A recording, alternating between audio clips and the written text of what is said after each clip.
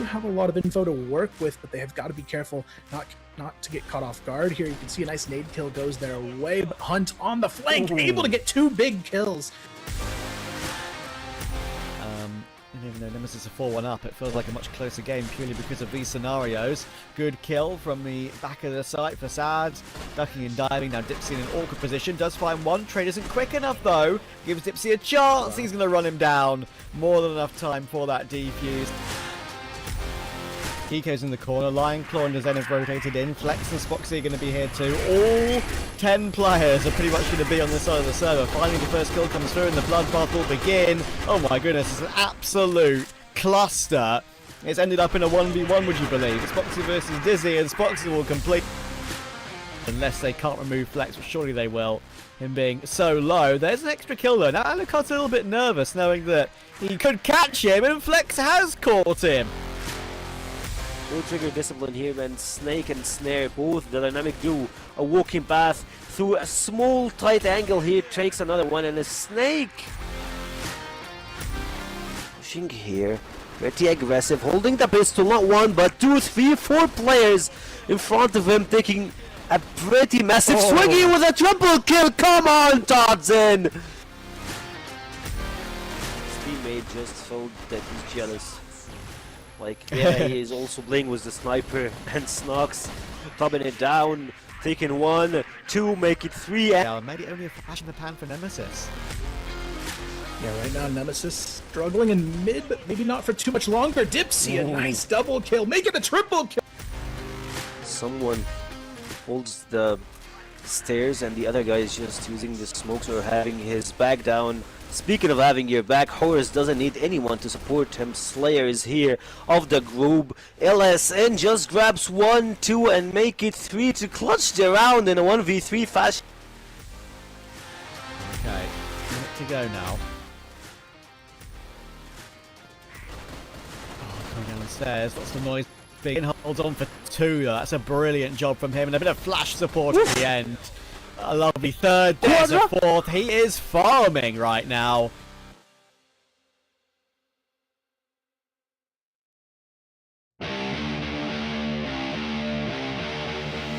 Play a lot of stuff for them. Alucard going through the stairs, dropping Todson and a Snake down. It's left to 1v1. He's pretty low in HP, trying to defuse him, but he goes for the fake.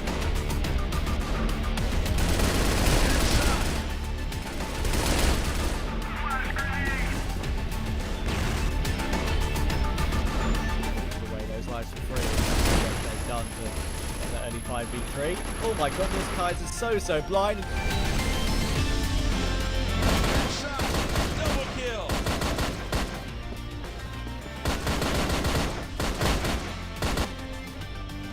They're just gonna move. And unKnights now, they get caught. Dirty finds the first opener, and there's Famous for the 1, make it 2, and there's Famous. Who needs it? These players now swing. Dirty's gone. His head's removed. He gets a fresh haircut, but now Doom. What do you have in store for us? And it is a double. Can he find this triple? It's labored.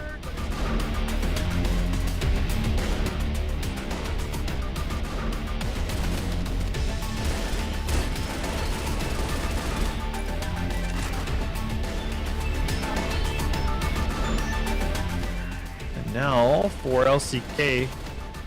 Do they want to go with this? The C4 is kind of on catwalk. They need to be careful. And oh man, that's a nice kill from Dirty. There it is. That's what we're talking about. A quad kill to serve it up on a cold platter.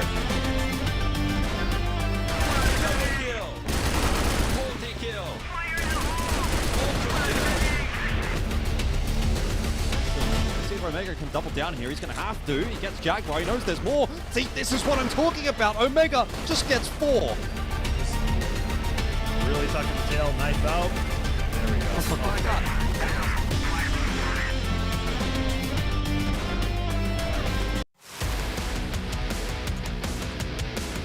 Aggression in the round seems to be one of the key points of resistance here. Jin, that's a good shot. Needs a little bit more. He gets 2 or 3 even. Very nice round out from Jin. Start from Omega. Get himself 2, but he needs more than that. And Josh is able to actually find the triple there. unwinnable round here for Swamp, particularly with that entry from Awesome, but they're going to need more. Kais will have a pivotal role to play, but he falls to Alucard, and with that, it might just be the dream dead. Jin is on his own.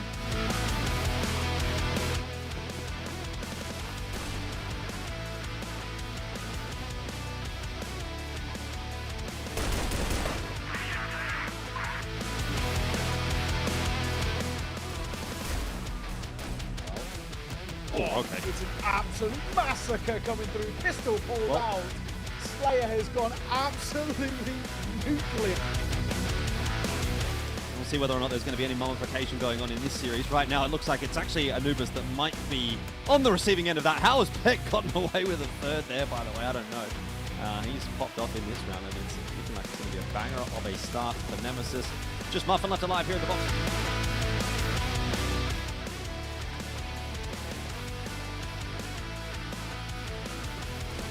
Feels a little dicey. Diving in. It's pretty low. Put that C4 down, which is huge. He's going to try and make a move here as he goes on the corner. Nice find from him, and a second. The pistol pulled out. That is two really quick kills and making another. He's on for an absolute clip here. Exactly what he is doing, but he's done it so late in the round that he might actually get the timing right. Anubis, oh, I have no idea. Doom's going to go down as well. Somehow Omega has threaded the needle and given 3BL a chance in this round, and all in the meanwhile, Gaino is on the other side of the map. This is ridiculous. Saved by Spoxy already. That might make them not check him in the corner, but he's been seen now, that's for sure. And Famous will just about survive behind the boxes. More bang frags will come through from Lionclaw. Gets a second on Famous after all that damage he's done, and it's a great round from Lionclaw to start us off here. Alright. Can it actually happen? Maybe not. Maybe not. Maybe unKnights will actually try and not complete embarrassment. Oh, maybe it will be complete embarrassment. They will pick Spoxy 1 by 1. What a way to finish it.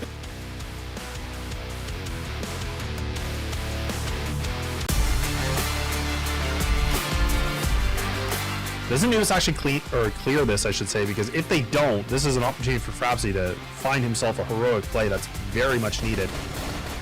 Muffin does spot it, but he doesn't do a good job clearing it, so now Frapsy finds himself two. Oh, why not make it a third? They threw double nades on there. I mean, he'd be a dead man. He actually swings this. Wow, he swings this so wide. I thought he would have saw them. Oh, how does he get away with that? How does that even work? What? I don't know how he finds that kill and makes it a triple two. Hang on a second, this post plant, it is falling apart. JK. Yeah, JK, LOL indeed. Yeah, okay, Kane! What is that? What is that? How does he find a triple like that? This...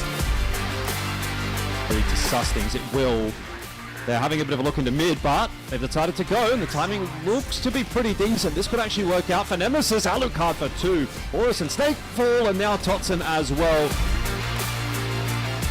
Well set up to defend A, and all of B has now been cleared out by Vitality, so they're going to start to send the forces across, and Nemesis are aware of that. They have to hit the site quick, and Dipsy, well, he's taken matters into his own hands. A triple kill on the entry will make this round interesting. To the historical ways of, just being that ultra aggressive team, and they don't even allow the smokes to come through. Damn, trying to go for some shots. He actually brings the pistol out. Nice little bit of a double two, so that's the bomb dropped. Salty just hanging by, but look at Damn. That's always the worst part, right? One of the worst parts. Oh, Muffin. Yeah, that sounds good too when you give your backup like that. And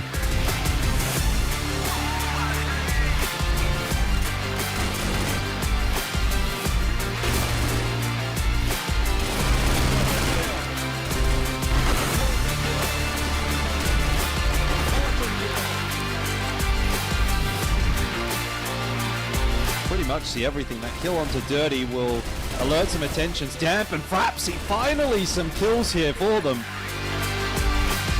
We're calling for some reinforcements now. They are kind of tripping over each other a little bit though, but he still makes up for it and gets 2 very nicely. Hunter's coming through a little bit late, should get caught by Kai, so it's exactly what happens. Now Sad and DZY are the final 2 players remaining, and they're going to drop into Kai's from the heavens into hell. And now the force through from Long. Vitality up against it. And that's why he's flanking up from short, coming through that smoke. Will Snake get caught in the open from that? He doesn't somehow. He flips around and takes the kill. Finds Famous too. Oh, a third is unbelievable. Wow. Lots of damage on Pietro. How is he still standing? I'm not quite sure. Pistol now drawn, and Horus is there to help. That is the X factor from Vitality.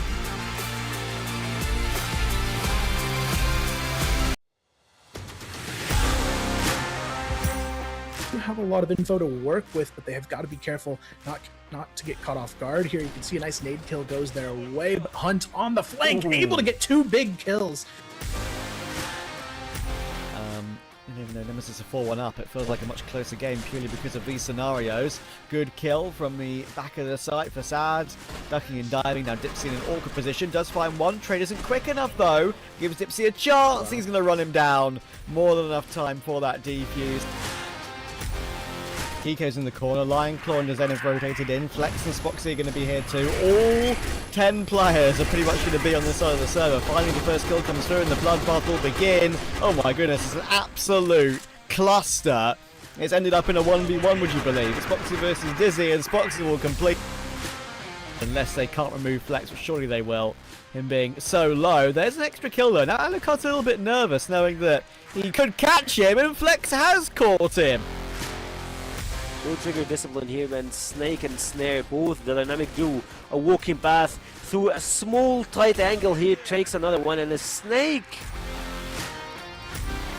pushing here, pretty aggressive, holding the pistol, not 1 but 2, 3, 4 players in front of him, taking a pretty massive swing here with a triple kill. Come on, Todzin! His teammate just felt that he's jealous. Like, yeah, he is also playing with the sniper, and Snox topping it down, taking 1, 2, make it 3. Yeah, maybe only a flash in the pan for Nemesis. Yeah, right now Nemesis struggling in mid, but maybe not for too much longer. Dipsy, a nice double kill, make it a triple kill. Someone holds the stairs, and the other guy is just using the smokes or having his back down. Speaking of having your back, Horus doesn't need anyone to support him. Slayer is here of the group. LSN just grabs 1, 2 and make it 3 to clutch the round in a 1v3 fashion. Okay, to go now. Coming down the stairs, lots of noise. Big holds on for 2 though. That's a brilliant job from him, and a bit of flash support at the end. A lovely third, there's a 4th. He is farming right now.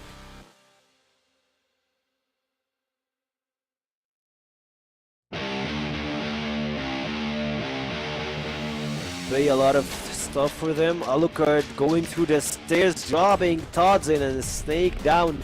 It's left to 1v1. He's pretty low in HP, trying to defuse here, but he goes for the fake.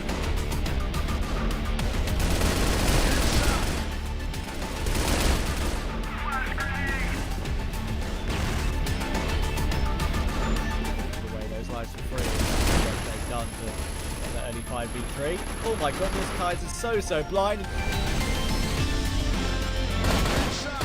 Double kill.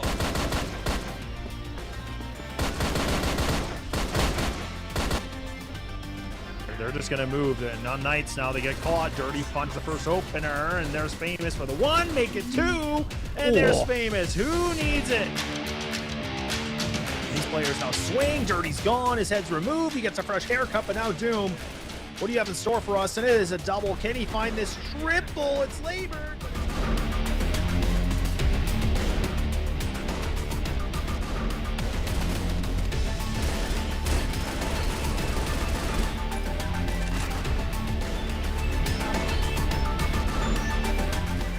And now for LCK.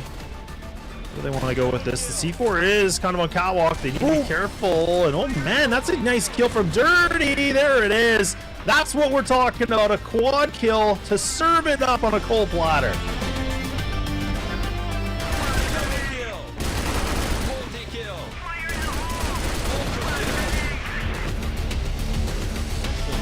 Omega can double down here. He's going to have to. He gets Jaguar. He knows there's more. See, this is what I'm talking about. Omega just gets 4. Really tucking the tail, knife out. There we go. Oh my god.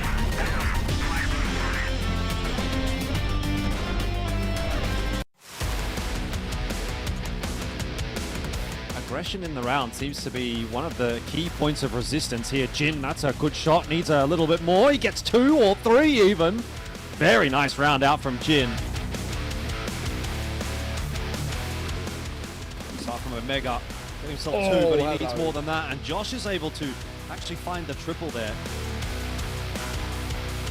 Unwinnable round here for Swamp, particularly with that entry from Awesome, but they're going to need more. Kai's will have a pivotal role to play, but he falls to Alucard, and with that, it might just be the dream dead. Jin is on his own.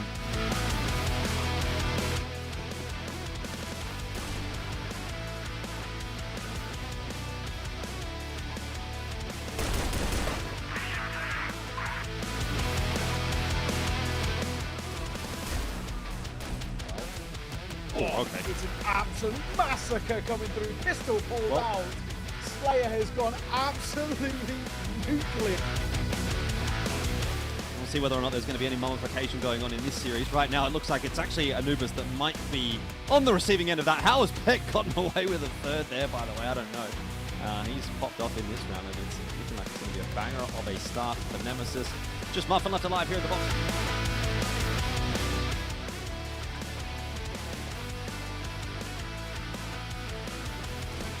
Feels a little dicey. We're diving in. It's pretty low. Put that C4 down, which is huge. We're going to try and make a move here as he goes on the corner. Nice find from him, and a second. The pistol pulled out. That is 2 really quick kills and making another. He's on for an absolute clip here. Exactly what he is doing, but he's done it so late in the round that he might actually get the timing right. Anubis, oh, I have no idea. Doom's going to go down as well. Somehow Omega has threaded the needle and given 3BL a chance in this round. And all in the meanwhile, Gano is on the other side of the map. This is ridiculous. Stayed by Spoxy already. That might make them not check him in the corner, but he's been seen now, that's for sure. And Famous will just about survive behind the boxes. Warbang frags will come through from Lionclaw. Gets a second on Famous after all that damage he's done, and it's a great round from Lionclaw to start us off here. Alright. Can it actually happen? Maybe not. Maybe not. Maybe unKnights will actually try and not complete embarrassment. Oh, maybe it will be complete embarrassment. They will pick Spoxy 1 by 1. What a way to finish it.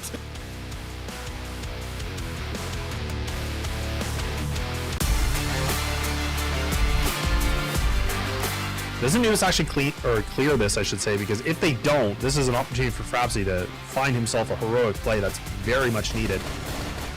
Muffin does spot it, but he doesn't do a good job clearing it, so now Frapsy finds himself 2. Oh, why not make it a 3rd? They threw double nades on there. I mean, he'd be a dead man. He actually swings this. Wow, he swings this so wide. I thought he would have saw them. Oh, how does he get away with that? How does that even work? What? I don't know how he finds that kill and makes it a triple 2. Hang on a second, this post plant, it is falling apart. JK. Yeah, JK, LOL indeed. Yeah, okay, Kane! What is that? What is that? How does he find a triple like that? This... To suss things, it will. They're having a bit of a look into mid, but they've decided to go, and the timing looks to be pretty decent. This could actually work out for Nemesis. Alucard for 2. Horus and Snake fall, and now Totson as well. Still well set up to defend A, and all of B has now been cleared out by Vitality, so they're going to start to send the forces across, and Nemesis are aware of that. They have to hit the site quick, and Tipsy, well, he's taken matters into his own hands. A triple kill on the entry will make this round interesting. To the historical ways of, just being that ultra-aggressive team, and they don't even allow the smokes to come through. Damp trying to go for some shots. He actually brings the pistol out. Nice little bit of a double 2, so that's the bomb drop. Salty just hanging by, but look at Damp. Right, that's always the worst part, right? One of the worst parts. Oh, Muffin. Yeah, that sounds good too when you give your backup like that. And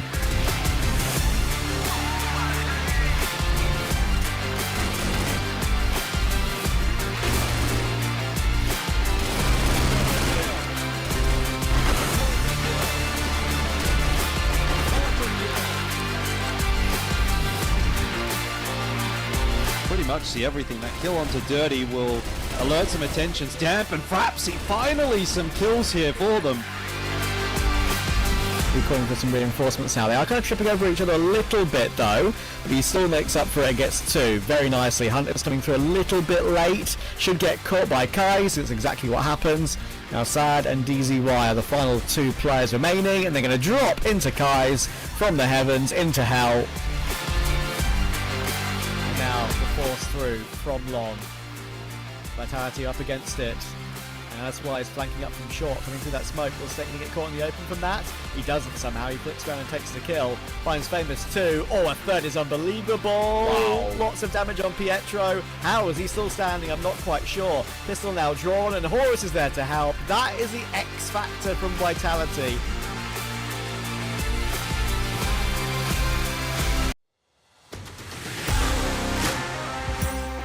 Have a lot of info to work with, but they have got to be careful not to get caught off guard. Here you can see a nice nade kill goes their way, but Hunt on the flank, able to get two big kills. Even though Nemesis are 4-1 up, it feels like a much closer game purely because of these scenarios. Good kill from the back of the site for Sad. Ducking and diving. Now Dipsy in an awkward position. Does find one. Trade isn't quick enough though. Gives Dipsy a chance. He's going to run him down. More than enough time for that defuse. Kiko's in the corner, Lion Claw and Zen have rotated in, Flex and Spoxy are going to be here too. All 10 players are pretty much going to be on this side of the server. Finally the first kill comes through and the bloodbath will begin. Oh my goodness, it's an absolute cluster. It's ended up in a 1v1, would you believe? Spoxy versus Dizzy, and Spoxy will complete. Unless they can't remove Flex, but surely they will. Him being so low. There's an extra kill though. Now Alucard's a little bit nervous knowing that he could catch him, and Flex has caught him. No trigger discipline here, and Snake and Snare, both the dynamic duo, a walking path through a small tight angle here, takes another one, and a Snake pushing here, pretty aggressive, holding the pistol, not one, but 2, 3, 4 players in front of him, taking a pretty massive swing here with a triple kill. Come on, Todzin! His teammate just felt that he's jealous. Like, yeah, he is also playing with the sniper, and Snox topping it down, taking 1, 2, make it 3. Yeah, maybe only a flash in the pan for Nemesis. Yeah, right now Nemesis struggling in mid, but maybe not for too much longer. Dipsy, a nice double kill, make it a triple kill. Someone holds the stairs, and the other guy is just using the smokes or having his back down. Speaking of having your back, Horus doesn't need anyone to support him. Slayer is here of the group. LSN just grabs 1, 2 and make it 3 to clutch the round in a 1v3 fashion. Okay, minute to go now. Coming down the stairs, lots of noise. Big holds on for 2 though. That's a brilliant job from him, and a bit of flash support at the end. A lovely third, there's a fourth. He is farming right now.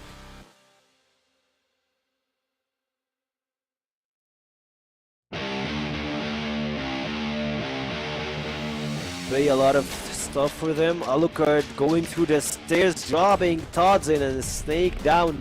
It's left to 1v1. He's pretty low in HP, trying to defuse him, but he goes for the fake.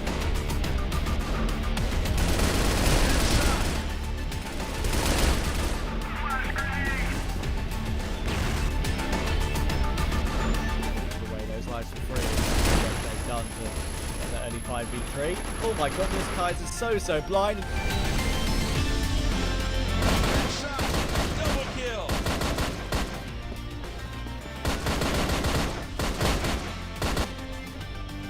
They're just gonna move. And unKnights now, they get caught. Dirty finds the first opener, and there's Famous for the 1, make it 2, and there's Famous. Who needs it?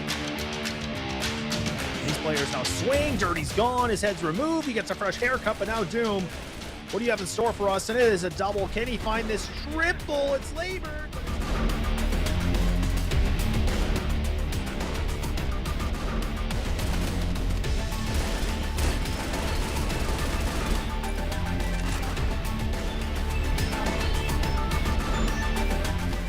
And now for LCK. Where they want to go with this. The C4 is kind of on catwalk. They need to be careful. And oh man, that's a nice kill from Dirty. There it is. That's what we're talking about. A quad kill to serve it up on a cold platter.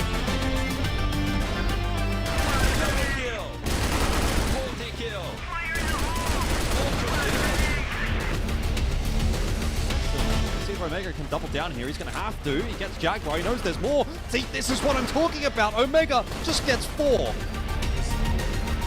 Really tucking the tail, knife out. There we go. Oh my god.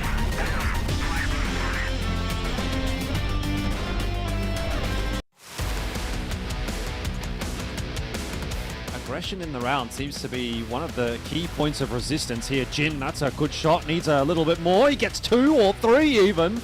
Very nice round out from Jin. Start from Omega. Get himself 2, but he needs more than that. And Josh is able to actually find the triple there.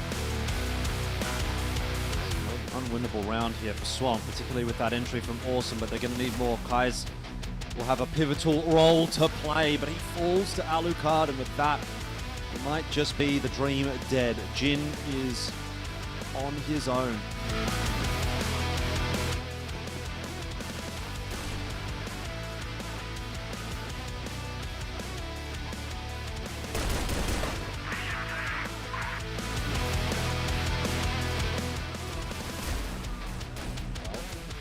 Okay. It's an absolute massacre coming through. Pistol pulled out. Slayer has gone absolutely nuclear. We'll see whether or not there's going to be any mummification going on in this series. Right now, it looks like it's actually Anubis that might be on the receiving end of that. How has Peck gotten away with a 3rd there, by the way? I don't know. He's popped off in this round, and it's looking like it's going to be a banger of a start for Nemesis. Just Muffin left alive here in the box.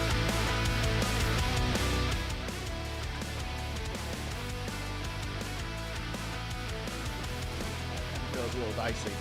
Diving in. It's pretty low. Put that C4 down, which is huge. We're going to try and make a move here as he goes on the corner. Nice find from him, and a second. The pistol pulled out. That is 2 really quick kills and making another. He's on for an absolute clip here. Exactly what he is doing, but he's done it so late in the round that he might actually get the timing right. Anubis, oh, I have no idea. Doom's going to go down as well. Somehow Omega has threaded the needle and given 3BL a chance in this round, and all in the meanwhile, Gano is on the other side of the map. This is ridiculous. By Spoxy already, that might make them not check him in the corner, but he's been seen now, that's for sure. And Famous will just about survive behind the boxes. More bang frags will come through from Lionclaw. Gets a second on Famous after all that damage he's done, and it's a great round from Lionclaw to start us off here. Alright. Can it actually happen? Maybe not. Maybe not. Maybe unKnights will actually try and not complete embarrassment. Oh, maybe it will be complete embarrassment. They will pick Spoxy 1 by 1. What a way to finish it.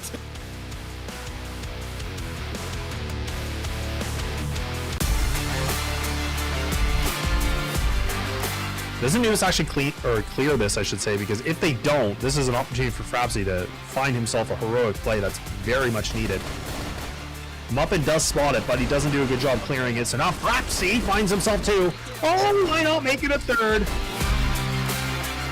They threw double nades on there. I mean, he'd be a dead man. He actually swings this. Wow, he swings this so wide. I thought he would have saw them. How does he get away with that? How does that even work? What? I don't know how he finds that kill and makes it a triple 2. Hang on a second, this post plant, it is falling apart. JK. Yeah, JK, LOL indeed. Yeah, okay, what is that? What is that? How does he find a triple like that? This To suss things, it will. They're having a bit of a look into mid, but they've decided to go, and the timing looks to be pretty decent. This could actually work out for Nemesis. Alucard for 2. Horus and Snake fall, and now Totson as well. Still well set up to defend A, and all of B has now been cleared out by Vitality, so they're going to start to send the forces across, and Nemesis are aware of that. They have to hit the site quick, and Dipsy, well, he's taken matters into his own hands. A triple kill on the entry will make this round interesting. To the historical ways of, just being that ultra-aggressive team, and they don't even allow the smokes to come through. Damn trying to go for some shots. He actually brings the pistol out. Nice little bit of a double 2, so that's the bomb dropped. Salty just hanging by, but look at Damn. Right, that's always the worst part, right? One of the worst parts. Oh, Muffin. Yeah, that sounds good too when you give your backup like that. And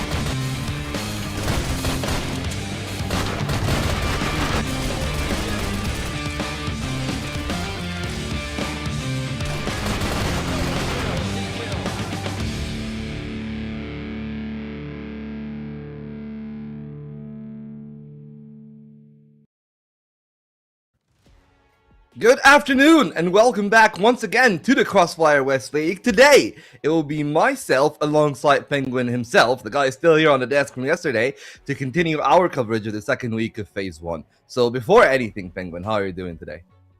I'm all good. What about you? Hey, I'm doing great. Some great matchups here today. Yesterday was actually an intriguing game. We had one big upset and we had one game that could have also been that.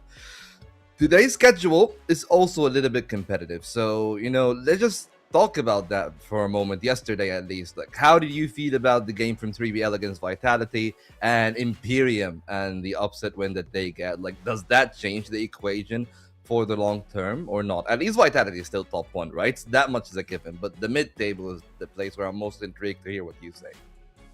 Yeah, well, exactly. The Vitality is staying on top, and that's the thing that we always expected them to see. Definitely Nemesis or Titans are going to be following them on the top 2. We're going to be seeing Nemesis today again. Yesterday, the Imperium's upset versus unKnights was kind of a thing that I don't want to say we didn't expect it, but we didn't expect it to go 2-0 for Imperium. However, unKnights, they kind of lacked a lot of things yesterday. We've seen the individual skills are not there. We've seen the strategies are not there. Imperium, they play better, and we mentioned that Imperium, they came back from Season 1 just looking stronger and stronger after the relegation, so we expected them to see. Probably this won't change anything on the long term, because we're going to definitely see also Imperium and Swarm Gaming on the relegation. Maybe Swarm Gaming going to be 8s and Imperium going to be 7s. I don't think Imperium can just overcome or overshadow Anubis, 3BL, or unKnights, because these are the 3 teams that are fighting for the mid-table now. So, however, for Imperium, that was an upset. They played very good. I like their play style, and I mentioned that they always playing aggressive. That's good. 3BL, also they played very good yesterday. However, they just faced Vitality, and we've seen that 3BL, they lagged one of their most important maps, which is Subbase. They won Black Widow, and they lost on Subbase, and definitely they had no chance to go versus Vitality on their global side, starting with the Blacklist side.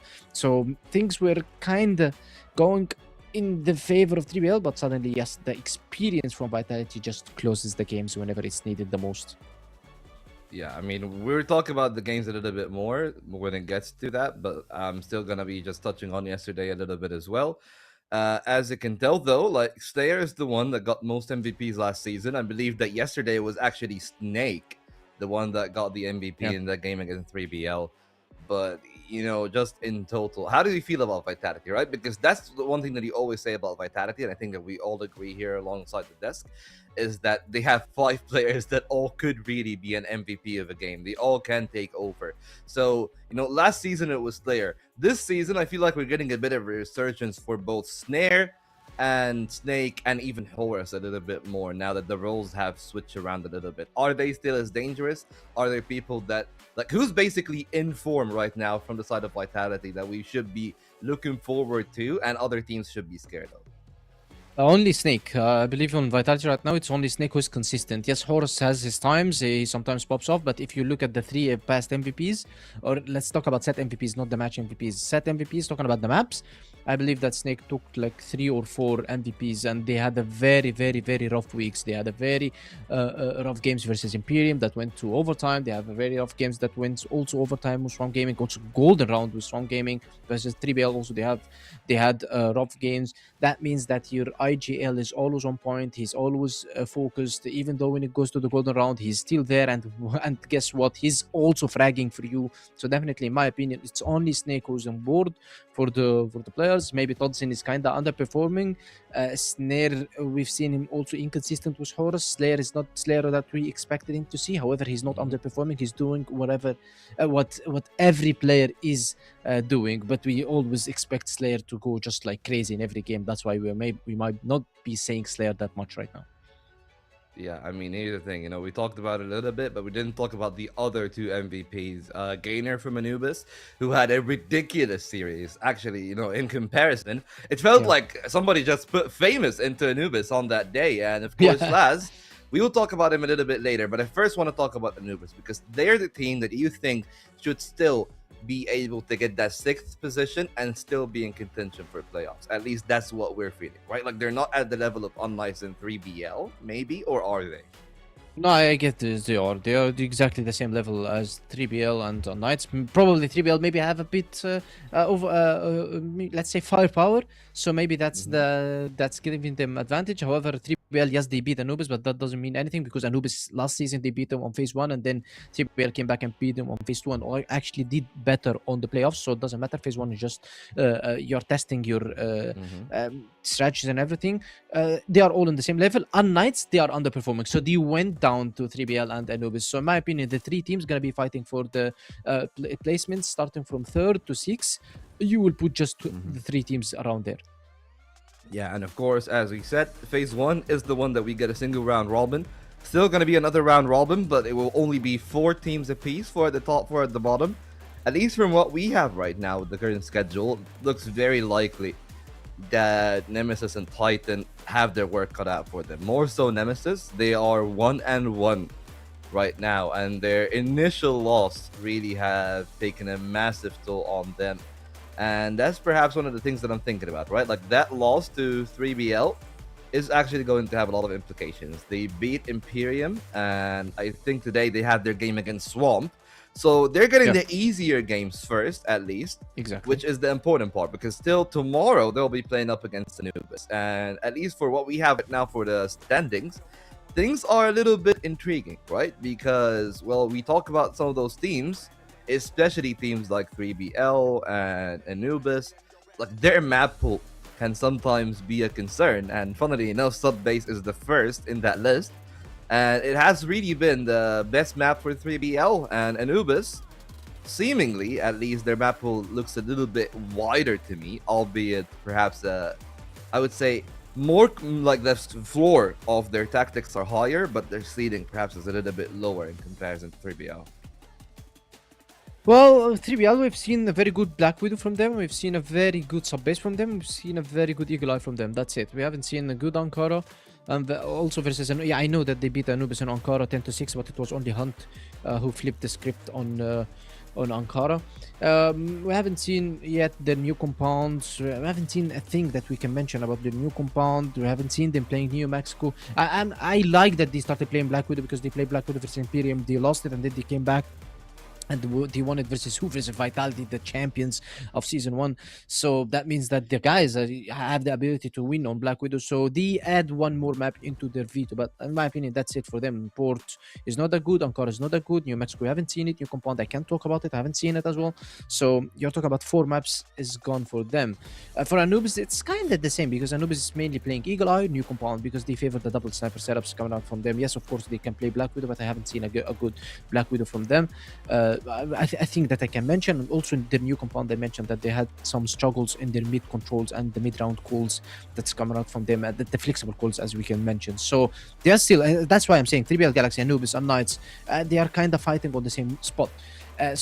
Imperium, they have a very, very good season, but unlucky for them, they cannot overshadow Anubis or unKnights or 3BL Galaxy, of course. Yeah, I mean, it is their world where perhaps they can actually leapfrog the other 2 teams ahead of them. Nemesis is one of which. The other is not actually going to be playing today for TEC, but Swamp are the ones to be playing against Nemesis, and I feel like that final game of the night between Vitality and Anubis could actually dedicate a lot of things, right? We're saying the same for 3BL. That was the fight for top 1. This is a true statement for Anubis if they're able to go that far. Right now, they're 2-1. Yep. And Vitality, we're still waiting for someone to bring them down a peg. Yes, they've taken some losses in Phase 1 and Phase 2 last season. Actually, only in Phase 2 last season. Phase 1, they went flawless. Only for, yeah, versus but unKnights. For now, I'm actually very intrigued in both the first and third game. I feel like Nemesis Swamp should be a smooth sailing for Nemesis. Otherwise, maybe you'll be a little bit worried. Yeah, but let's just talk about the first game at hand, right? We haven't talked about it that much. Disappointing both for both teams, really, actually, yesterday. But I'll definitely say more disappointing for unKnights. They just didn't show their usual selves. And could that carry over? It's only a 24-hour difference, even a little bit less, because they were playing late yesterday. So could that actually be a factor, or do you think that they've had enough time to get a reset and try to face 3BL? No, unKnights in particular, or maybe talking in general, they are not practicing that much lately.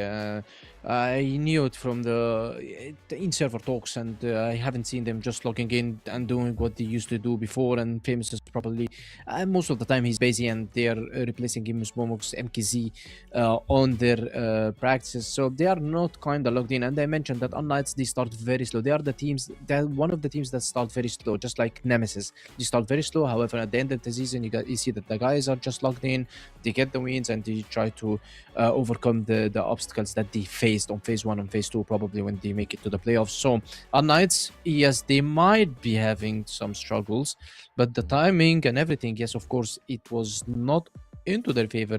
But 3BL right now, they have a very, very tough situation for them to deal with it, because if they can't get the win over unKnights, I might think that 3BL will struggle in getting into the elite group and might not even catch it if they don't win versus Titan Esports, which is a huge thing to ask from the guys here. Yeah, and to be honest, the guys, if I do remember correctly, they didn't even face unKnights in playoffs, right? I believe that unKnights lost to LCK later down the line, so 3BL played LCK twice, or now TEC, and Nemesis once, which was the 3-0 loss that they had. So perhaps that's a bit of an unknown that we haven't seen much of. I'm trying to remember the normal group. I do think in phase 1, 3BL actually did lose to unKnights. Yes, they lost 2-0 to unKnights. Right? Yeah, they lost one game. Gonna be closer. Yeah, they lost the second game. The first game was 10-6. The second game was 13-11, I believe, or 13-10. It was Eagle Eye. It wasn't close. And then 3BL that time, I remember that they took a technical pause, and they said that they have some problems with their internet and everything like this. And then we saw the guys are not having, they're not comfortable, and they lost the game. So that's the only. Yeah. That's where they only met unKnights, by the way, on season 1, because on phase 2 they haven't met them, and when it went to playoffs they played LCK, as you mentioned, which is Titans right now. They met them twice and they beat them once, and they lose to Nemesis 3-0, and they go back to LCK, lose to them 3-2. So it's a second matchup for them. So if they had some technical issues, as they mentioned, and they had some internet problems, then they need to show that they can beat unKnights, because unKnights right now, they are underperforming just like Titans. Yeah, and I was looking at my second monitor, just trying to get the veto from that phase 1 in season 1 game. And if I do remember correctly, unKnights actually banned the sub base. So that's going to be a problem for 3BL, because as he said, their own map pool isn't that wide. I think for unKnights, they're comfortable playing almost anything. Like, they just want to pick new compound as their first pick, and then figure it out from there, right? At least that's what I feel like is the case. They banned sub base, and I believe that they banned port last time around, but to be fair, the port didn't look that convincing when they were playing against Vitality, so that could be another option. Ankara, I feel, is also a problem for 3BL too, that if we go there. Ankara is the comfort zone for unKnights, by the way, so definitely we might be seeing Ankara. However, we haven't seen a good Ankara from unKnights lately. Subbase, yeah, it's definitely going to be banned. Petro knows how to play subbase, by the way. Famous is a very good player on subbase. Nox is one of the best on the vent. HDZ is just so annoying on woods. LSY is just flexing everything on subbase, so I wouldn't be surprised if I've seen subbase coming out from unKnights. But why to take the hardest route when you can just ban it and play one of the average maps for 3BL? That's how I'm thinking. I'm not saying that, hey, we're gonna ban subbase. If you're an unKnights fan, we're gonna ban subbase because we cannot play subbase. No, unKnights can play subbase, but why to take the hardest route versus 3BL? So just ban it and try to go for one of the basic maps. Ankara, maybe probably you're gonna be going for, of course, Eagle Eye gonna be one of the maps, because both teams they play Eagle Eye, and both teams they have double sniper setups, and Petro is one of his best maps is Eagle Eye, so 3BL will have to play Eagle Eye versus him. But the other two maps, that's what I'm saying, they're just, you should just ban subbase and try to go for Blackwood, try to go Ankara, or even Port if you can. I believe that new compound will also get banned by 3BL if they have a chance, and if it's not picked by unKnights. Yeah, and that is going to be an intriguing one. Of course, the head-to-head, as you can tell, Noxon is there against HDZ. The talk about Noxon, of course, is going to be a lot simpler, right? He's a player that has shown that he's more than just a young rookie. He's definitely shown more of the metal.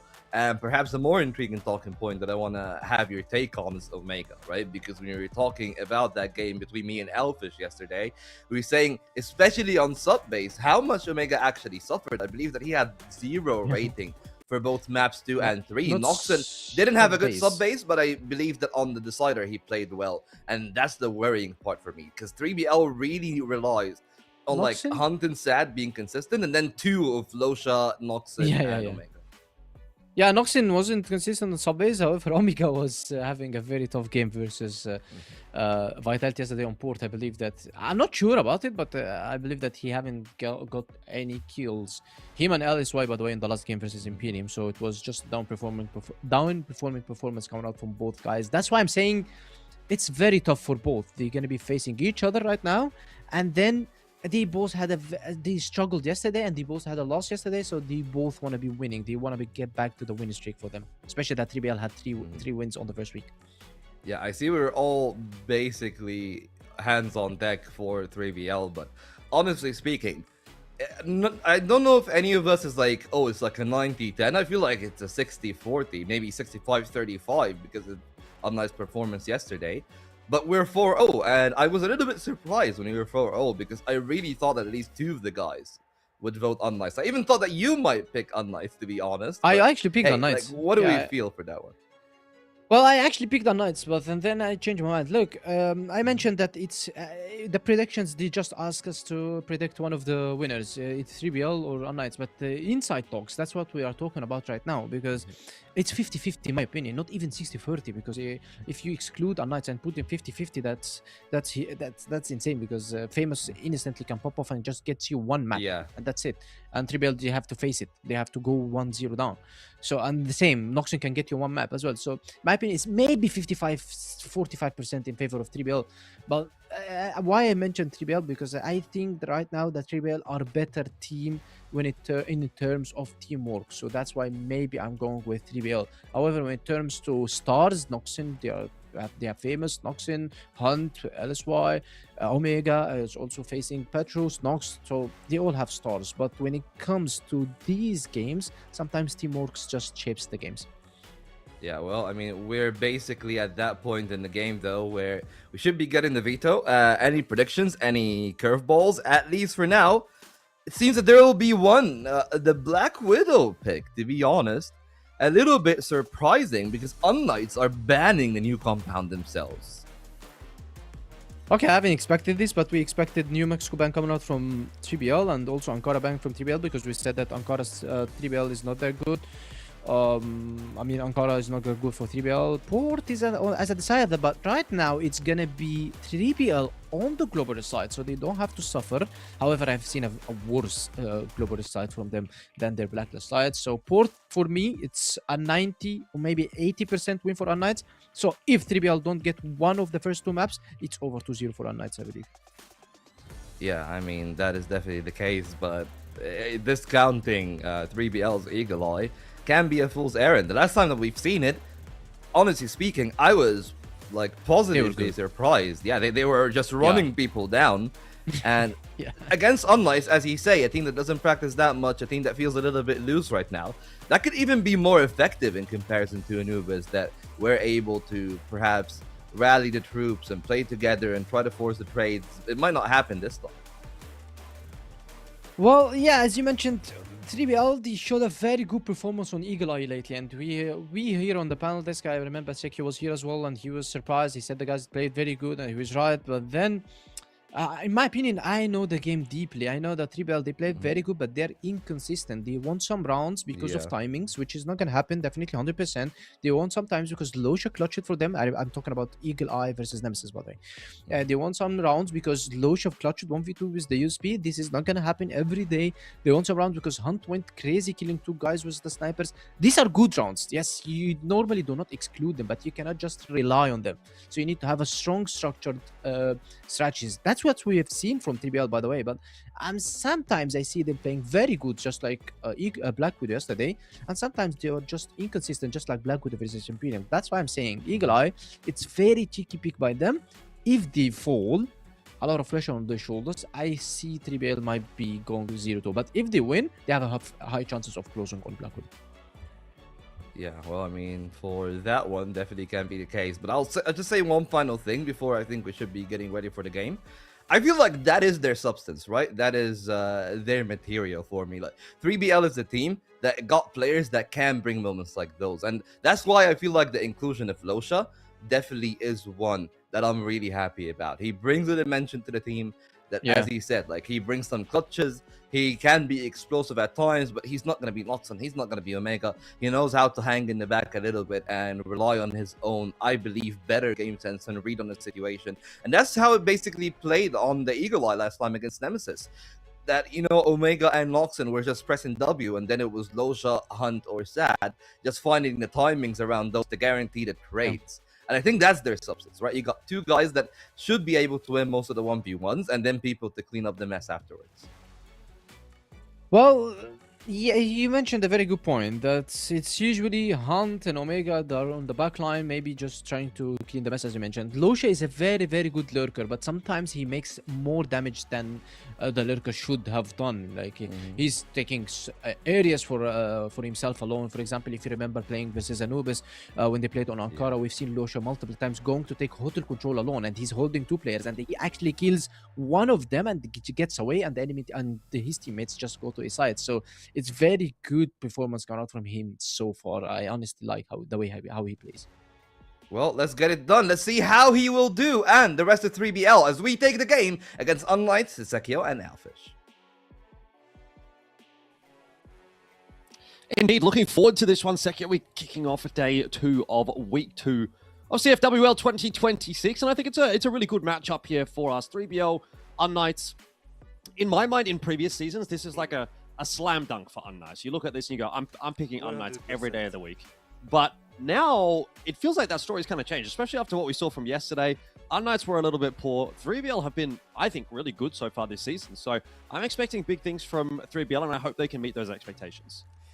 Me too. I really expect a lot from 3BL. And speaking of those teams, like, of course, like last year, if you told me that we're having a team made of, I don't know, 3 rookies and 2 players, that they are young, of course, but they had a little bit of experience based on being substitute on some teams, I would say, nah, man, like, you're kidding me. No way that they're gonna be face-to-face or neck-to-neck with a team like unKnights, but this year is different. You're seeing new players making a lot of big moves. You're seeing, of course, Noxon, one of the rising stars that we have seen a lot. And, of course, as Volt mentioned, we have seen Omega and a lot of changes that's happening in the meta, a lot of changes that's happening in the players themselves. So that's something we need to consider.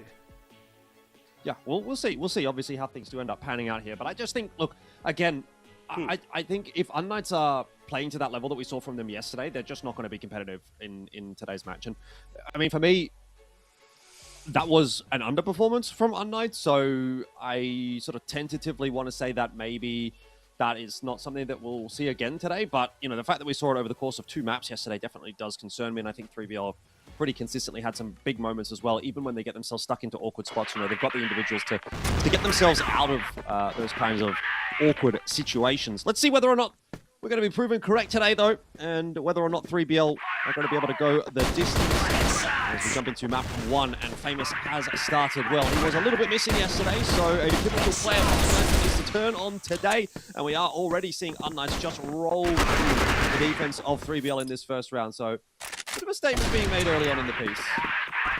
Yeah, a clean swipe from unKnights, and it looks like the guys are pretty awake today. Like yesterday, they were playing versus Imperium, and the unspeakable happened. They lost to them, and it's been pulled in a very, very, very convincing way. It looks like the thing ready. Stands, knocks.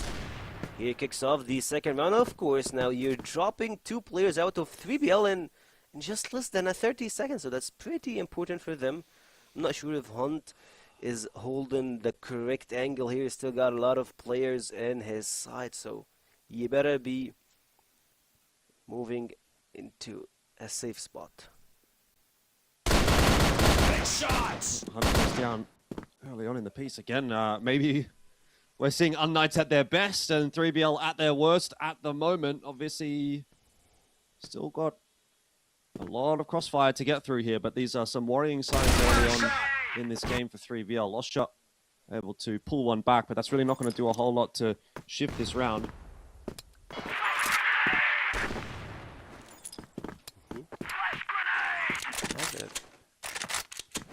Turning the game around pretty quickly, and another round goes to unKnights, and it looks like we're all been proving wrong, at least at the early stages of this game. Still, we can't put assumptions based on the first 2 rounds, but it's still having unKnights with that firepower is the unKnights that we usually see, and we are facing a very hard problem here. Noxon is actually holding a really good and tight angle, but it's not gonna be easy to make a good lineup. He will take one and put some damage into Snox, which will help them a lot, at least into covering multiple areas, and it's currently a 4v4, so we're back to equal. Knights have been pretty good at converting on these rounds so far, but typically they've had the player advantage. Now having to do it a bit more of an equal scenario. Mega playing a bit of a dangerous game here potentially if he pushes his way in through mid. That is being watched by unKnights for the moment. unKnights going to slow this round down. Omega and Losha will try to pick the pace up. Snox hasn't quite spotted them out yet. Now eventually gets that info, but Snox quite a beating for the knowledge. And the trades are really good for 3BL thus far. 2 for 1. Pietro is not going to be able to salvage it. This time 3BL will reign supreme unless Famous pulls off another Famous round. A 1v3 is definitely in his wheelhouse, and he has got the time to try to work. So let's see what Famous can do here before we draw too many conclusions. Pretty tough fight for him there, with 3 players basically looking at him, and 3BL will take their first round of the map and of the series and get themselves underway after a little bit of a shaky start. There is some resilience starting to be shown. And for a second, I thought that Famous might just try to walk around, trying to get to the C4.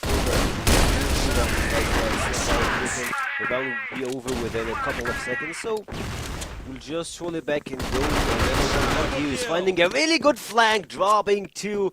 But on the other side, Pietro and HDZ match him, and we're back into a definitely decent scenario here. Hunt, Ruben, another one goes for the treble. Can he find the quad? But there is no step sound for him, so he won't be able to find the final one. But keep in mind, HDZ is trying to take this C4, and I believe he will try to find a way out of this position, trying to shift into B side. Probably, yeah. B side is looking good for him. On his way. I think 3BL should be linking up here, ideally. Hunter and Noxon sort of playing in tandem would be ideal. You don't want to be giving any free 1v1s over to HDZ. It's very easy for him to find a pick and duck away with that TRG, so spacing is going to be really important in this 2-on-1. Plan has gone down, and I don't know if I'm a huge fan of the way 3BL are playing this one. I mean, yeah, you can get yourself a timing, but just as easily, HDZ could hit that shot and put it into a 1v1. What is this? Just like that. He's there. Noxon is trolling. He's literally trolling in that moment. Now it's down to a 1v1 for Hunt. Okay, Hunt wins the duel, catches HTC off guard, but man, that's just such a risk that doesn't necessarily need to be taken. In the end, 3BL will walk away with the round. So 2-2 being the scoreline. A little bit of hubris being thrown in here from 3BL though. Yeah, agreed. Also, that reminds me of what Penguin just said before we entered the game, that 3BL, yeah, they have a really decent performance at some points, but at the same time, they can just lose any round in weird scenarios. That always happens. I remember in the past season that was the case for 3BL. They found a way to throw all games, but at this one, it's looking a little bit better, I would say. Lost only 1 game versus Vitality, which is pretty understandable. Vitality is looking, quite frankly, different than the first week. Vitality stepping up a little bit, but they're going slow in this round. unKnights trying to at least find a pick. They have the 1 TRG for this setup, and is aiming for the A long, trying to find anyone in that tower. I think unKnights kind of going back into their shell a little bit here. Seeming to be a little reserved off the back of those last couple of rounds that 3BL have picked up. And I mean, started the day so well, but I think the thing is, if 3BL get on top of this game and start to get things flowing a little bit, they are really quite a heavy momentum-based team, and they can roll over you, you know, like what we saw them do yesterday. Very important that unKnights don't allow that to happen, but 3 or 4 rounds in a row here from 3BL, if they can get there, will really start to get that steam engine warmed up. They'll get rolling. I don't know if unKnights is going to be able to stop that, but we'll see. What's the option of attack here for unKnights? A little bit of presence towards the A side. It's just going to be an A split, but Omega gets out in front of that, and Noxon's there to help him too, but they both go down in mid. It was the perfect setup for 3BL. They just don't hit their shots. But they do still, importantly, get info, and there is still a couple of players over on this site. If shots are hit, 3BL can hold strong, and Hunt on rotate will definitely be dropping Snox. That's the C4 picked up. There's 10 seconds left. 3BL might win the round off the back of that. I don't know if HTC can get in and get a plan, and HTC is going to be too slow. Hunt is aware of it too. So that is going to be another round clutched out by Hunt. 3BL picked that round up. Again, it's close. But it's close, but it's not. Does that make sense? You know, that still feels like a pretty confident round, even though it comes down to a 1v1. I love that Hunt actually is finding triangles for the flank to just trying to eyeball like black bolt them. unKnights not being able to see where he's actually coming from. It's helping a lot, and of course, I believe that he is the MVP currently for 3BL after what he's doing, and that's for 3BL. But on the other side, it feels like it's more of a teamwork coming out from unKnights. You can't lowball them. You're just trying to find a really good open to get closer to any side. But at this point, it feels like the last round, they overcooked. Like, he had all the time in the world to just trying to do something. But the thing is, like, that guy, Hunt, has been doing everything. He got just double kill in this round. And of course, the previous round, he got another triple. And he's going for each and every round with a multi-kill. That really matters for 3BL. And now, does he have a little bit of advantage? Hunt, I believe he can get another one. Exactly. A third one goes for Hunt. And man, it's more of a Hunt squad, not a 3BL. Yeah, I want to see Sam online today as well. He was real key to the success yesterday. So much consistency coming through from his TRG. So it's kind of nice to see him getting warmed up. And this is going to be 4 in a row for 3BL. It's kind of what I was talking about a couple of rounds ago, where if 3BL do get rolling, then I'm a little bit concerned for unKnights. I thought at the start of the day, hey, unKnights, they're here, they're back. But maybe that ugliness from yesterday is rearing its head once again. That's an ace. Unable to do much. That's an ace for Hunt, by the way. I Yeah, mean, that's an ace for Hunt. It feels like he's the guy for the team at the moment. Like, he's doing everything.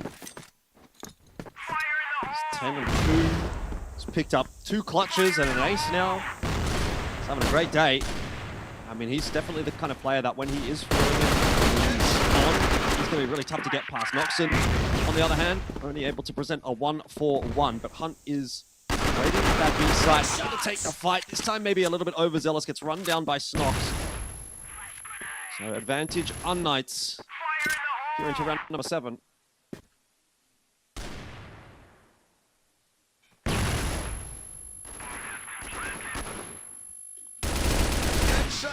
See the plant coming here. It's a 3v. Good catch from Lucia. Open them away. Actually, to try and play this in a split execution, you have someone going with the back. That's gonna be Omega and the sad Lucia. Both will be trying to go up front here. Omega actually just trying to go for the defuse. Gets the first one. Of course, he got 2 players trying to cover him. The ninja defuse is coming up, and of course, 3BL will close it out. And Famous won't be able to catch them off guard. Another disappointing round for unKnights. They're getting so close in a lot of these rounds, but It's Just weird. being unable to get them over the line. It's going to be really frustrating. It is a bit weird, but it also is what it is. And your scoreline now is 5-2. And unKnights are definitely not doing enough to remain competitive on this map at the moment. And again, just going back into their shell a little bit tentatively in this round, playing very reserved on the attack initially. Not too eager to try and push the issue against 3BL, who have more or less had the answers that they've needed. Whether it be just good team play or some nice clutching coming out as well as necessary.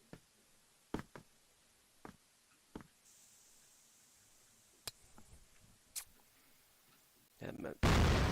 Looks like unKnights are... They had a really good start. They got the first 2 rounds, a couple of them, and then they just went back to sleep. I know it's a bit early for you guys, but you need to find a way to bring back yourself in the game. And of course, Orange and HDC will do that here. Sad actually just got the first one, and can he find the lineup? He got 1, not 2, but make them 3. Trying to get it into here, but Hunt and Sad, they're unlike the dynamic duo that runs the blaze, dropping 3 kills here. Sad goes for the 4th, and Pietro is left alone, and yeah, you got Hunt, but Sad and Noxon can get the job done. But keep in mind, the C4 is pretty far away of them, so they should be going for the double man peak, trying to catch Pietro here, trying to go for the C4, and of course, Noxon will cut him off guard. Another round going for 3BL Galaxy, and I don't know, will they go to 7-2 versus unKnights? That's a bit crucial. I mean, I think they might, the way things are going at the moment. I don't know, like, it's just another really good round from 3BL. I honestly am astonished. Sad picks up that opening pick on the HTZ. It is going to be a trade, but even still, 3BL are coming out ahead. I mean, I have so many positive things to say about 3BL at the moment. I don't know where this has come from. I feel like this team, the core of this team was just like really quite average a few seasons ago, where they were just sometimes last maybe season, good, literally. most of the time maybe bad, and then all of a sudden this season it's like they actually play really smart. Washer here, on for the clutch, doesn't quite get it done. So it will at least be a 3rd for unKnights, but like, yeah, 3BL, like, they genuinely look like a good team. They have good setups, they play well, they play smart, they trade nicely, they space correctly. All these kinds of things that I just didn't think that they really had in them in the previous seasons. And then, well, you know, something turns around this season. You know, they are genuinely looking like a competitive top 4 team at the moment. So I think it's up to them to just ensure that that is maintained over the course of the season. Sure, they have their moments, you know, every now and then where someone does something a little bit silly, but for the most part, I think it's generally very good, actually, from 3BL, and they are reaping the rewards of that almost certainly in this series against unKnights right now. Although this second half hasn't exactly started the way they'd want it to.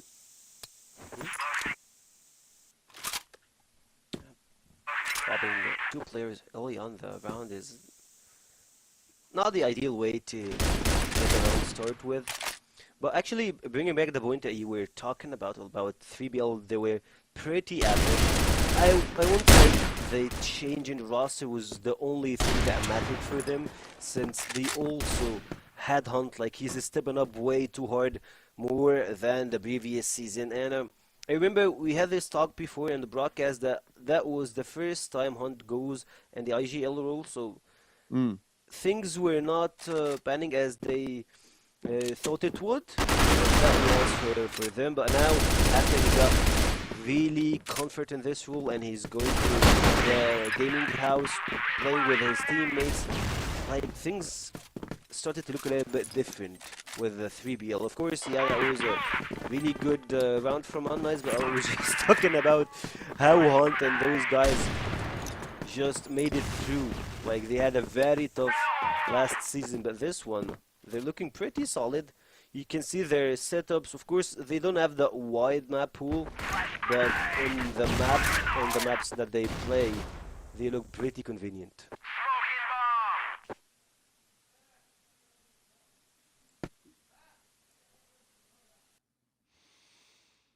Sad's being given a bit of time to wait for a pick here, but it doesn't seem like it's going to eventuate.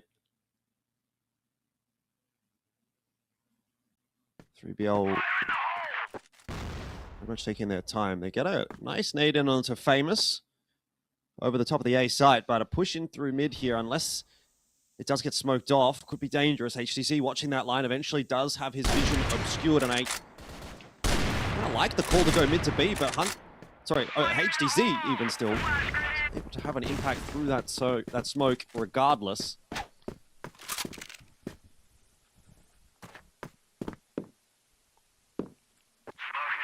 So back to square one for 3BL, and they're going to opt for a 2-2 split. This is, I would say, ambitious. You're really relying on both of these skirmishes to go well. Sad will be spotted out. That is an easy kill. Very straightforward for Famous.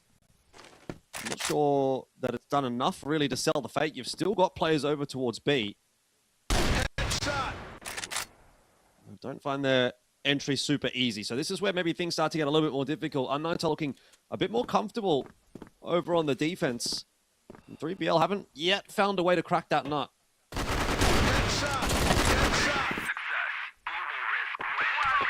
feels like unKnights, they knew what was coming for them, so in the first half they just skipped it. They didn't want to go and waste their tag bows in the first half, and everything's panning out good. You'll see that, yeah, they're getting back on the scoreboard, and it looks like 3BL are not that good on the BL side. They're still not being able to find good picks, and a really good call from their coach to trying to go for the, of course, timeout, trying to go for the tech bows.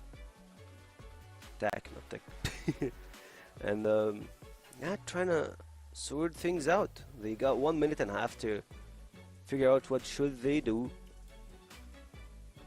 And how well they close this game. They still have 4 more rounds, a pretty long road to start with. Yeah, I think it's a good time to call attack timeout, right? First half went pretty swimmingly. You didn't really need one. Second half, you've still got the lead here, but things are starting to look a little bit shaky. So a good time to just have a chat and see if you can recover things somewhat. Not out of the realms of the possibility that unKnights do still pull this one back. So just trying to slow their momentum down a little bit. Kind of figure out what the setup is going to have to look like on the attack here to be a bit of a difference maker, and hopefully putting that time to good use. And again, still quite a bit of faith in this 3BL lineup. Sure, the first couple of rounds haven't quite gone their way, but come back in with a couple new ideas for this upcoming attack round and get a bit of that momentum back. I think they're still in the pole position to close this map out at the moment.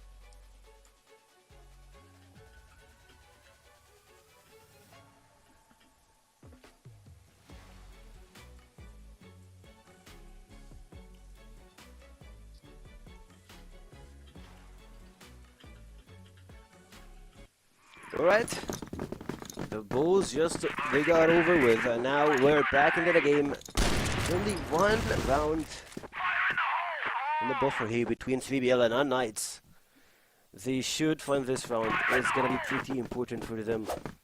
You got the Bulls, you got the time to talk, to figure out what should you do, but on the other side it looks like that unKnights are on the target, knowing where 3BL will be at. Now you have 3 players stacking in B side. Omega breaks the first one, goes for the jump, the second goes, the third is here, and Omega and Sad just picking unKnights apart.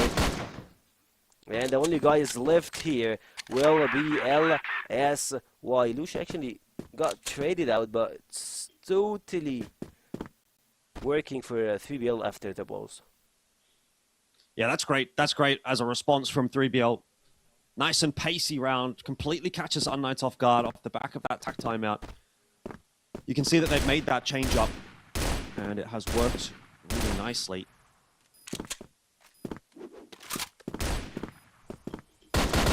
Not really much for LSY to do here, but see if we can find another kill or two. But was never really going to be a winnable round.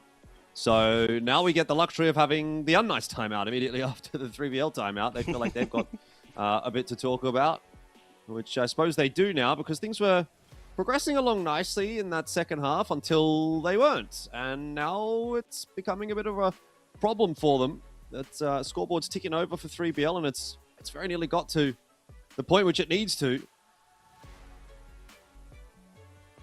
So, I think, a bit of concern now maybe for unKnights MKZ into the conversation.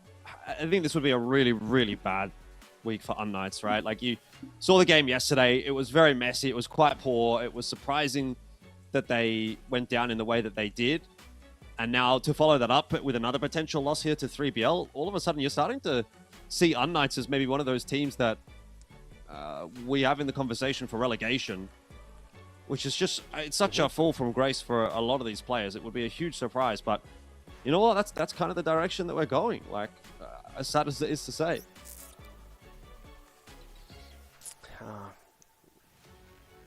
To be honest, it's not ideal for unKnights to be in this situation. You have famous the GOAT, you have HDZ, LSY, Pietro, the guy who got like, I don't know, 10-ish years of experience. Snox, like the names are pretty heavy there. And the top caliber of the players that we have in the West League, or at least in the CF that we knew here in the West, so I hope that if they even went to the contenders group, they find a way to be in the top 4 to reach the playoffs, because things are not panning out good for them. Well, I mean, that could be an angle as well that you sort of take, where you think, okay, well, you know, first sort of part of the season is really just a warm-up, if nothing else, and it doesn't really matter as long as we make it through these various stages, whatever we have to play. But I don't know if that's necessarily the worldview that I'd want to be taking into this kind of a season. I think momentum's definitely a big thing. And at the moment, unKnights are really not helping themselves with that regard. But the series not over yet. It's not been a 0-2 week just yet. CFL are up to 7, but not up to 10, and they're trying their best to get there. With trades and exchanges into that A site, and they do manage to take control of it. Snox is going to push his way out past the smoke. A little bit surprising. Double kill. Just lost her off guard, but Noxon has it on lock, and 3BL have another 8 now, and getting very close to finishing off map 1. Very great play from 3BL, and it looks like they're locked in into A side. They got their lineups, they get everything, and it's looking good for them. And now they might just trying to go for a little bit of a fake here on the B side. Maybe trying to go through mid, get some control, look forward if anyone is actually holding that area. And it looks like Famous is shifting his position to trying to support here in A. Looked in the mid, found nothing. And at this point, you have 3 guys holding the place 1. The entry from mid, the other one is holding A long, and they're still trying to look for if anyone is actually trying to go with a flank position coming from their spawn area. Yes, of course, unKnights and 3BL are just holding the spots for a long time there. I believe that they're just trying to make a little bit of a noise in A site, and they might just go through B. It looks like that. Well, that's why. That was something around here for unKnights, but immediately Famous gives up the advantage. LSY still working hard to maintain it. He's putting on a clinic this time. See those kills happening all over the map. It's a real skirmish. Multiple points of contest.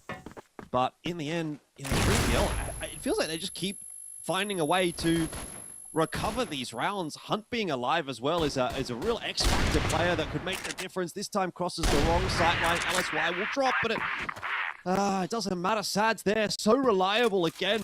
And 3BL now up to 9. unKnights are fighting for it. They certainly are trying, but they're just not getting it done. A lot of these rounds coming down to 1v1s, but 3BL proving to be time and time again the better team.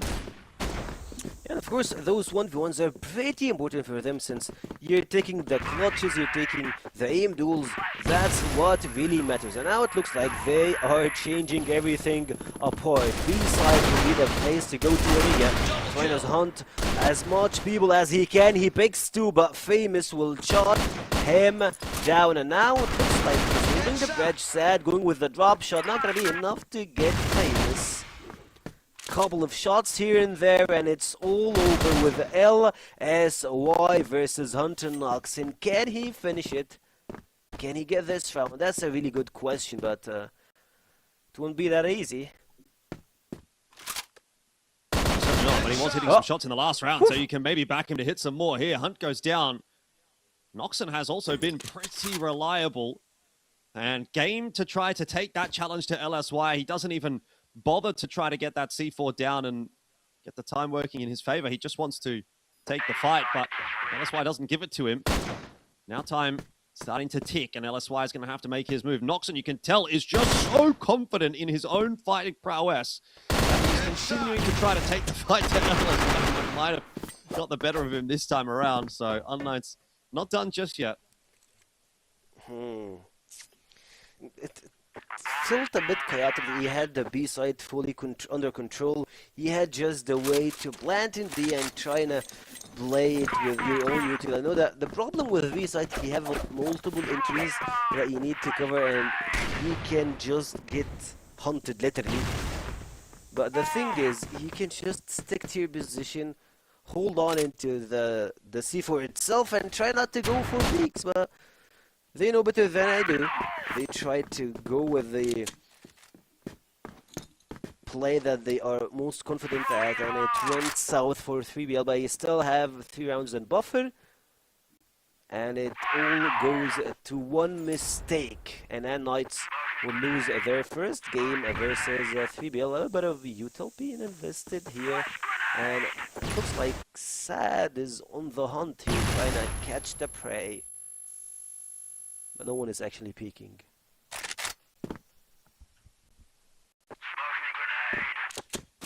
mean, you got to take the sort of 30-40 seconds there as Hunt and see if anyone's going to give you that chance.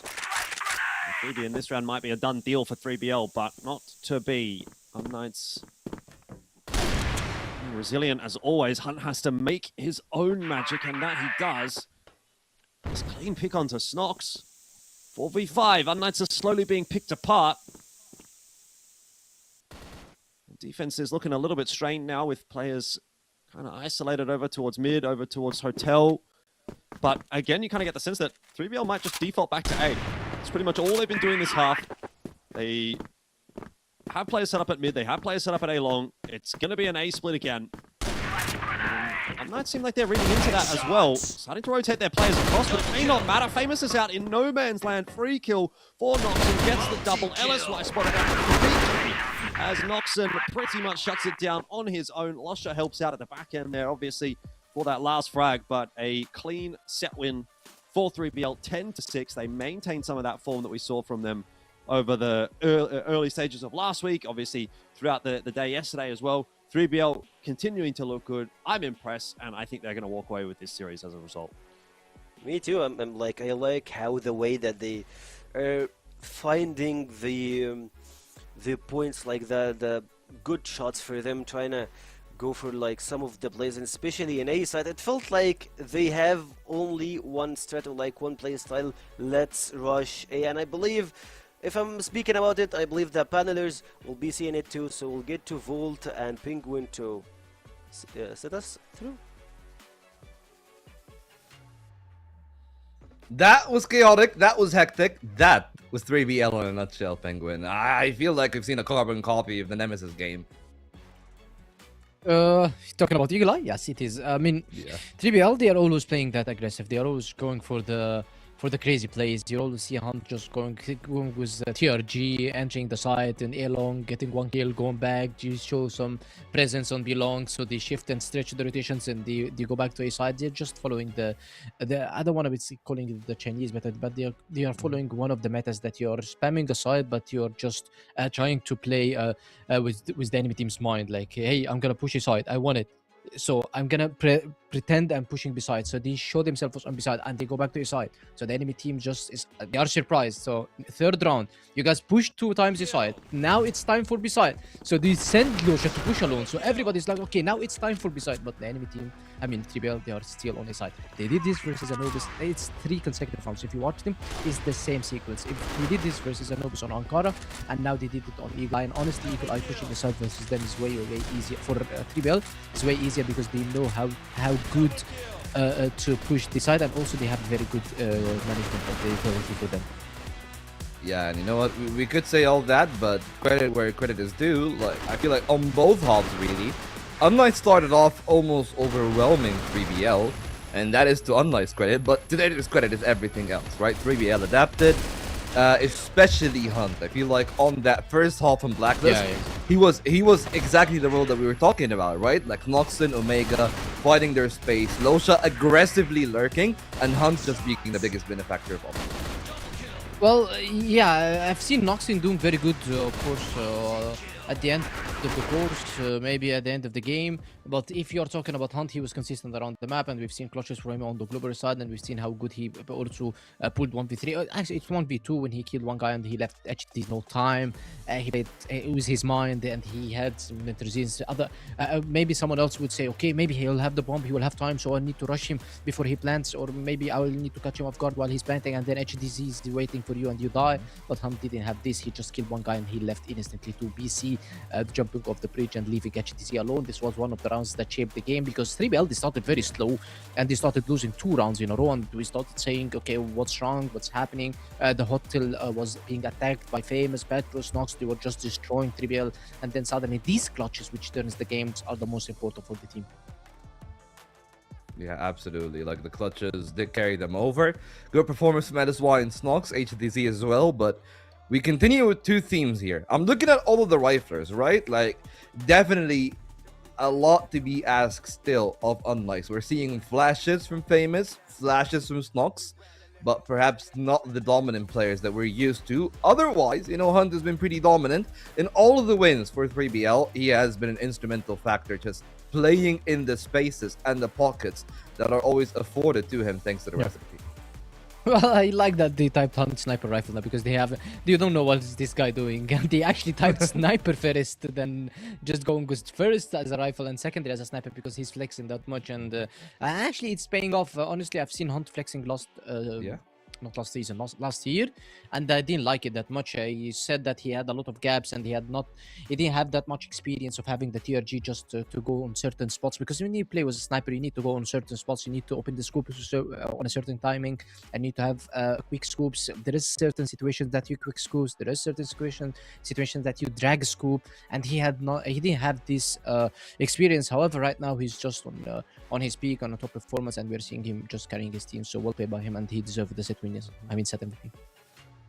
Yeah, absolutely, for all cases. But, you know, for that one, there's also a lot of talk of the rest of the team, right? Maybe not the best rating, but definitely solid enough from them. Before we go to the Black Widow, how do you feel things are gonna change? Because that is the point that we're talking about, right? Snox and Famous, Noxon and Omega, how that duel is gonna go. Well, Black Widow is a circus map, a full circus map. If you are saying that Eagle Eye is a circus map, then watch the next map, because the next map can be stomped for any team.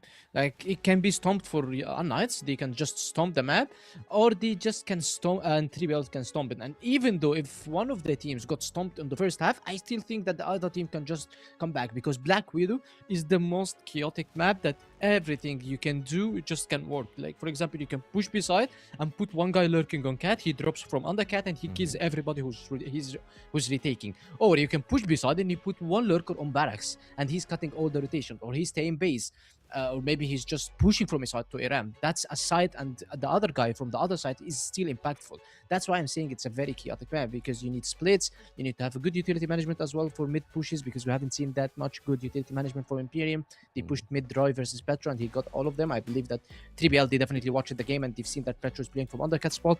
So Black Widow is the map that likes to have some aggression and a bit of randomizing the strategies. You cannot just go scripted every round, taking barracks control, then taking waters control, then taking from water control, shifting it to cat control, because that's how you take the map. You can't take cat control except if you have bridge control. So you take alone control, you go back to take bridge, and from bridge you take mid, and then every time if you keep doing this, the enemy team will instantly just gets it in their heads, and they will know the timings when to attack the A side player, when to attack the B side player, and they will just beat you. So sometimes you need to be a bit of the timer, and sometimes to slow the pace and sometimes to fasten the pace. That's how I see it in Black Widow.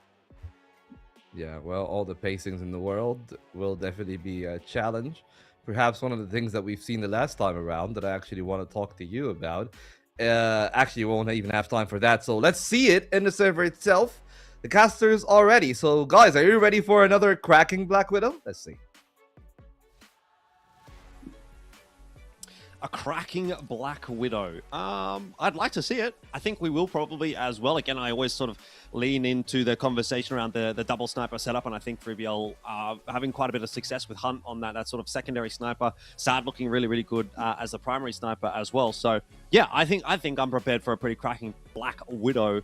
Will 3BL find their 2-0 though today, Sekio? I guess is the big question that we have for us coming in here, given that this is now unKnights map pick. Does that throw a bit of a curveball in?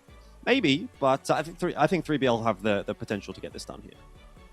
I agree with you. 3BL got the potential here, but the thing is, actually no, I'm agreeing with you based on what we have seen coming from 3BL. They just know how to close things out, and of course, when you have like the double sniper setup, that means you're enabling Hunt, and if you're enabling Hunt, like this game is over. We have just seen that guy, what he was capable of doing last game. He got an ace. A multi-fragged for like, I don't know, for long. He's the MVP, of course, of the last game, so you're giving him his sweet spot, so you should be expecting a lot from him. Of course, a different map, different strats, but it should be a bit closer to what they're used to, and I'm not sure if it's always going to be the slow start and then finding a way to perhaps change the pace and change everything around, or unKnights this round will just trying to go for full-on clutch here. You see that Hunt being picked off, Noxlin, Omega, they're just picking 3BL apart. Well, that's, yeah, one way to kind of throw the gauntlet down on your map pick. HTZ making it look easy. Again, you know, ALSY, a pretty handy secondary sniper here alongside HTZ. So, unKnights have got a good setup on the GR side of their own. But again, I do sort of concern myself with the explosiveness of a team like 3BL. I think they're the kind of team that they can just sort of pop into these sites and really blow up a couple of rounds maybe and start to get a bit of that momentum going. Let's see what happens here. Noxon was just Noxon actually. Hunt's way back over on short. Noxon buying a lot of time here with this fight outside the box room. That has provided a bit of space for 3BL to work their way into A. They get a couple of clean entries. Pietro in the window room, expecting Losha to get aggressive. Not to get too over eager, especially considering that C4 was not brought into the site with 3BL. They needed a little bit more control. They didn't quite get it. Sad is low. Tag back down. C4's been retrieved. Hunt's on his way over towards B. Sad's going to try and watch for that cross. Might have spotted Pietro there. I'm not sure if he did through the doors. And if he hasn't, then Hunt needs to be prepared for a bit of a defense over on B. This is the definition of fiesta. Literally. Like, you'll see everyone is going to...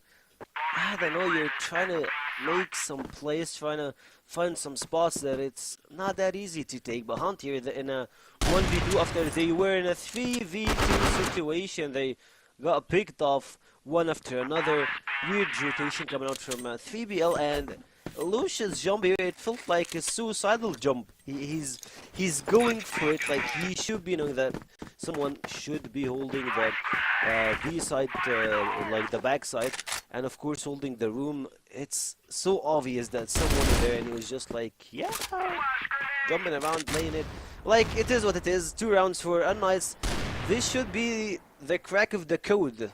It's always 2 rounds for unKnights, and then everything shifts around to 3BL, but we'll see if that's gonna be the scenario or not. Going here for the double man peek here, trying to take Pietro, and no reinforcement for that guy.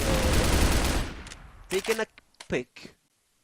Yeah, I don't really love that position from Pietro. You know, like if you're going to play that position, it's really a one and done kind of a spot. Even if you get your one, you're almost certainly going to get traded down. So true. He just kind of gets caught between a bit of a rock and a hard place. If he's going to play there, he wants to obviously be pushed a little further forward so that he can dance around the stairs, or be a little further back so that he can play around the pillars. But in the end, he kind of gets caught between both of the stronger positions, and the timing doesn't really work out in his favor. But see whether or not that actually eventuates into anything for 3BL. So far, this has been a pretty rock-solid defense from unKnights. Flash is going to go through. Famous good for just the one.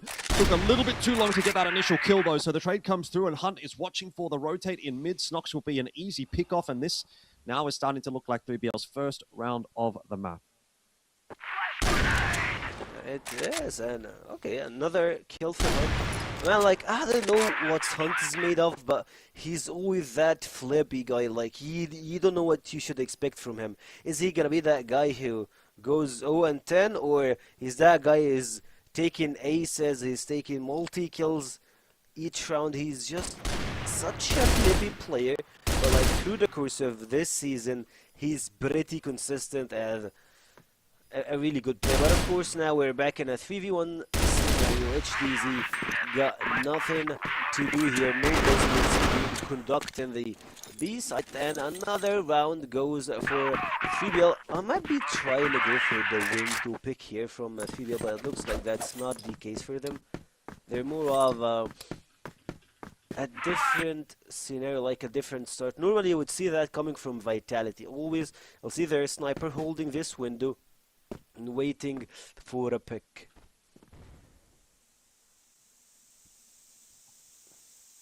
The long push, badly timed one, but Hunt looking in through mid. Is not prepared for Famous getting aggressive. Needs this long push to work out now, and I just don't see it happening. The initial kills have come through to the game. Miguel relying on LSY to give up his life. Maybe there's a chance back into the round now as Noxon patiently gets himself that kill. 3-on-3, site control taken by 3BL. They can look to get the plan down as well and start to get that time working in their favor. Well, it's going to be a little bit of a cleaner hold for unKnights, but showing perhaps some cracks here on the defense of Black Widow. Noxon caught out in no man's land. Sad is good for that trade, but he himself will fall, and it's all onto the shoulders of Lasha, who needs to get it done solo, and of course he will. 3BL are so good in the clutch. And there's another one for them to pump the numbers up a little bit on this side of Black Widow. Hunt starts really nicely onto LSY. The momentum starting to build. You can tell the 3BL. Yeah, we all can see it here, and of course, they're just rushing here through it, and no one is actually trying to go in cab. Alusha being picked up from Snox, immediately traded. Sad doubles it up, and 3BL are on a running beige 4v2 situation. Pietro and HDZ are left alone in the middle, taking Sad, picking him apart. The Blad is here, 35 seconds on the clock, and they go for the split execution. Hunt taking down Noxon. Can he go for it? And yes, he will. The stairs will be something that stop him from getting this one. 20 seconds on the clock. HDZ goes for the sniper. He goes on the door, but immediately spotted from Lucia. Not gonna even try to contest him. Just play on time, wait for the seconds, goes for the jump, and Lucia is at Malik. I love Lucia. He is a rookie that proving to be a player to look for. 100%. I think all of the 3BL players are proving that this season at the moment. Famous. It's been tough early in this round again. Another opening pick for 3BL. Noxon will be under a bit of pressure though. His position is one that, I think is starting to become a little bit telegraphed. unKnights have seen that a few times, and so taking advantage of it. But I think this is unKnights really starting to struggle against 3BL. You can tell 3BL are feeling confident. They're playing the style that they want to play, which is that fast, aggressive, loose kind of style. Yes, they lose a pick on the other side of the map, but they immediately call to go. They're not afraid. They're overwhelming unKnights time and time again with these entries. And again, it is really good to see. Is 3BL at their best at the moment, and unKnights at the moment don't really seem to have an answer. I don't know, man. Like, it's hard to match their base. I know, like, there are a bunch of unks, but, like, we all expected the unKnights can just go through with unKnights, go through with 3BL to a different scenario, at least, to find a way to make it even, but it's not looking that good till now. Like, Famous, come on, show us your magic, give us those famous rounds. We have barely seen them this split. Like, I remember the last one, he was just picking each and every team apart, doing his magic, making some highlights in competitive gameplay, but this time it looks like he's coming a little bit shy. I'm not sure if it's a famous thing or a unKnights thing. Yeah, I don't know. But a much needed tack timeout here for unKnights, who are clearly struggling on their map pick at the moment. I just don't have a lot of faith in unKnights at the moment, which is pretty unfortunate, because I did have high hopes for this team coming into this season. I thought, you know, it's a pretty nice looking lineup on paper, but something is just clearly not working out for them. And this season is perhaps going in the wrong direction. This week certainly is starting to look quite concerning. A loss yesterday, 0-2, and still pretty early in this second map, but they are headed in the direction of an 0-2 here in today's match against 3BL as well. And the biggest problem, I think, for them is going to be that, you know, 3BL has been, in a sense, maybe a competitor for one of the bottom spots this season, in previous seasons, and unKnights have been typically a competitor for one of the top spots of the seasons. But it seems like that script is going to get flipped, and all of a sudden now 3BL might be taking that position that unKnights was occupying previously. And that is not going to be good news for this unKnights lineup. Definitely not. And I don't know, like, if it's the lack of practice, the lack of playing, or the early games might be affecting them, since like, you know, Famous is currently playing at maybe 8 AM, maybe 10 AM, something like that. It's too early for him. Snox, you can see the bright light coming through the window, so it's early for all of us, but we'll see how they can plan this thing out. We'll see. It's definitely not looking great for them, but at this point, like, at least at this round after the tag pose, they need to find a way to solve this issue.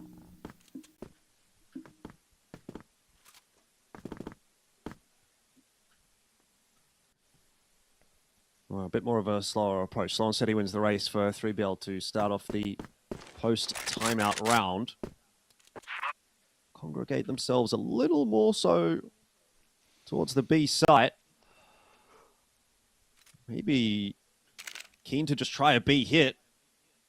Try an execute out B. You've got some util getting lined up there by Losher, and 3 players ready to entry into box room. LSY defending against that. So it's not really going to put him off. A flash does make him turn, and Omega gets out, but even still, flags are being hit by Pietro and LSY, and 3BL probably need to come up with something a little bit more interesting than that one. I feel like that's just a bit too routine for unKnights. It's just a straight hit on B. You know, you don't have a player advantage. You haven't put any pressure on the A site. You're not really making unKnights think at all. You're basically just testing them and saying, can you hit shots? Well, unKnights are putting up hit those kinds of shots, that's for sure. But early pressure again back on unKnights with that kill onto Famous from Noxon, and aware that there's been a player that's pushed forward out to the box room too. So Snox will fall as well. And immediately this round again, sort of a little bit more interesting for me here from the regard of 3BL. They fought back to 3v3, of course, there with Pietro's kill back in the BL spawn, but this really opens up that B bomb site.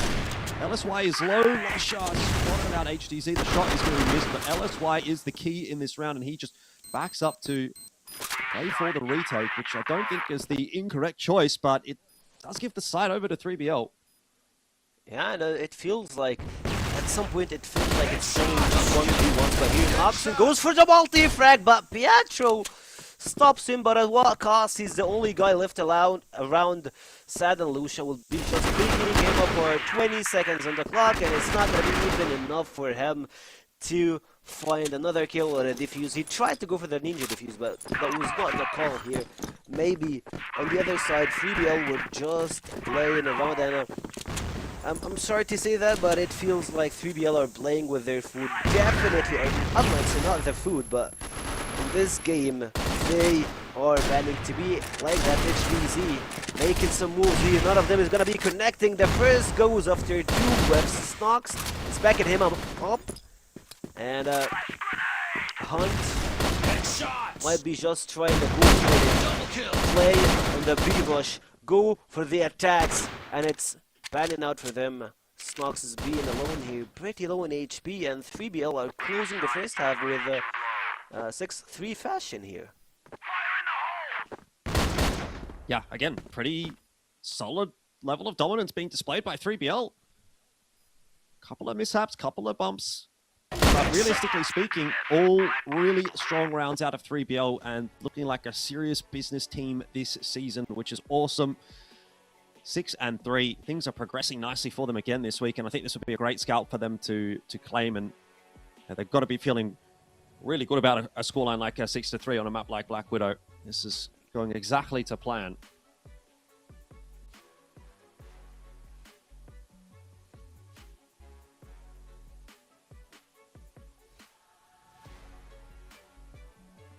You'll love to see them laser sharp. The confusion hits and unKnights. Like that, no expression been shown. And they might be cooking something in the second half. They still got the attacking department. That's something that they're pretty famous with, and they can fill, especially when you have those individual monsters on your team.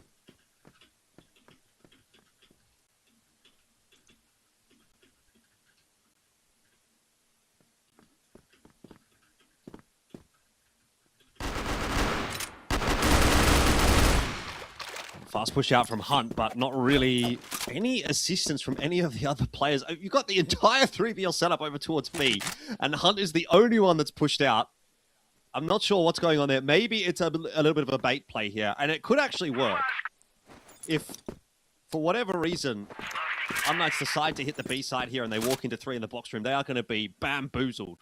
Because you would not expect 3 players here still after you've picked up a kill over on B already. Smart move, but I believe it will work only once. Like, that's a one and done. unKnights will be totally over and like you'll get to know what you're doing here. I believe that Omega caught someone here. Pietro still looking for the play there. 5-man here stacked. Omega, can he pick a multi-kill? The answer will be in a few seconds, and it's gonna be Slusha is doing the same thing, and 3BL will pick this round. 7-3, 3 more rounds to close it out versus unKnights. Like I said, you know, it was a bait. Yeah, it's a bamboozling round. You're not going to expect that. It's worked out perfectly for 3BL. Now the setup over towards A-Long. They've called it correctly again. unKnights have gone A-Long. 3BL have stacked A-Long. And this could be another round out of the gate. The read is so good on the defense. 2v3. I mean, still salvageable maybe for unKnights, but HDZ is going to have to pop off here, and it's a tough fight against Losha, who's got the HP advantage. HDZ ducking his head down, needs to hit one of these shots with the TRG. Losha will give him the chance. Where's the backup? Loxon wasn't in there to help him out. We're back to 2-on-2. unKnights might still be able to find a way to salvage this. Yeah, after the early aggression that came from 3BL to toss it to 2v2 is just unrealistic, to be honest, but it is what it is. No one was giving reinforcement for Losha in the last 1v1, and a sniper head from LSY, and LSY and HDZ both, they're such magnificent sniper players. They will be just waiting, holding, aiming, and fishing for anyone. Like, if you toss your army, you know that you're down. That's the response time. You know that they're in the top notch in this department, and we'll see a lot of hold for a long time here. I thought that I got DC'd, but apparently that's not. Like, the timer is ticking. Only 50 seconds, and they're not even trying to contest anything. Maybe. Just trying to use the double stuns that we got now. Noxon goes for the one in HDZ, pretty low in HP. Finally, you tried to go for the play, and Noxon was waiting for you. And you see his laugh, he's just like, yeah, read you like a book. Yeah, 3BL seem to get the run of everything at the moment. Not the case for Sad this time around as he tries to get aggressive in the box room. He's greeted by a bunch of grenades. HDZ also clipping a shot off of Noxon. So, maybe not done quite yet. For 3BL. Losha's going to try and retrieve a kill in this round. You've still got some level of defense over towards the B side. Hunt is fighting alone. It's a tough spot to be in. He needs some assistance. Losh is going to try and swing in there to help him out. It's all down to Omega and St. Allen. Somehow they're keeping unKnights at bay, but slowly and surely that war of attrition will go the way of unKnights, and they don't allow match point to tick over just yet. Good one from unKnights. They go for firepower, and it plays out. The question for me is, 3BL, they made a couple of good reads on unKnights, and now they should be going back to play default. You need 2 people to be hovering B, 2 also on the A side, and you need someone to be trying to just hold something in the middle, or just like maybe cover cat. That's gonna be your approach for this round, but they're definitely holding and waiting. Any play will come from unKnights. They must be having a good read on it.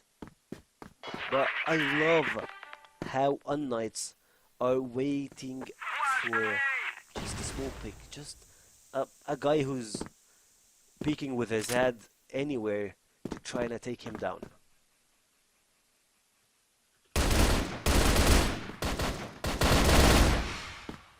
That's why out of the picture early. Nice little bit of aggression out from Noxon. The rest of unKnights are pushing their way up long, but this is going to end up being quite one-dimensional if you don't have that extra pincer of the push-up short or through middle. You're really just kind of relying on hitting your entries here, and that's not going to be an easy task against Noxon. Hunt is in there to help out as well, and this might be it. This might be the series point for 3BL. I don't know what HTC is going to be able to do about it on his own.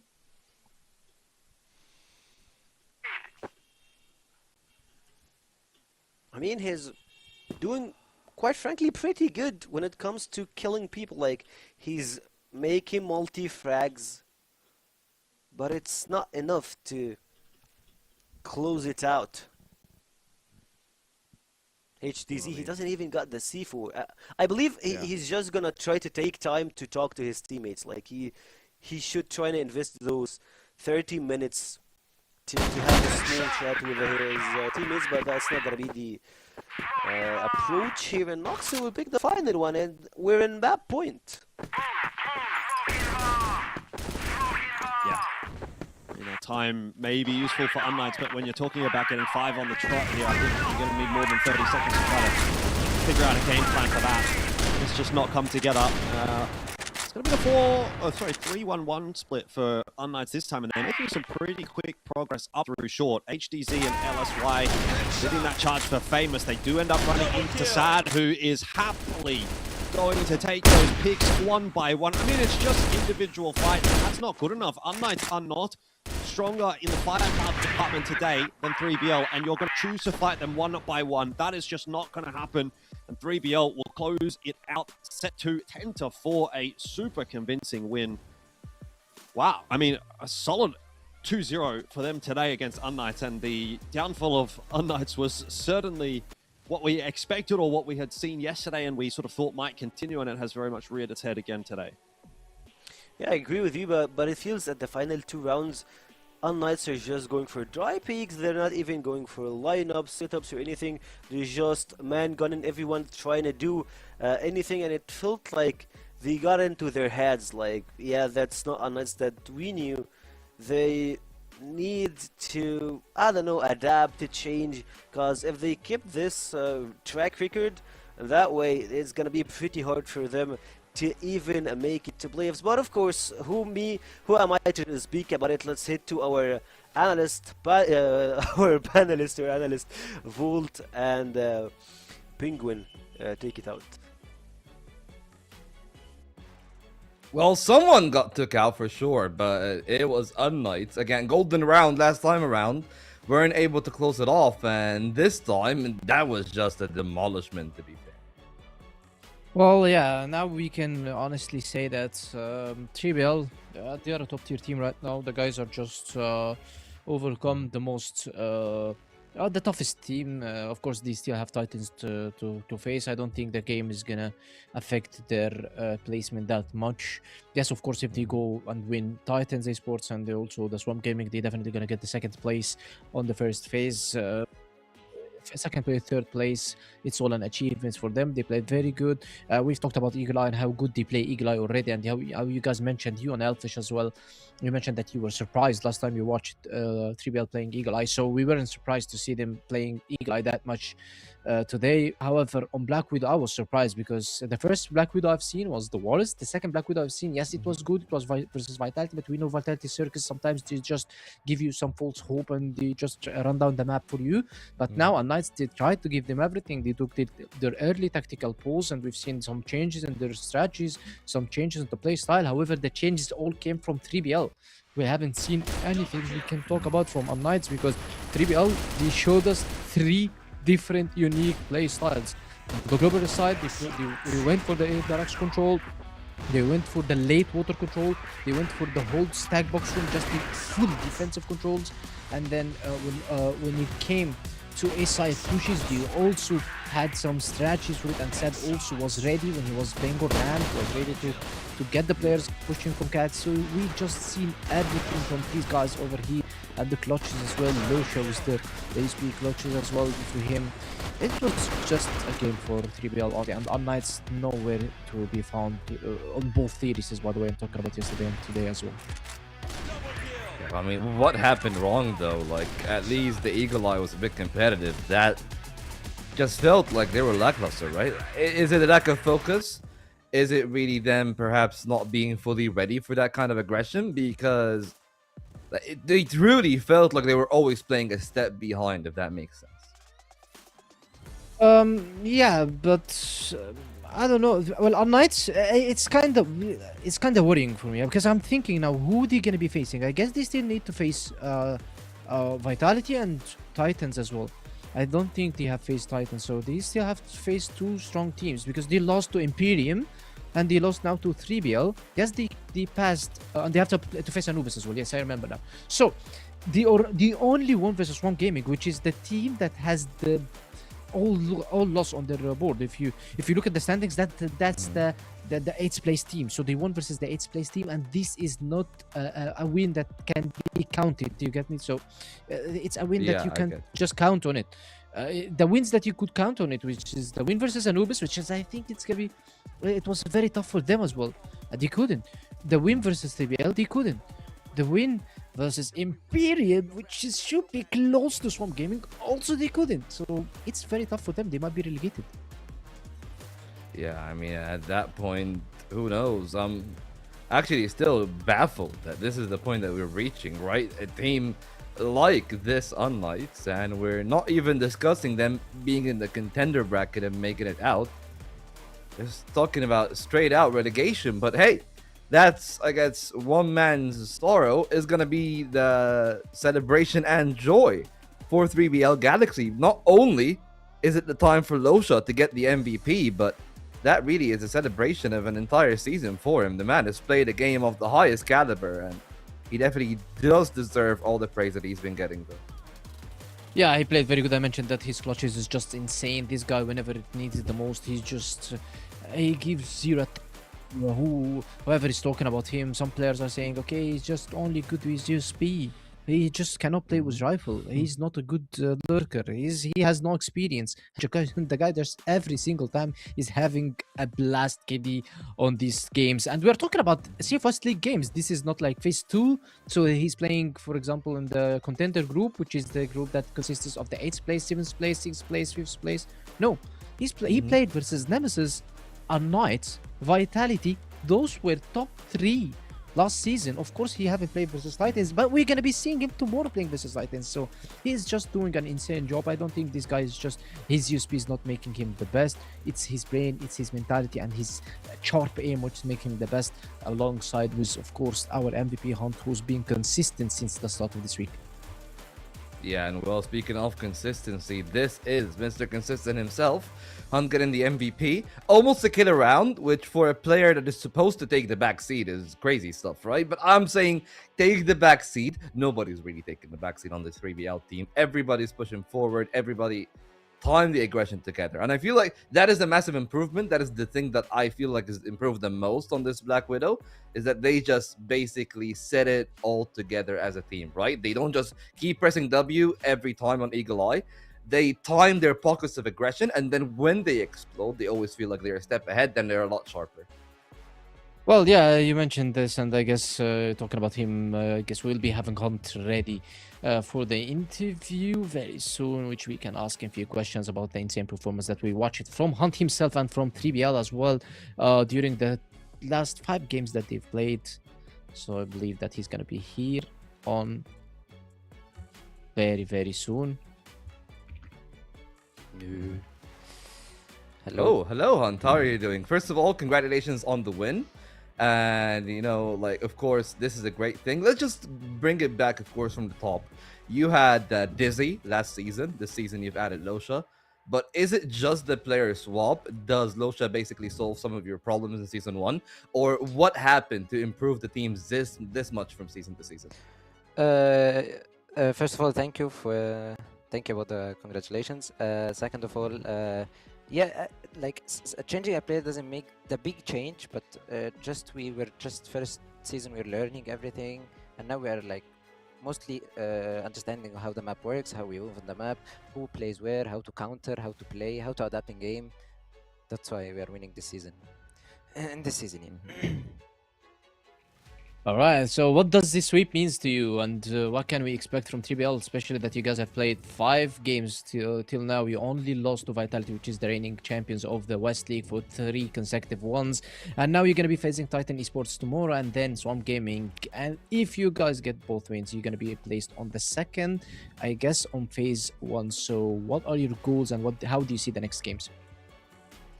We play game by game, so we don't really focus on other game than other game. So we really focus tomorrow on TSE. We really need the win. We are not here to lose, so that's why we wanna go to the EWC. Okay, so you know that's gonna be an intriguing part. EWC it is. You did damage, of course, in the first stage of the playoffs in Season 1. Really impressive game. Not even just the one that you shell-shocked LTK, now TEC in the upper bracket, but a valiant effort in the lower one. With those kind of results that you guys are getting, what are your expectations? Do you think you're going to head into phase 2 in the elite group? Do you think that you have a true shot? Because that's your end goal, right? But today, from today's performance, from this week's performance, where do you put yourself among the top 4? I don't really know, actually. So if we just play our game and we don't do mistakes, we can't lose. So talking about mistakes, and after your loss yesterday versus Vitality, how did you guys bounce back? Because yes, we know that Vitality is the reigning champion, but also unKnights was one of the top 4 teams, and they have Famous, Nox, Petra, one of the toughest IGLs to deal with. So how did you guys be able to bounce back? What did you guys talk about, and how did you watch your mistakes? And what was the difference between yesterday games and today games? Playing versus Vitality is not that easy, actually. Especially they really understand how the map works. They instantly, you see one here, you see them there again. Like, they know how to shift the map fast, and they know how to rotate fast, and they know how to read you fast. So it was just kind of hard match for us yesterday. Yeah, well, okay, you know, great work from you on both of those games, really. You definitely did bring the fight to Vitality. And I hope to see more of you guys soon here. And hopefully, you'll get the best of luck in the next stage. Again, congratulations on the win, and thank you so much for the interview. Thank you. See you. Thank you. Well, that was, you know, a lot of good confidence, right? That's one of the things that I do see here, is that they're like, we're playing our own game, we're keeping our head down. And, you know, even when they're saying that, like, clearly Hunt is saying that they can be the top dogs. And does EWC feel like a realistic opportunity for them? That's the question that I have. Can they actually blitz in, right? Because everybody's thinking get like, second place, yeah. like it's like Nemesis, Vitality, and who else? Suddenly we got somebody that can actually snatch a decent position here.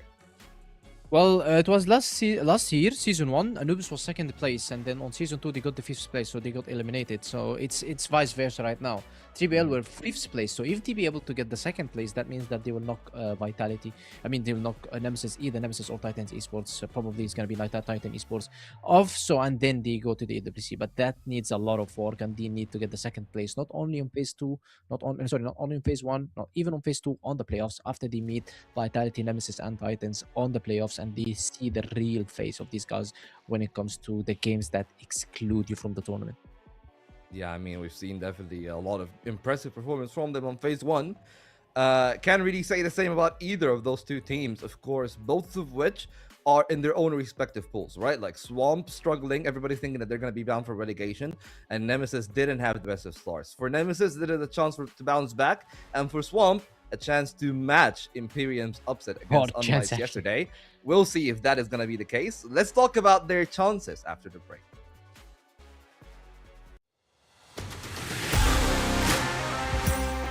Have a lot of info to work with, but they have got to be careful not to get caught off guard. Here you can see a nice nade kill goes their way, but Hunt on the flank, able to get 2 big kills. Even though Nemesis is 4-1 up, it feels like a much closer game purely because of these scenarios. Good kill from the back of the site for Sad. Ducking and diving. Now Dipsy in an awkward position. Does find one. Trade isn't quick enough though. Gives Dipsy a chance. He's going to run him down. More than enough time for that defuse. Kiko's in the corner, Lion Claw and Zen have rotated in, Flex and Spoxy are going to be here too. All 10 players are pretty much going to be on this side of the server. Finally the first kill comes through and the bloodbath will begin. Oh my goodness, it's an absolute cluster. It's ended up in a 1v1, would you believe? It's Spoxy versus Dizzy, and Spoxy will complete. Unless they can't remove Flex, but surely they will. Him being so low. There's an extra kill though. Now Alucard's a little bit nervous knowing that he could catch him, and Flex has caught him. No trigger discipline here, and Snake and Snare, both the dynamic duo, a walking path through a small tight angle here, takes another one, and a Snake pushing here, pretty aggressive, holding the pistol, not 1 but 2, 3, 4 players in front of him, taking a pretty massive swinging with a triple kill. Come on, Todzin! His teammate just thought that he's jealous. Like, yeah, he is also playing with the sniper, and Snox topping it down, taking 1, 2, make it 3. Yeah, maybe only a flash in the pan for Nemesis. Yeah, right now Nemesis struggling in mid, but maybe not for too much longer. Dipsy, a nice double kill, make it a triple kill. Someone holds the stairs, and the other guy is just using the smokes or having his back down. Speaking of having your back, Horus doesn't need anyone to support him. Slayer is here of the group. LSN just grabs 1, 2 and make it 3 to clutch the round in a 1v3 fashion. Okay, to go now. Coming down the stairs, lots of noise. Big holds on for 2 though. That's a brilliant job from him, and a bit of flash support at the end. A lovely third, there's a 4th. He is farming right now.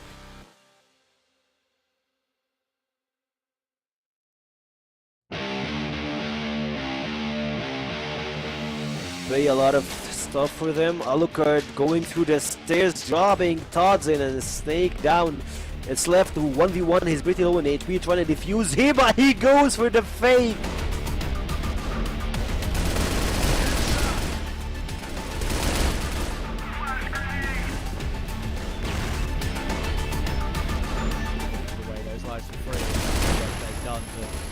Early 5v3. Oh my goodness, Kaiser's so blind.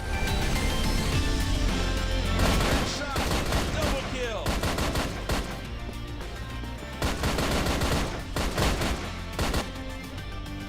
They're just gonna move. The unKnights now, they get caught. Dirty punch the first opener, and there's Famous for the 1, make it 2, and there's Famous. Who needs it? These players now swing. Dirty's gone. His head's removed. He gets a fresh haircut, but now Doom. What do you have in store for us? And it is a double. Can he find this triple? It's labored.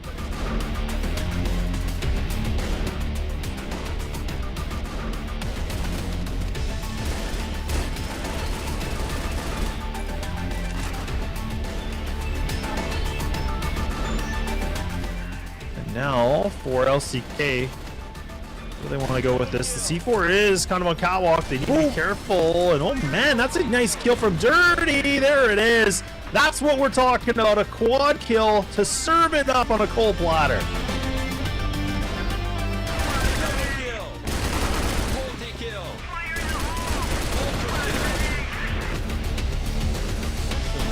Omega can double down here. He's going to have to. He gets Jaguar. He knows there's more. See, this is what I'm talking about. Omega just gets 4. Really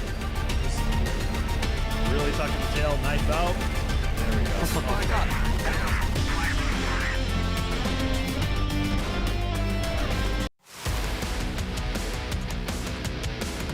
Aggression in the round seems to be one of the key points of resistance here. Jin, that's a good shot. Needs a little bit more. He gets 2 or 3 even. Very nice round out from Jin. Start from Omega. Get himself 2, but he needs more than that. And Josh is able to actually find the triple there. Unwinnable round here for Swamp, particularly with that entry from Awesome, but they're going to need more. Kai's will have a pivotal role to play, but he falls to Alucard, and with that, it might just be the dream dead. Jin is on his own.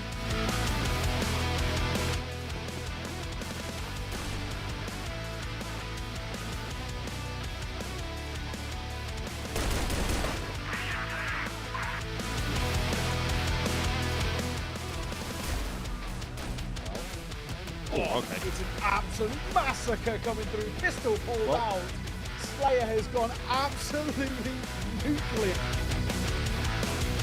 We'll see whether or not there's going to be any mummification going on in this series. Right now, it looks like it's actually Anubis that might be on the receiving end of that. How has Peck gotten away with a third there, by the way? I don't know.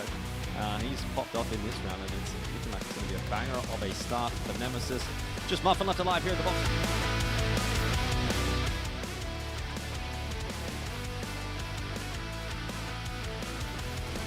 Feels a little dicey. The diving in. It's pretty low. Put that C4 down, which is huge. He's going to try and make a move here as he goes on the corner. Nice find from him, and a second. The pistol pulled out. That is 2 really quick kills and making another. He's on for an absolute clip here. Exactly what he is doing, but he's done it so late in the round that he might actually get the timing right. Anubis, oh, I have no idea. Doom's going to go down as well. Somehow Omega has threaded the needle and given 3BL a chance in this round. And all in the meanwhile, Gano is on the other side of the map. This is ridiculous. So by Spoxy already, that might make them not check him in the corner, but he's been seen now, that's for sure. And Famous will somehow survive behind the boxes. Warbang frags will come through from Lionclaw. Gets a second on Famous after all that damage he's done, and it's a great round from Lionclaw to start us off here. Alright. Can it actually happen? Maybe not. Maybe not. Maybe unKnights will actually try and not get complete embarrassment. Oh, maybe it will be complete embarrassment. They will pick Foxy 1 by 1. What a way to finish it.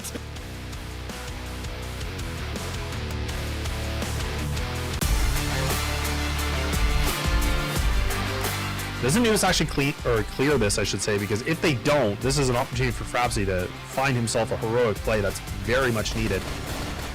Muffin does spot it, but he doesn't do a good job clearing it, so now Frapsy finds himself 2. Oh, why not make it a 3rd? They threw double nades on there. I mean, he'd be a dead man. He actually swings this. Wow, he swings this so wide. I thought he would have saw them. Oh, how does he get away with that? How does that even work? What? I don't know how he finds that kill and makes it a triple 2. Hang on a second, this post plant, it is falling apart. JK.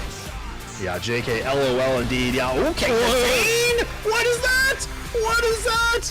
How does he find a triple like that? This to suss things, it will.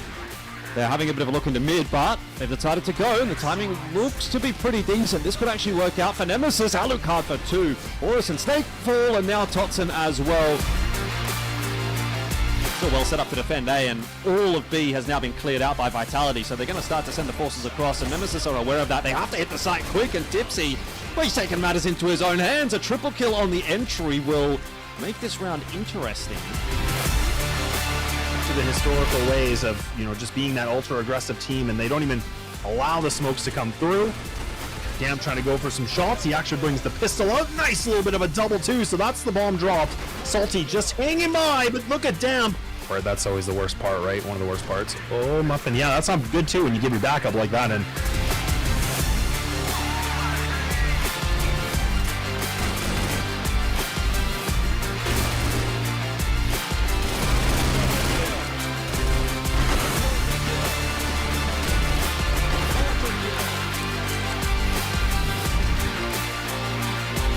much see everything. That kill onto Dirty will alert some attentions. Damp and Frapsy, finally some kills here for them. We're calling for some reinforcements now. They are kind of tripping over each other a little bit though, but he still makes up for it, gets two very nicely. Hunter's coming through a little bit late, should get caught by Kai, so it's exactly what happens. Now Sad and DZY are the final two players remaining, and they're going to drop into Kai's from the heavens into hell. Now the force through from long. Vitality up against it, and that's why it's flanking up from short, coming through that smoke. We'll stay.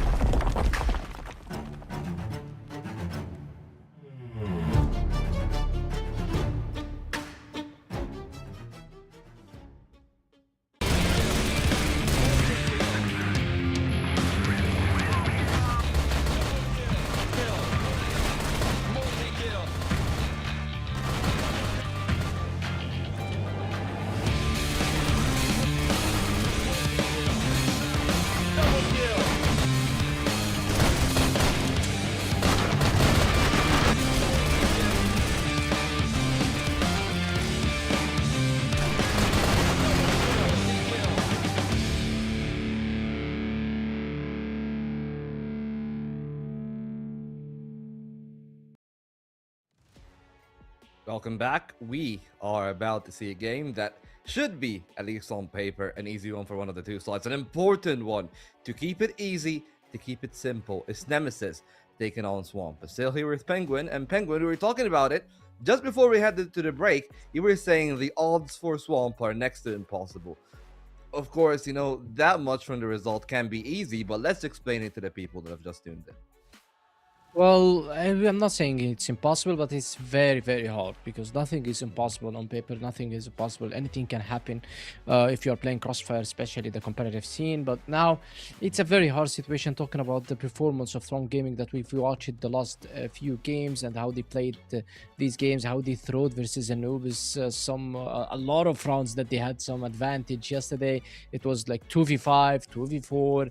1v4 for Noor, and they still lost this. This shows that the team is not having the best teamwork, or maybe the team let's say that it's the team ethics, because how to play as a team is, if you are playing as a clutch, you need to communicate. There should be someone who's communicating and telling you, hey guys, we're not gonna peek him, or we're gonna peek him, we're gonna swing together, we're gonna stack one side, we're gonna play on the retake, or we're gonna be playing on the plant. That's things that should be called by that's Jack Kohler, and maybe one of the most experienced players among the team, because they have some experienced players. They have also Jen, Kai's. Someone needed to talk about this, and we haven't seen it. So that's why I'm saying the guys are not still. I don't feel that they are playing as a team. Maybe they are playing individually good. Every individual of them is just a high individual caliber that you see him doing some good frags or good kills, but maybe clutches for you as well. But when it comes to a teamwork, I don't think that it's usually happening from them. That's why I'm saying Nemesis, on all aspects, they are the better team when it comes to such games. Yeah, but when you say that, then, you know, you look at Nemesis themselves. I believe that they are 1-1 right now. An impressive win, but very unceremonious loss, right? Like, especially considering how dangerous Imperium are looking from that Nemesis game onwards. Like, to actually close out a 10-3 Eagle Eye and then a 10-8 game that could have been a little bit messy. That's a great start for them, but the loss against 3BL, well, now we know for sure that 3BL is a force to be reckoned with. But for Nemesis, that is still a little bit underwhelming, right? That is a team that Yeah, exactly. maybe should have actually done a little bit more, should be a lot more confident. They have one of the best sniper players, and they have a setup around them that should have been activated. And much like unKnights, Deck and Raffen aren't really showing their usual selves just yet. Well, Beck, he's the IGL, so we usually are not expecting that much from him. We'll be expecting a team that's playing around him, a team that's just trying to adapt with him, just listen to the calls, act immediately with no delays. That's what we are expecting from the team in terms of when it comes to Beck. However, Raffen, yeah, maybe Raffen is having some inconsistencies, just the same as how Kiko is having some inconsistency when it comes to the teams. But both are just experienced players. They know how to overcome this, and we've seen a very good games from Raffen, especially on the playoffs when Big Comics stepped in and he did a very good job. And then Raffen came back on the grand finals. Raffen still stepped in and he did a very, very good job. Yes, we know that Nemesis lost 3-1, but Raffen was doing a very good series at that time. I remembered him like fragging the most of the maps. So when it comes to Raffen, I still think yes, he can show more, but he's not like underperforming. He's maybe having some inconsistency issues. When it comes to the other guys, let's talk about Strong Gaming. They have Jin, they have Awesome. We usually see these two together, so they should be doing something together. They should be holding some sides together, communicating with each other, because they both share the same language and they both played multiple times in the same team. Kai's as well with Imagine. Imagine is the OG. We haven't seen Imagine just going in. Still don't know the reasons of LSN's absence. However, Imagine is trying his best and we've seen him doing very good, but they are reshuffling. So, and also no practicing, and this is just hard scenario and situation for them. Yeah, definitely. And well, if you're speaking of duos and combinations, Dipsy and Alucard have both been a force to be reckoned with. I'm assuming that, Dipsy should be the one here in the head-to-head. And it's actually up against Jin, but don't let those numbers fool you. Dipsy's playing a very high-level game of Crossfire, even though the rest of the team maybe have some ups and downs. I feel like him and Alucard have consistently been some of the best players in the West League as a whole. Yeah, Alucard is... I mentioned Alucard's playstyle is different than the other snipers, because the other snipers, we can see them, for example, Spoxy is always playing aggressive. He's trying to go for the kills, and he's trying to do some sacrifice rounds for his teammates. The same for Snare, exactly. With the difference between the individual skills, which is I believe that they're both the same, but sometimes Spox is just overshadowing Snare a bit. When it comes to Alucard is another type of snipers, and it is not a thing it's not a bad thing at all. He's the type of sniper that he is trading. He's not maybe sacrificing himself for the team, but he's the guy that brings the trade for you. If you're trying to take control, trying to force for a control, and you die, he's the guy who will just grab back the numbers advantage and grabs the trade for you, and he knows exactly when to trade, when not, how many trades he need. If he needs one trade, if he needs two trades, he will just go for them, and he gets it. And also I don't want to forget about his clutch is one of the best in the West as well. So that's the play styles that you're talking about when you compare Alucard, one of the best snipers in the region, with other snipers as well. Yeah, I mean, of course, if we're talking about Alucard, then we'll be talking about I guess the real storyline here is that this is a team that primarily was Inner Circle a year ago. Exactly a year from now, last season in 2025, I believe it was Kiko that was the only member that's missing from this fight. But yeah, it was both Awesome and Jin, and Alucard and Beck that are actually playing up against each other. I feel like the prediction is pretty much a guarantee, right? I'm sorry, anybody picking Swamp on their recent form is huffing some Sekio level copium, but hey, Sekio proved us all wrong in the Imperium game, so maybe he's on something that we don't know. But at least for all of us, I feel like we're all in agreement. They're the better team. Their star players are in a better form, and especially for Swamp, their lack of practice is going to be as much of a detriment to them as it is to unKnights. Well, yeah, talking about the predictions, it's like an easy money. We call it an easy money. When you're betting on Nemesis, we are not excluding Swan Gaming because we've seen Swan Gaming way better on the season 1. But the thing is, also Nemesis, by the way, they're having some fall downs, and maybe they're just kind of underperforming, in my opinion, based on the 2 games that we've watched them playing. But if you look at Swamp Gaming's performance, you would say that these guys are very, very far from getting their first win, especially if they're going to be playing against Nemesis. If they're going to be playing against someone else, I would say maybe they have a slight chance of the other team is going to be underperforming, but it's going to be Nemesis. I believe that even if Nemesis is going to be underperforming, maybe it goes 2-1 by max, and Nemesis will just claim the wins. The guys, they have a coach, and they're working hard, and they're sticking together since season 1. So that's an unfair competition, maybe an unfair comparison for Swamp Gaming with the guys who have a new coach right now, and they reshuffled. They have different time zones, and also they have a new member. They lost one of their star players, so it's just very, very tough competition for them. Yeah, well, I mean, speaking of the competition, a part of that is going to also line up in the veto. And there's an interesting tidbit in that one. A nugget of knowledge that we all know is both teams alike to ban New Mexico as their perma. So then a question lies in my head. Yeah, exactly. What do you do? Do you be the team that bans the New Mexico, or do you just ban something from the other team, right? Like, if you're Nemesis, are you okay with that, or do you just take the Mexico away and the question is why? Any monkey wrench? Why Nemesis would risk something like this? I know that yes, Nemesis can play a New Mexico, by the way, but if I'm a New Mexico, if I'm a Nemesis player and I don't want to play New Mexico, why wouldn't I ban it? There is nothing to fear. Because they will, right? That's at least the reasoning. No. I mean, I would just go and ban it because I have nothing to fear about. The rest of the maps, I still can play it and I still can win it. It's Swamp Gaming, so I don't need to risk anything versus them. I just need to play a casual game. So I would just go and ban it if I don't want to be playing it. In my opinion, Nemesis, if they want to be playing New Mexico, they should try to play it versus the Swamp Gaming. It's gonna be easy for them, but Swamp Gaming definitely gonna be trying to ban it. And yes, Nemesis, as I said, why not ban it? Just ban it, remove it. Let's play the casual maps, and you could ban anything by Swamp Gaming. Any word new, you would see Swamp Gaming just going for it because they don't play the new maps. They would love the core 5 maps, which is Eagle Eye, Blackwood, Ankara Port, and Subbase. That's the common map that these guys used to play. They are not practicing that much. They are not opening together. They are not just having some scrims together due to the different time zones. As I said, the competition is very tough for them, so they are trying to survive, as we can say, on such maps. So Eagle Eye is a very fair matchup by them. It's also a good map, by the way, for Swamp Gaming. Swamp Gaming this time they picked Black Widow, so instantly Ankara is banned by Nemesis, and that's the punishment for picking Black Widow versus Nemesis. Nemesis showed some cheeky performance on Black Widow, however, we've seen them beating Vitality in such map, so I wouldn't exclude that it's going to be a 2-0, maybe a stomp by Nemesis on the first 2 maps.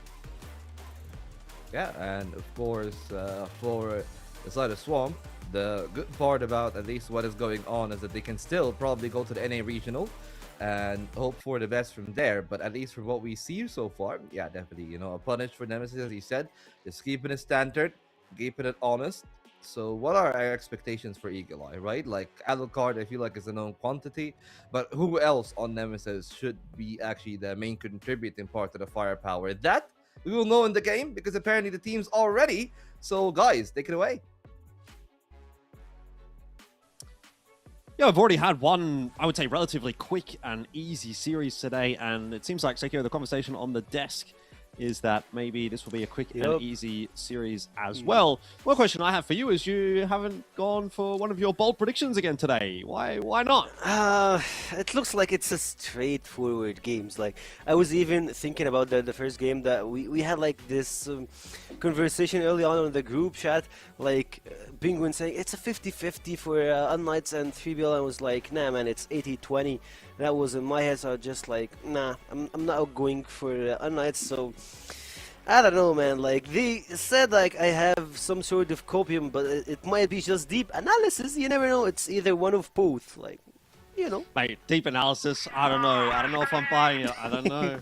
I think it's just vibes predicting personally. But let's jump into the match and see how this one does play out. We've all gone the way of Nemesis. We'll see if they can uphold their end of the bargain and give us reason to feel good about our predictions so far today. Things have looked pretty good for the most of us, and an early slow start to Eagle Eye here between Swamp and Nemesis is just going to prompt Swamp to start to move their way through the map. Just kind of holding on to mid at the moment, waiting to see if there's going to be an aggression from Nemesis, and they are, by the looks of things, going to get some of that. You've got Raffen and Beck that are kind of starting to push their way down. They're going to catch Awesome in the back. They don't finish him off, though, so it ends up being a 1-for-1. Awesome gets away with a little bit. Yeah, Coach start here, but it looks like they're stacking here in the A long, trying to go back. Sorry, in the B long, trying to get in. But Comics will be stopping here, but it looks like Imagine will be the one to fire things up. Still holding the back seat here, will be shot down from Josh, and you see firing from both sides, going south at some points, but Depsy will find a way to close this round up. Jen will be the final victim, and 1-0 for Nemesis. Good start for sure. We're seeing a little bit more from Swamp than what we got yesterday. I think we talked a bit about Jin, and he was the player to watch on the desk as well. I'd like to see him maybe stepping up today, bringing some of the form that we saw in the last season to the table. I think that's what's going to be required. Swamp are going to be competitive today. There's a nice opener from Kai's. Meanwhile, though, Dipsy, you know, pretty fearless at this point, happy to push down Hotel solo. Take that space still for Nemesis, even in the 4-on-5. Happy with that kill onto Imagine to bring it back to a 4v4. And, well, I say happy, but maybe he's not. Maybe he's just going to keep on going. He wants more. It looks like we might see some extra aggressive movement here coming from back. Trying to get some territory to his place. He goes for one and done. Awesome, picks him up, but Jin is a huge threat for the team, so it's a W for Nemesis. Beck is still going for the hunt, but it looks like Nemesis are the ones who are attacking. Awesome, losing most of his HP, 16 to be exact, remaining Josh here. And after all of a sudden we're back to a 2v2, but we'll see who can close it out. Well, based on the positioning, it kind of looks like Nemesis are being a bit more proactive in this, and I think Comics might just catch a timing. Oh, he's gone too fast. He's gone right in front of them, but he still manages to somehow get one. And that will alert Alucard to the presence, obviously, of Josh, and he's got to try to pick his timing. He looks to have got it. Oh, I was going to say pretty nicely, but just completely forgoes the position, and so Josh will clutch it out. That's just a case of really unfortunate timing for Nemesis there. Comics could have had two if he would have just waited a little longer. Bad time at the bad place. He had to just check all the angles, and he went a bit straight forward and so fast that he didn't pay attention to his right side, and it all went to Swamp Gaming, and it looks like they're all man and gun in here in the B side.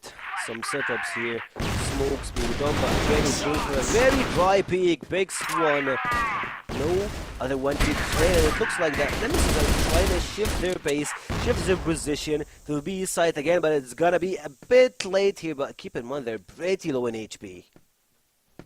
Spot though for Beck to be in. He could line a multiple up, and he does just that. Raffen as well as Alucard getting involved in that fight. The gamble stack pays off for Nemesis. It's awesome now. Solo in this clutch against Alucard and Raffen. He is at least going to be able to retrieve the C4, but Alucard, who is swinging into the trade, will get it done. Another, maybe too close for comfort kind of round for Nemesis, but they get it over the line. It always comes to the 1v1s somehow.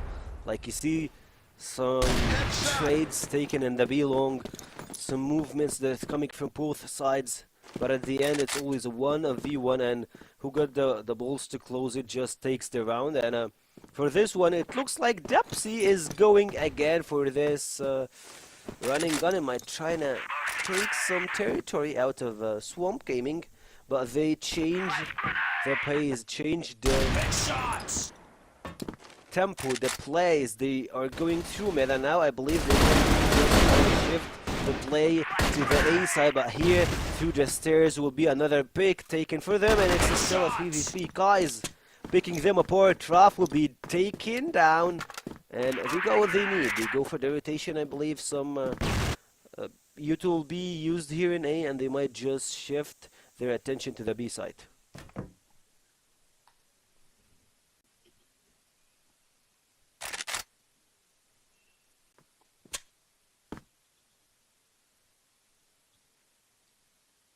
Slow progress for Swamp.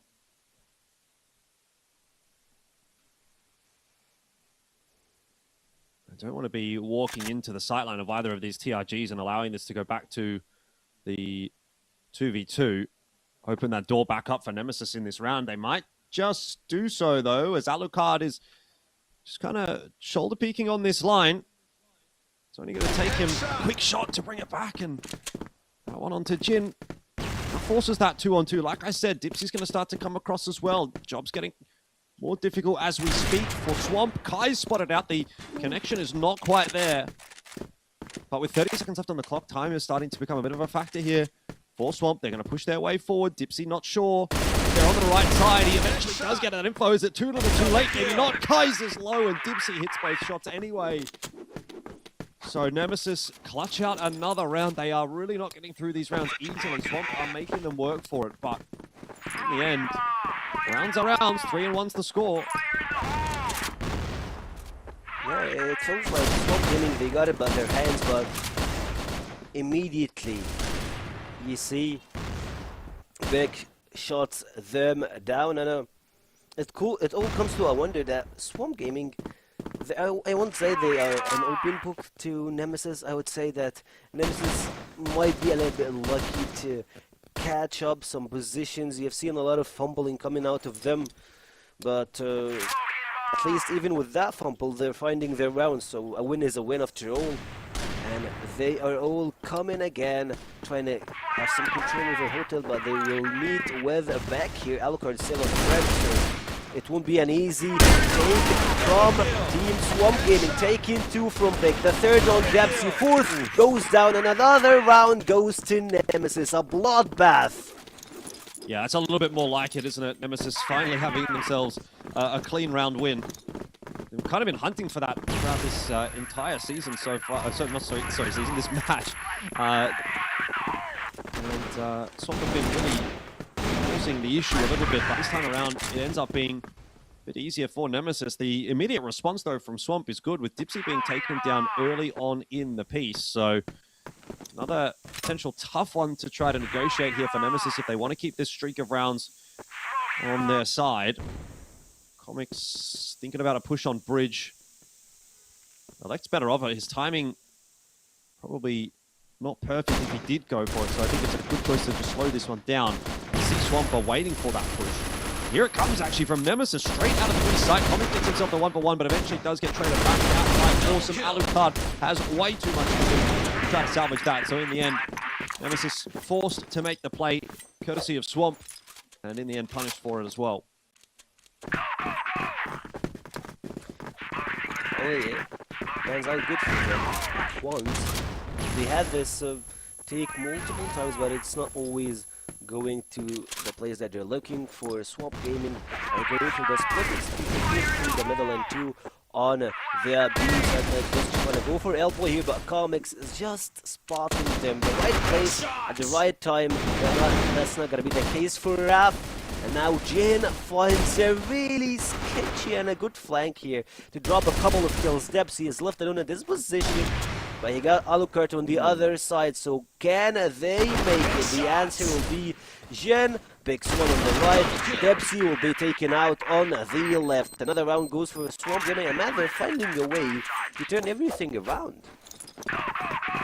Yeah, a couple of rounds quickly in response, just when it looked like Nemesis was starting to take control of this map.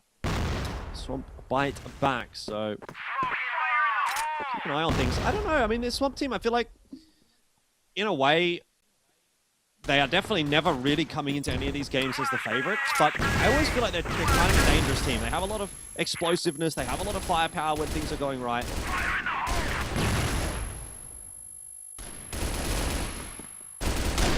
Clearly, the last couple of rounds it has gone right, but maybe starting to switch back around. As the first couple of kills of this round favoring Nemesis.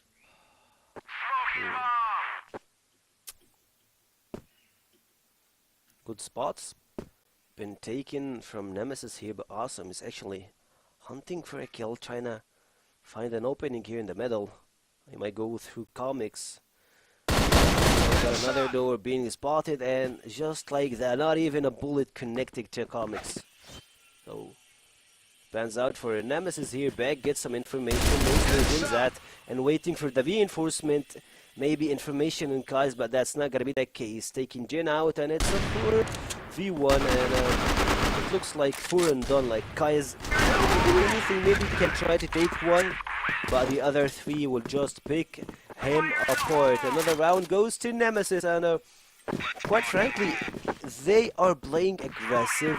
They're finding picks. They are not like 3BL's defensive mechanism. They always defend so low, but Nemesis are a different story. They all might trying to gamble a pick in the middle, might trying to go for extra push, and Comics will be doing this again and again. Oh, actually, he might just keep going forward.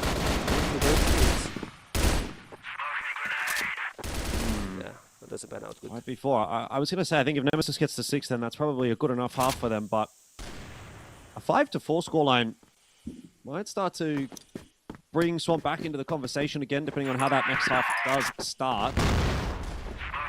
Beck's tucked in the corner here. It looks like Josh really wants to clear this, so he will. It's an easy kill in the end. Nemesis falling flat on their faces at the 11th hour. This half has not been maybe quite as dominant as we had expected Nemesis to be against Swamp. Dipsy should get the freebie there onto Awesome, and that will go his way, but maybe it goes so far as to bringing this back to a 3v4. Now, there's some low HP players for Swamp, so maybe anything can happen in this round. Alucard will definitely need to get this kill. Kais makes it easy for him by pushing on in, and Swamp, I don't know if they're just slowly kind of starting to let this one slip. Does have me a little bit concerned. Alucard's got some nice space in onto the site. Yes, it's a 3v2, but look at how low these players are. Josh is an easy cleanup. Alucard does get traded out by Raffin. It's a 1v1. Time here available for Raffin to play with, and Jin's now been spotted out. He's just going to chase him down, hit a single shot, and that's all it takes. Another round on the board for Nemesis. And I think that one kind of goes to show the weakness that we've been showing for Swamp. They certainly could have, perhaps should have won that round, but just gave up too many 1v1s in the 5v3 and let it slip as a result. So 6-3 will be the scoreline. Nemesis on top. To be honest, for Swamp Gaming, it feels like that's 3BL from the previous season. Like, just if you try to unmask them, they are definitely giving me the 3BL vibes, losing multiple clutches and finding a way to drop rounds that's necessarily taking some weird 1v1s, and it's all panning out to the goods of Nemesis, trying to change their position in the ladder. Of course, they only played 2 games, but they lost one of them versus 3BL, which was a shocker for most of us. That was the first time we see them, but Nemesis and Swamp Gaming for today, they need to show a solid performance to close it out and say, what happened versus 3BL is just from the past, and now we're moving forward to a new start. A new start here in the second half as well. Jin up close and personal. Beck's got a read on him. He's seen him jiggling that box a couple of times and gets up nicely close and personal. Takes an easy kill. Gives Nemesis the lead in this particular round. They're going to reset off the back of that, though. They're happy with the 4v3, and so they want to see what they can do with that as a unit. And I like that call. Trade your way effectively into sites. And there won't really be a real response, I think, for Swamp here. I mean, you've got such isolated sites. It's kind of a 1-1-1 split at the moment. And Nemesis just walking into that Soul A defender surely can't be having too many problems. Kai's just going to be able to pick himself up one, but Trey's not through yet. So maybe Kai's is going to get some backup from Josh. How have Nemesis let this one slip? They've just walked into that crossfire and been cleaned up. It's all on Beck to try and win it himself, but that's a pretty egregious round to be losing for Nemesis, and so I think it kind of makes up for that one that Swamp threw away at the end of the first half. But they're shaking hands, like you threw one, I threw another, and we're all equal. We're back down to 6-4, only 2 rounds in puffer for Nemesis, but for me the question will be, I need to see some actual stress coming out from Nemesis. You got the mid split execution here, but it's not going to be looking pretty good for them. The C4 will be dropped down here, and Jen is holding a really tight angle on the stairs, which will be pretty hard for Nemesis to even trying to peek him up, and it looks like they're not even trying to contest anything in the B side. And the between the roles, what we're seeing here, it's always trying to go for A-long, some executions, walk through mid, go on the stairs, and you will be picked off. That's the life we're seeing from Nemesis. And now they're going 3-man of their good gunners here in the A-long, might trying to go for the hotel control, but they're going pretty slow.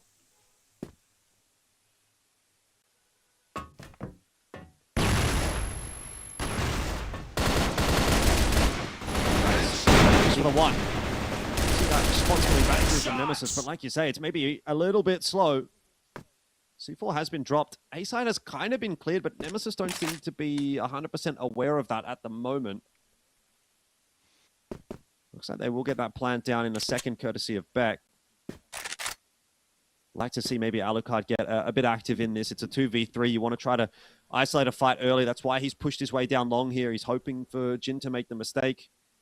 Doesn't really seem as though it's forthcoming just yet. Jin playing a very patient round here, waiting for that plant before he progresses any further. It's the right decision. No mistakes being made just yet by Swamp.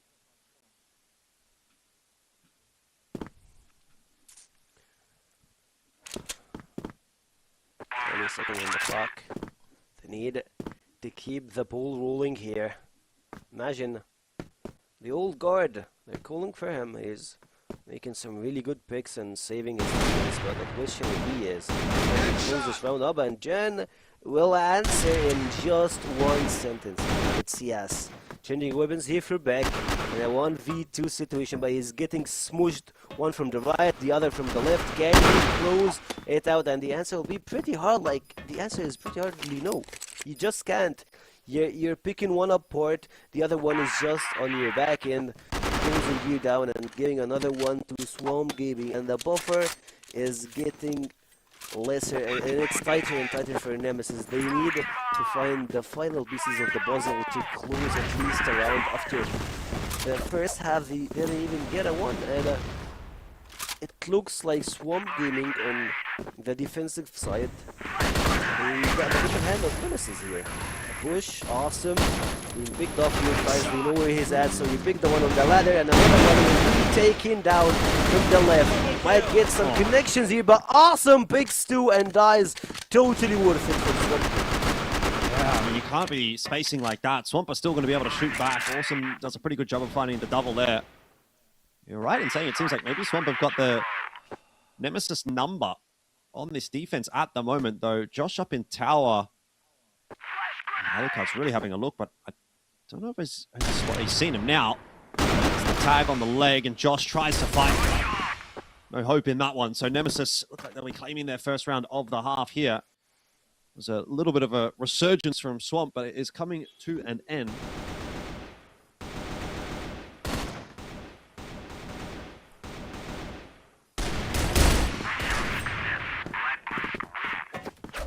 Exactly.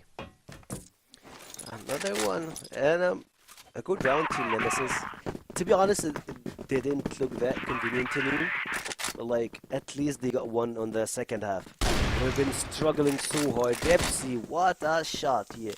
You have your scope open, you took your eye on Imagine, and no time to react. He's been taken out through the smokes here. Comics is actually trying to make some work. But this time, they're going with the 3-2 execution, or make it even 3-1-1, one in the middle, one on the A side, and 2 on the hotel. Hunting for Josh, the only guy here holding the B side, and like the numbers disadvantage put Swamp Gaming in a very tight spot, which they need to have a lot of rotation to cover some spots here, and now they're dropping another one. It's a 5v3, and they're picking Swamp Gaming apart. You see them attacking from the right, attacking from the left, and the answer is not being there from Swamp Gaming. They're just losing their compassion here. Oh, Jin almost being taken out. Josh not able to double down on the site is really where that round comes apart, but even if he had, the fact that Jin also fell to Dipsy probably sealed the deal. It's just Awesome left alive now. We're looking at an 8-5 scoreline at this point. Dipsy will give Awesome a little bit of peek in there, but multiple players behind him, nothing he can do. 8 on the board. And Nemesis starting to stabilize a little bit on this map. It has been, again, I feel like it's been a little bit more competitive than an 8-5 scoreline would indicate. But nonetheless, it seems like Nemesis are going to start to walk away with it now. They are getting back on top. It feels like that Swamp Gaming, if they won some of the clutch round, they should have been a little bit closer to the scoreboard. Not 8-5. It's pretty far away from being convenient to their level of gameplay, to their spawns, or to whatever the things that we're seeing right now, the turret. Just trying to make sure that no one is home. Boom with a home rush here, making 4 of their 4 gunners spotting guys, and yeah, they're just having the aim sight of their hand. But keep in mind, we still got someone holding with a sniper, might just drop them down. And of course, imagine big another one. It's a 3v3 after all. What's happening here? And the hotel will be the place they're holding.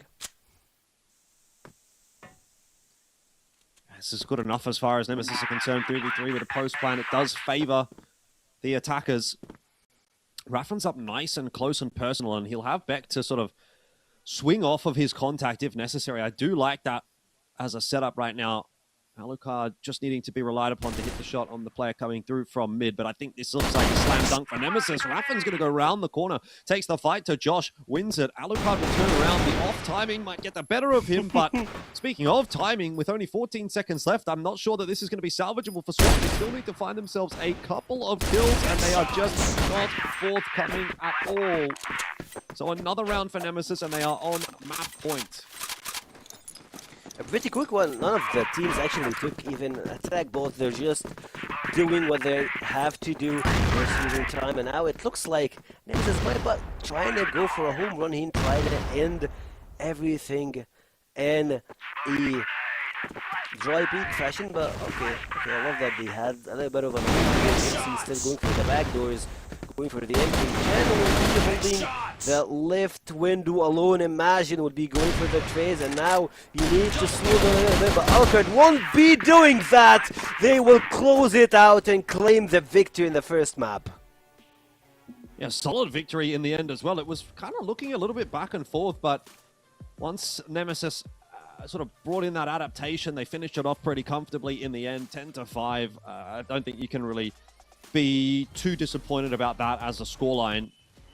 Unless, of course, you're Swamp, in which case, you know, again, another one of these maps for Swamp, which feels like there's like the brewings of something, you know, and then it kind of turns into nothing. And I feel like that's kind of been the story of their season thus far. They've had a few maps where they've looked okay, you know what I mean? But it just has never really turned into anything of substance, unfortunately. And this is just another example of that. So hopefully they'll be able to turn it around, obviously, when they do go into their map pick, that being Nemesis pick. I think you can at least look at Swamp and say, okay, maybe there's, I don't know, something that you can take into the next map there for Swamp. But either way, we'll hand it back over to the panel to see what they have to say about map number 1.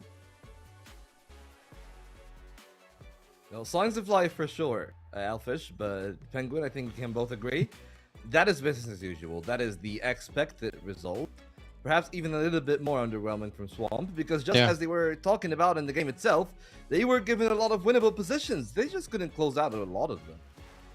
Well, that's the issue for Swamp Gaming since yesterday. If you watch the games yesterday, you'll see that Swamp, whenever they have a winning situation, or maybe they have a winning spot, a winning an angle, maybe someone is dropping double kill or so, they don't capitalize on such and to close the game, and they suddenly just fall apart. And we've watched how Swamp Gaming, it was 4-1, I believe, and then Swamp Gaming suddenly 4-2, 4-3. You just try to play the aggressive.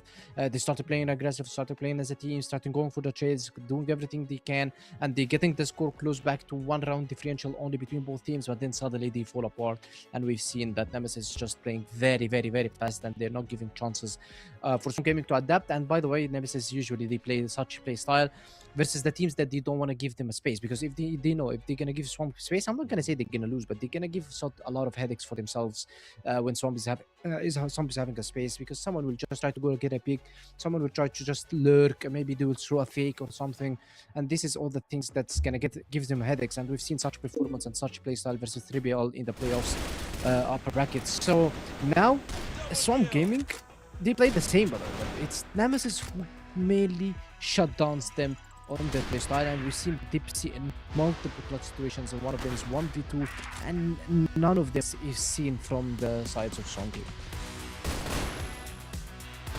A lot of like 1vx's that definitely didn't pan out too well for them, but credit where it's due. Dipsy, again, the one guy that I was really saying, like, he's been the saving grace for the team alongside Alucard, and he's the one that's stepping up a lot more, definitely. But also for the side of Nemesis, like, not a bad game plan for most of those rounds, but it's really some of those lack of trades that you can see, for example, in that previous highlight, that sometimes can catch me off guard. From Swamp, again, understandable. We were talking about how they're a team that don't have a lot of practice. For Nemesis, it's a little bit underwhelming. Yes, to the 10-5, to the very convincing win, but perhaps I want to see an even more dominant one for a team that was the second seed in Season 1. Well, yeah, you mentioned it, but let me tell you something. I believe that these guys are... yeah, I know that they have a lot of things to show. They have other performance, they have other strategies maybe they can show, maybe they have some kind of another play style they would show us, but what's the point of just doing this versus Swamp Gaming, where you can just casually get the win and get the confidence and just burn nothing while you're playing versus them, because other teams are probably watching, talking about other teams, of course, the next opponents for them. So you just casually want to win the map, you know. So that's what they're doing. They're trying casually to win the map just by their aim and communication. By the way, this is a good practice for them, because sometimes and some teams it requires such gameplay, which is the full adaptive gameplay, but that's based on the communication to be played on. And now they are practicing it, and they did it very good. And in my opinion, that's the least effort they can do, and still got them with the win. So that means that they won 2 times, not only by winning the set 10-5, but also not burning anything and not pushing themselves to burn some, let's say, not only strategies, but maybe some plays, some game plans of the other teams that you don't want to see. They don't want to see it now. Yeah, and the IGL getting the MVP, definitely a big statement for Beck himself on an individual level. But, you know, again, another one of those things that I was saying, like, Beck is one of the IGLs that I don't think he gets the IGL tax, right? He's actually one of the best fragging IGLs, I believe, in the region. And it's really good for Nemesis that they can always rely on him when, for example, sometimes comics might not be popping up as much, a quieter game from Alucard. That happened at a few rounds, and that's where Beck really shone the most. The rounds that, you know, you put Dipsy in a winnable 1v2, you put Alucard in a position where he's able to do his best, the support for Raffin, and then, just like the game from 3BL that we've just seen earlier, you know, he's taking on that, like, Hunt-ish role. He's playing behind those guys, and sure, like, Raffin opens up the space, and then he gets the best of it, and he has someone to close it in. That looks like a deadly combo, you know, like, hook, line, and sinker, literally, like, in all 3 steps. Yeah, exactly. It's the same exactly as Hunt, because you mentioned that Raffin is giving the spaces for the enemy team, I mean for his team versus the enemy team, and just Beck capitalize in this space and try to collect the kills after him and just do the damage for the enemy team. It's exactly the same. Omega's also going in, and he's leaving the Hunt the space, and the Hunt is always punishing the team. That reminds me of the round that they were in box room in Black Widow, and they pushed, Omega died, and Hunt instantly just dropped off the box room and got 2 kills. It was the same scenario, but happened on Eagle Eye from Beck when Raffin just pushed the window and Beck just got the double kill. So it's a very good combo, as you mentioned, and Beck is doing a very good job, and we would love to see more out of this guy. Yeah, you're talking about the box room, talking about Black Widow. We are going there. So just interested to say, guys, do you think it's going to be closer to 0, or do you think it's going to be yet another authoritative statement from Nemesis? My take is yet another authoritative statement from Nemesis. I suspect this one's leading in the direction of a 2-0. What about you, Sekio?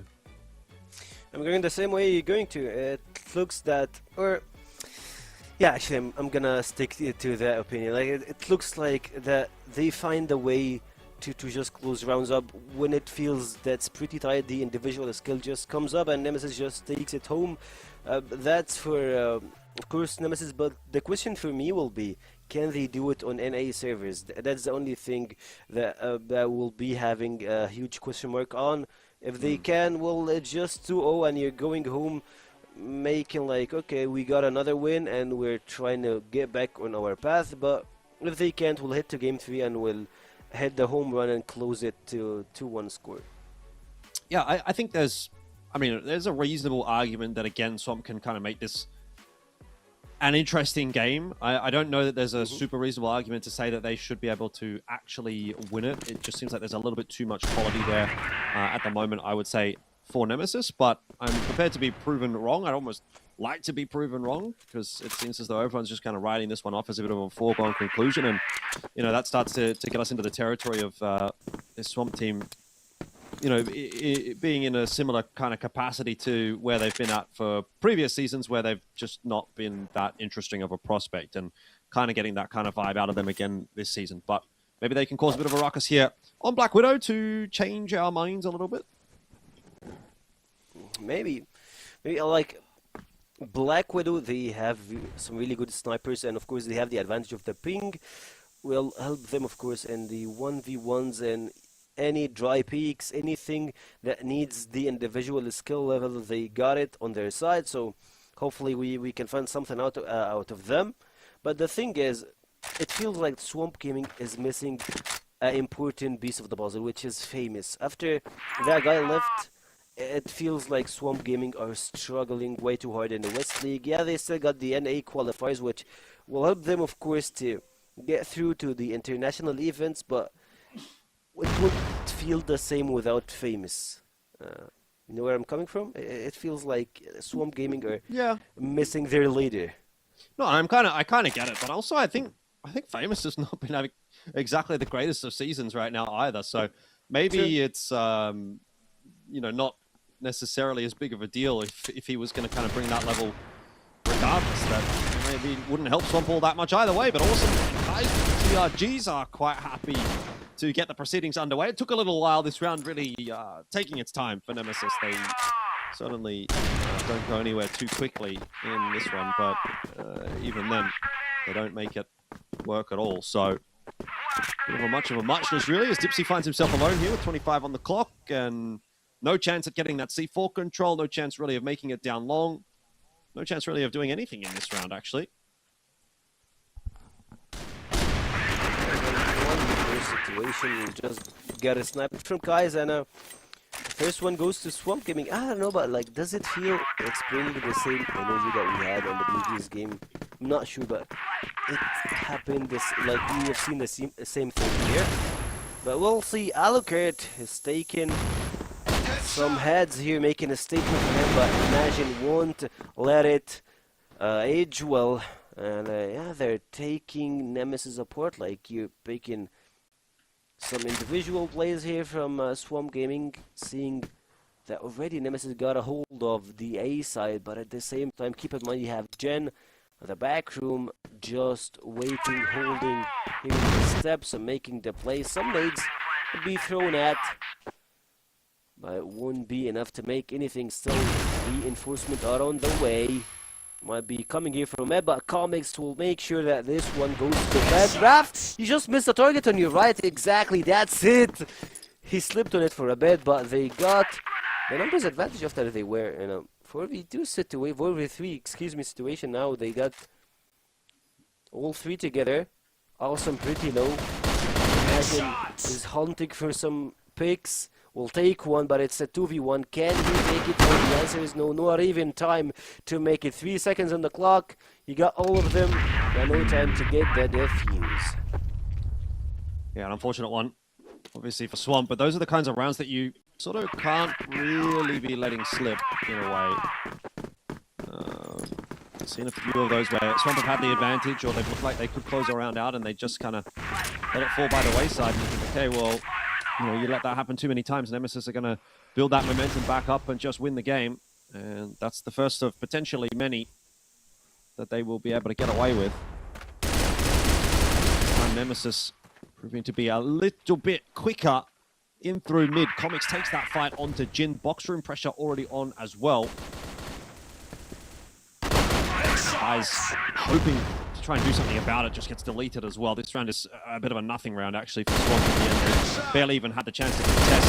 Dipsy goes past Awesome, sort of disregarding his position, but he's got players nearby that are going to be able to close that kill out anyway, so it's really not a big deal at all. Nemesis starting to wake up now on Black Widow 2. It was just the beginning of the round there. They didn't have it all clicked. Still, the ping changes. I would say, like, but it just felt like the previous round. They owned Swamp Gaming individually as a team fight, and they didn't even have the chance to respawn yet. They're still early on the game to have some judgment over Swamp or Nemesis, but at least for now, we'll go with what Nemesis is aiming for. Maybe have the 3 guys moving in mid. Still, Alucard holding the cat here. Might go for some shenanigans, but Raffin, you have 2 good riflers here trying to aim, trying to get the crossfire. You guys will be the first one to be taken under path. And Jen is aiming. He missed one, but he got another one. Like, he missed the first target, but the all open shots will hit him and find a way to get another one on Nemesis. Awesome. See if he can get one on the cross. Not able to see anybody through that smoke though. Swamp's gonna have to force their way on in. They go straight into a crossfire and they actually kind of make it work. Beck missing so many shots. It's all on Alucard now. He gets a clean kill onto Awesome. Plant has not gone down just yet. Time's not really working in his favor. I'm not sure how he's going to be able to pick himself out of this one if Jin just doesn't peek. Now it's doable for Alucard. He is hitting everything. USP in hand. Gets that reload off as well. He's got 45 seconds. He doesn't even need to take the contest from this angle. He can wrap back around and see if he can maybe out-brain Imagine. Seems to be exactly what he wants to do. This will be a huge clutch for Alucard to grab. Yeah, but still having a very important problem that he doesn't got the C4. And imagine that he's just trying to guard the C4 and he goes for it. Good approach from Alucard. He had it by his hand, but in a 1v1 dry peaks, Imagine will pick him apart, and now we're back into a tight situation between both teams. A good start came out of Nemesis Swamp Gaming, just shifted everything around, and after that we also a lot of fumble from back. Alucard makes it correct, but immediately Imagine shuts it down. Yet again, it looks like that Nemesis are going with some different approach here for this round. Also, 2 are holding under path and 1 might be going through cat. Still having some information on B long, and you need to make some noises elsewhere.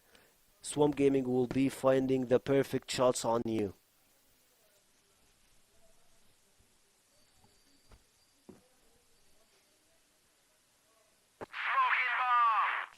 Back to another reserved round here from Nemesis. Perhaps a little bit rattled. Not the end of the world.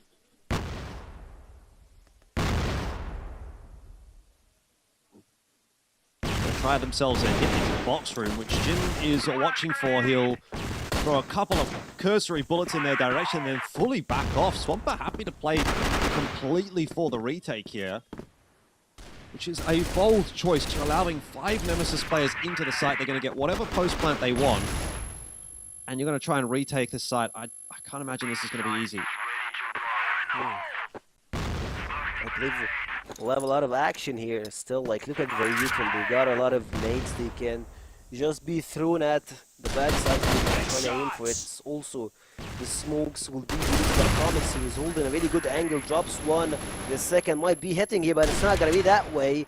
The rotation heads, Alucard trades, and the final bullet will be landing from Big to close it out. Another round goes to Nemesis, and they had what it takes to stop them from entering the B side, but they choose to just like, yeah, we're gonna give them the side, we're gonna go for the after plant fight, which doesn't pan out well for them. I don't know what Swamp Gaming are going for, like what they're smoking out there. Who knows? The smoke's up on long as well, so maybe there's a bit more of it available. 2 players here, though, to try to hold. This could actually still be a problem with Nemesis having that high-low setup. It's going to be tough to break. Kais goes down early, and Awesome is out of there. He doesn't want to have a bar of it. Meanwhile, by the way, Dipsy has just walked his way out mid, gets a clean one onto Awesome. I'm not sure these quite going to expect him so close, but Alucard in the meanwhile picks up the kill onto Josh as necessary, and Nemesis control the entire map. And they're just owning Swamp Gaming right now, mentally. Like, they got into their heads, their brains, and they're just living rent-free currently. Nemesis, you can see their laughs, like, Comics is just having fun with it, playing it out, and it looks like Swamp Gaming, they need a boss, but it's not coming through. Still here, the medics, you can imagine, is going to get extra territory, and it pays out. Goes for another one. Oh, finally, Swamp Gaming, they have waken up. Alucard and Becker out of the picture. You got the numbers advantage. You should finish this round, unless if you fumble it, they are the decoy of PBL for the previous season. Thank you. Kind of what I'm talking about, isn't it? Like, Swamp, they really have these moments where they look like a serious team, but then at other times, it just sort of falls apart. This is a great round from Swamp. Dipsy's got no idea what to do here. I think you could honestly just take this as a tack timeout, take a minute and a half to sit in spawn and do nothing but chat.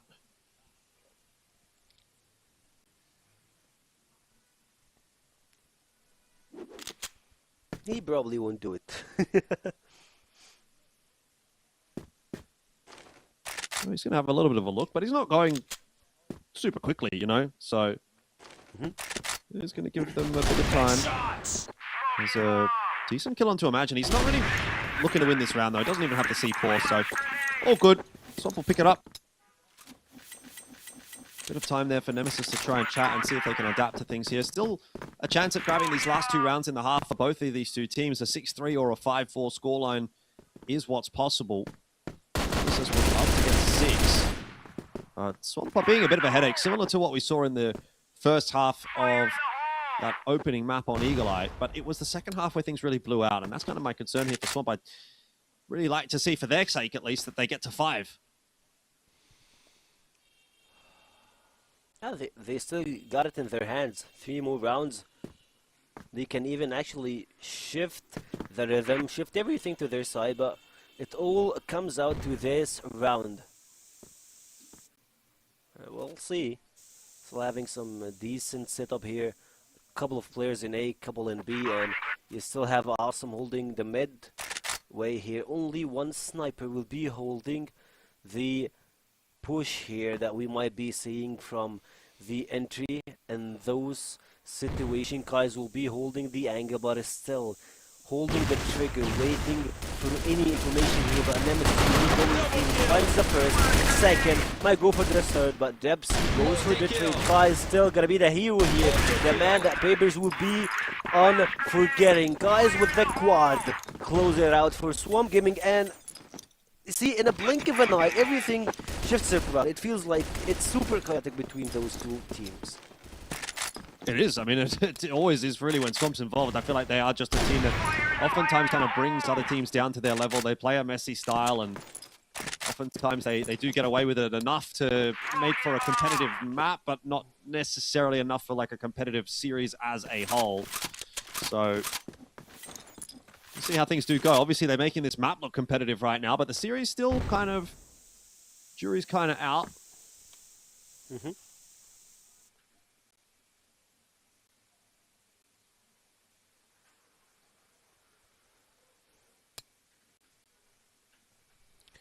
It's between Imagine and Kais to pick a Nemesis support. Can they close this? Chaotic first half with a win? We'll see.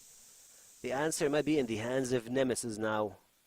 They dropped Comics. Number disadvantage, but still Awesome here. And the doors waiting for anyone to step in, but might go for a double man peek. One on the right, one on the left.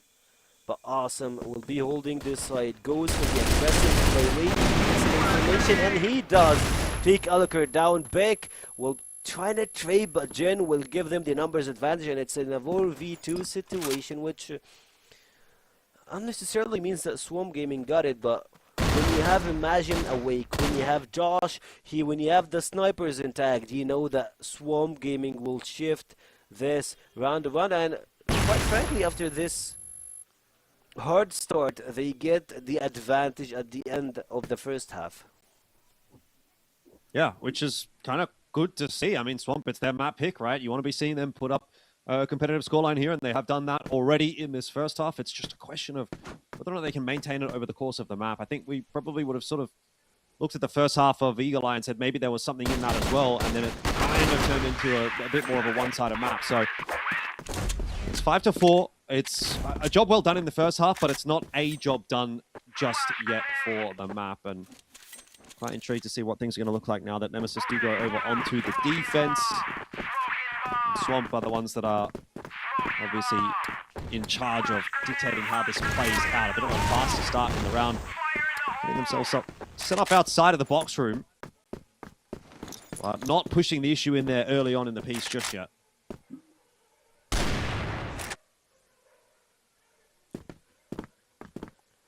Right away, Swamp Gaming are holding the middle part here, waiting for any changes, and quite frankly, Kai has been the guy to be looked up to.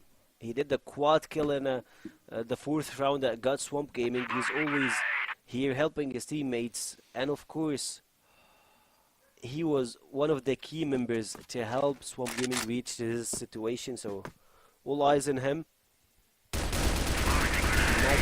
Like for him, but it was not like what Kai's been doing, but we'll see how it pan out for Swamp Gaming here, taking it apart, trying to find a way. They all commit to the A side. Might see some split execution here. Jin goes for the underbath. Some help will be joining here. Some reinforcement. Awesome using the in a perfect way. Jin picks another one, and Comics goes with his attack, but it's not gonna be enough here. It's a 3v1. Alucard, can he close it out? Turns out to a 2v1, but it's not that easy for him to end this round, and Kais will just close it out with the sniper shot. And man, Swamp Gaming might try to take this one home. Yeah, it's seeming like that. Kind of, I think we all sort of came into this series with the assumption that this was going to be a relatively straightforward one for Nemesis, but it's starting to look a little bit concerning. Another round here from Swamp, and they're definitely in the position to start thinking about this map being theirs.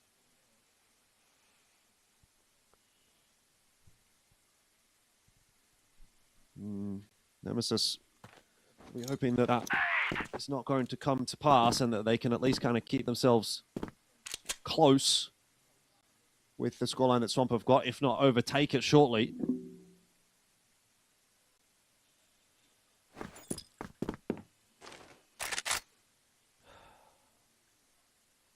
It feels for Nemesis that they need their key players to start in at the top. Maybe you're waiting for Alucard, Dempsey, back. Those three are always the key players for Nemesis to shift everything around. A good nade here from Comics. I mean, you just bring big Comics. He brings good vibe. And yeah, you got a crazy win with him. Just kidding. But he's still a great player, of course, to be mentioned here.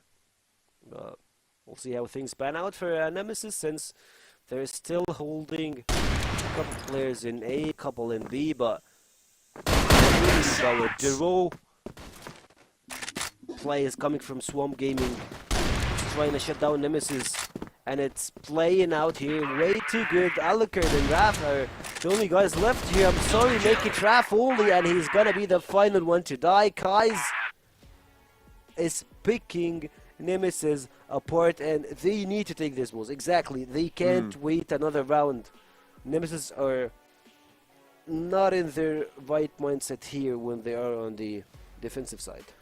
Yeah, it's a weird one again for Nemesis, right? Like, they do kind of seem to be that team where this season, at least, the wheels are maybe falling off on occasion. It's a very well-timed tack timeout, in my opinion. This is their opportunity, obviously, to sort of revert back to the mean. But, you know, they lost last week to 3BL, and I thought that was a bit of a surprising result. Did obviously bounce back with the win against Imperium, which was a pretty clean win, I would say. But it is evident that there is like some level of weakness here for Nemesis. And this is a team that did so well last season. And we really had high hopes for them coming into this season. I'm not sure they've quite hit that mark just yet. Maybe in the same way, like Vitality, they don't seem to quite be getting the consistency level that we had really hoped for. So here's another opportunity for Nemesis to kind of show us what they are made of, if they are deserving of being held in that high regard or not. I'm starting to wonder whether or not that is the case.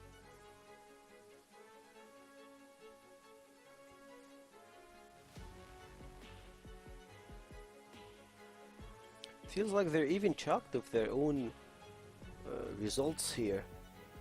They're missing some pieces. And you see the questions occur here to them. Debsy didn't even stop talking here after they got into pause. Kevin, they still can't figure out where should they go to. What's the plan?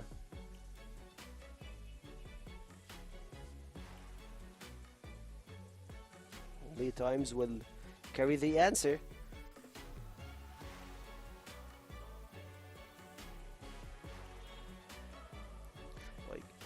If you look at Dipsy's smile, we got into Swamp Gaming cams. You know that smile that gives me the vibe. Yeah, we're shit right now. Really? Yeah. Guess we'll see. Going back into game now, and recovery very much required for Nemesis. They need to put a few on the board in a row here.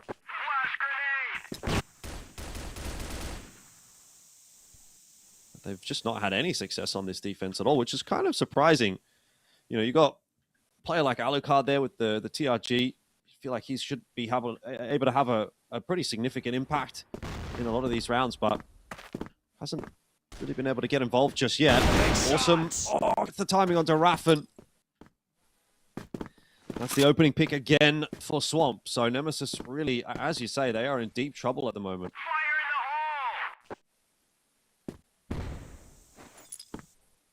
They are.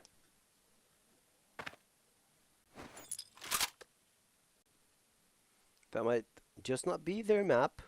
You never know, but like Black Widow, been famously one of their decent performing map across their stats over at least the first half of this year in Season 1. They're facing a tough opponent. I'm sorry to say, but like it feels like we're watching two teams from middle of the court here between Swamp Gaming and Nemesis. At least if they lost this one, they need to find a way to make the final map sub-base convenient to their performance, or at least trying to close it out. But Dempsey here holding 5 players, take one. Alucard with a reinforcement here.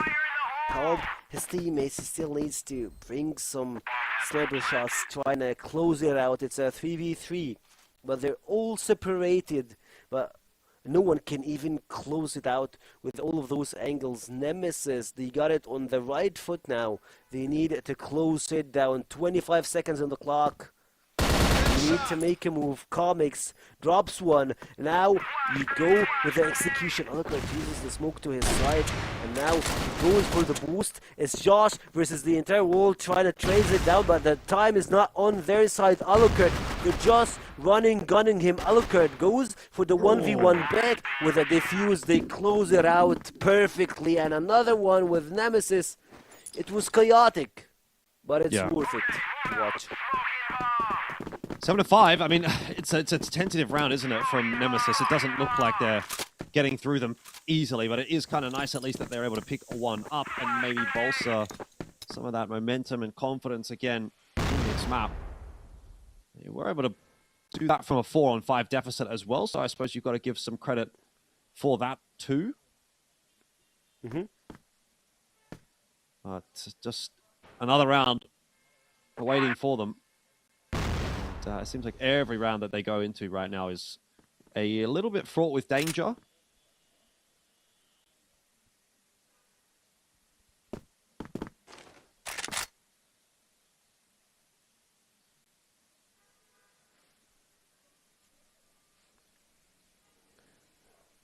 Got the investment they have here in the A side, holding the connectors. Might try to go for the flank position, but they're still waiting to get the information that they need. It looks like that Comics might try to go for that play. Him and Raf might be the dynamic duo that you're looking for, but you don't want to be gambling with two players. Only one would be enough. Comics just pick them apart here. The window won't be doing it for him. Alucard going from the other side, trying to support, taking Josh. Tries to be left alone in this position. Immediately goes with the C4 Raffin, and it felt like they had them on the right spot. Attacking from right, left, from your backside. And it all goes to Nemesis, and timeout plays good for them. Yeah, I mean, they're right back in the conversation now. Whatever they said, whatever they did, has got them very much back on the horse. Still sitting with a deficit, but this is going to have to start getting a little bit concerning for Swamp. They're going to throw something a bit different in the mix. A faster play. Beck's going to be overwhelmed here. No! He gets back out to safety. A couple of missed shots for Swamp. Safety is relative, though, when Imagine's going to go diving through that smoke in the doors. They had no idea. How does Imagine get away with 3? That is just so illegal from Nemesis that they're not able to trade that out effectively. And for all the hard work that they've put in the last couple of rounds to start pulling it back immediately, Swamp reminds them of who is boss on this map at the moment. Yeah, they did. They did really good, and they always went for the late execution, and now they're just running, gunning them. They used one reason, like, if you're in Nemesis spot, you'll say, like, yeah, they're making a fake, making a fumble, trying to make us shift our rotation to this spot, but the answer was, like, no, we're not actually testing your limits, we're making a move here, and it plays out good, like, it plays out okay, so we'll stick with it, and now they're going with another early fashion, but Depsy will be the one who's speaking here. White find a lot of kills here, but the answer will be only 1 kill back with here in the reinforcement department, but no one to be home. The all turns back down, not even trying to pick him apart. And Swamp Gaming, they're trying to get the match point here. Ooh, good one. Close to it, although tagged up in this round, but Alucard having dropped is really more or less going to go ahead and seal the deal. Don't know that Beck and Raffin are going to get through this one on their own. Kai's maybe a bit of a liability now, having gone down like that. Raffin's on the fast flank as well. This round is so doable. Beck, he spots 2. Raffin knows there's one more. He knows he's got a freebie. Jin will be an easy pickup. That is the C4 dropped, and Nemesis may just be able to avoid that series, or that rather that map point going over to Swamp. Awesome's going to try to challenge it. Raffin tucked in the corner here. He's having real trouble dealing with Awesome and needed the backup. He doesn't get it from Beck in time, who's a bit tentative to go around this corner. Doesn't know whether or not Awesome's coming in his direction or going back towards A, but if he just keeps jiggling, he should catch a good timing. This is the shots, but gets it done on the second swing. And Nemesis up to 7, so Swamp denied for now. Yeah, definitely not chicken in this peak. It was pretty hard one. He shifted everything around in a 2v4 situation. Nemesis finds a way to close this round up 7-8. The scores are pretty close. Depsy might be trying to go for this peak, and he does it. Aggressive one pays out, and now Swamp Gaming they're back into that situation that they're just holding angles, waiting for the right moment to see things through and move forward. Kai's the guy you should be looking for, been landing some massive shots through the entire series, and he's definitely in form now. If anything could happen for Swamp Gaming, it should be coming from Kai's, or Imagine. Like, he's been a bit slow in this map, but he's definitely the guy to go to. The old guard, the man with 10 plus years of experience, is stepping up right again in the pinch. Just what you need. I mean, Nemesis have looked so shaky on this map, but they might still be able to scrounge together a win. I'm not sure I'm a huge fan of this A-hold at all, though. Kai's has been given all the space up onto the site. The fight's going to have to come through from GR Spawn, and that's just not a favorable duel at all. I mean, they gave so much space. You have a 5v4. Why are you giving up the A site for free? Is the question I'm sure that Swamp are asking, but are happily taking. Lanes in onto Imagine's position, but he's sharp as ever, gets himself one. Josh falls at the back of side. Alucard taps away at another. Now down to just two. But where are those two? We have to wait patiently for Comics to make this flank on long before the push comes through. He should get a freebie onto Kai. Spots him out. Gets the better of that one. Now G's position noted, but he gets the 2K, and it's on to Alucard. 13 seconds. He drops to move quickly, wins the duel, and saves the day again for Nemesis. It keeps coming down to the clutch, but they are slowly pulling this lead back. Heart-pounding round. It felt like it's going to Nemesis, no questions asked. So at some point it felt like, yeah, we're all good, but in a blink of an eye, Swamp Gaming and then the numbers advantage, and then it's a 1v1 situation and it's all falling apart. It's just chaotic in an organized way. I don't know how to explain it, but those teams are giving us the weirdest energy that I've ever seen here. Bag Bigs another one, and in a blink of an eye, in 30 seconds, Nemesis are owning Swamp Gaming in a 5v1 situation. It's almost a perfect round, goes to Nemesis. Awesome, left alone here. He doesn't even got the time to do anything, but I won't be surprised if he aced and closed this round, but that probably won't be the case here since Comics find the angle here, and it would have been the weirdest round ever. And now Nemesis are in their round point, one step away from closing this series out.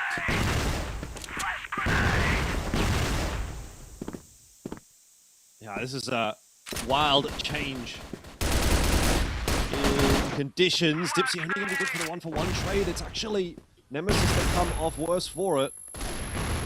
Alucard's still on the side, and he could be a difference maker. The flank coming in from Kai's. It's maybe a little bit too little too late. Kai's Olo spotted out where Alucard went as well. C4 in hand. Kai's might keep this alive for Swamp.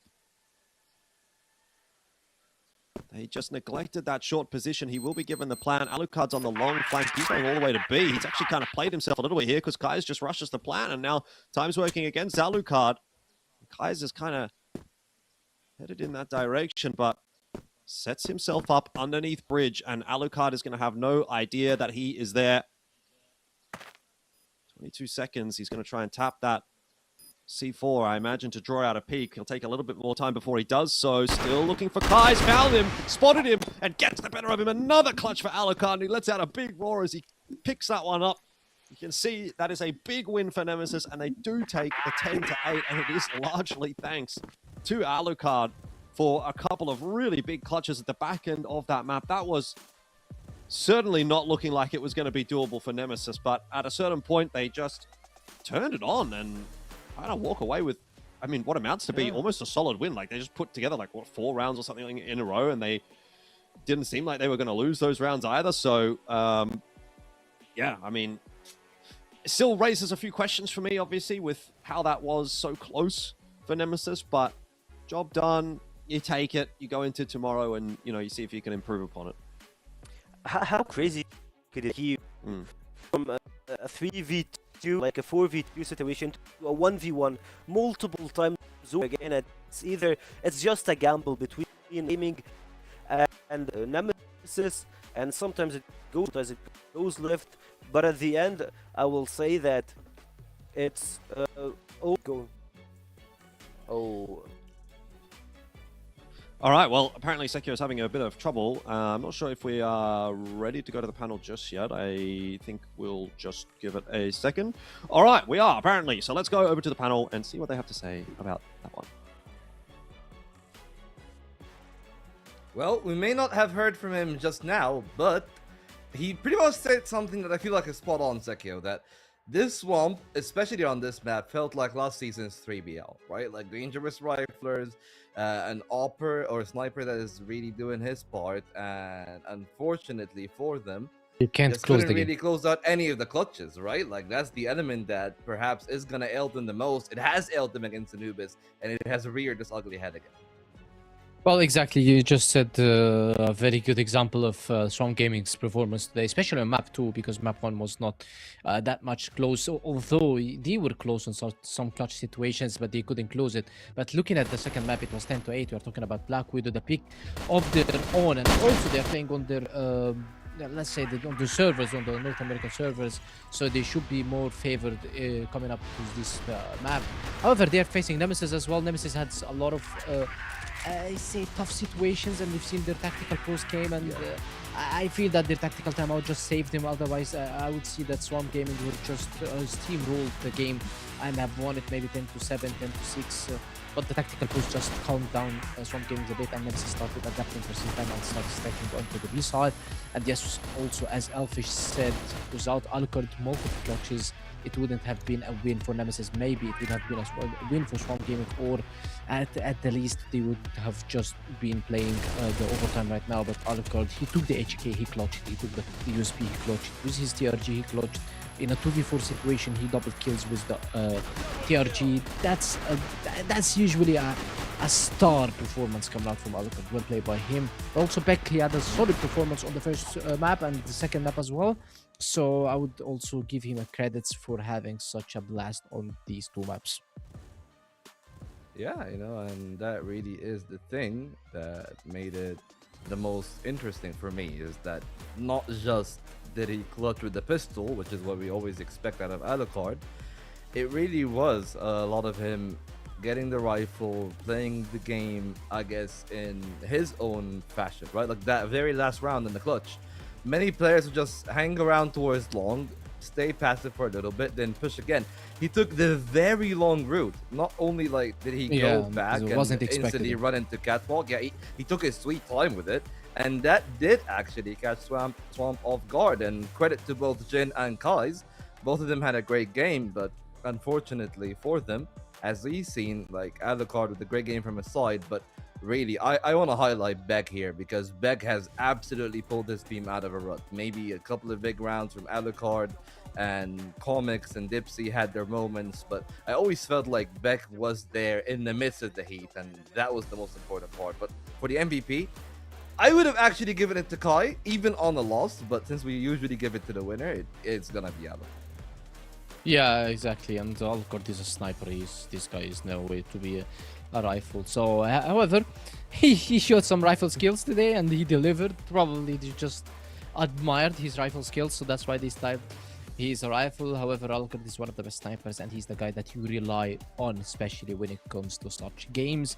What I mean by such games is the games that you, on paper, you should win these games easily, but still, you are struggling a bit. You are trying to change some play styles. You don't want to burn your strategies, and in the end, you get the win with the least effort done from your team. So, well played by him and his teammates as well. Yeah, definitely. I have to say, we were talking about it at the very start. I think that we didn't see it here. So looking forward in the future, a win that was a bit labored, definitely got it very messy in the Black Widow.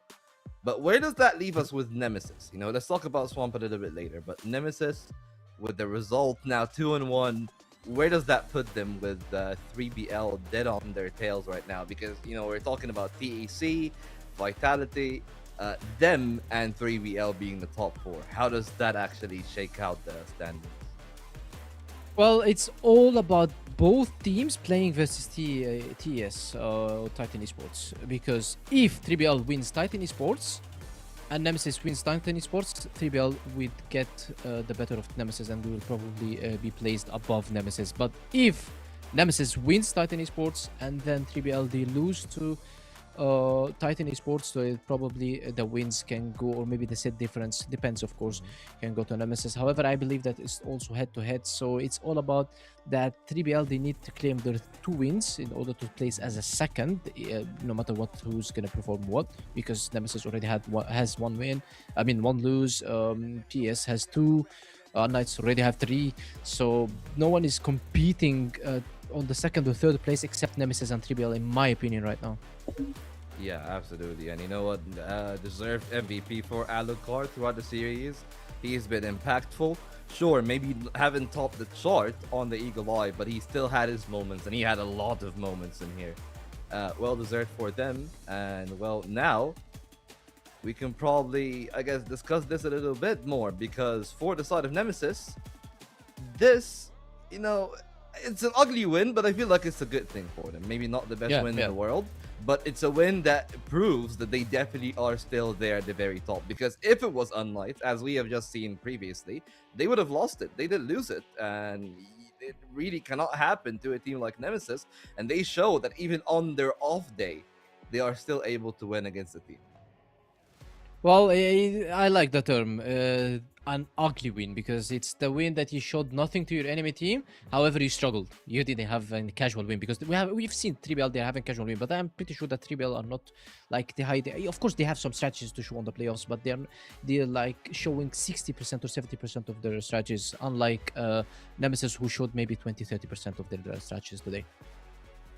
Yeah, and well, I believe from the case in point that we have right now, the interview should be ready. Alucard got the MVP, so let's bring over Beck, the IGL of Nemesis, for the interview.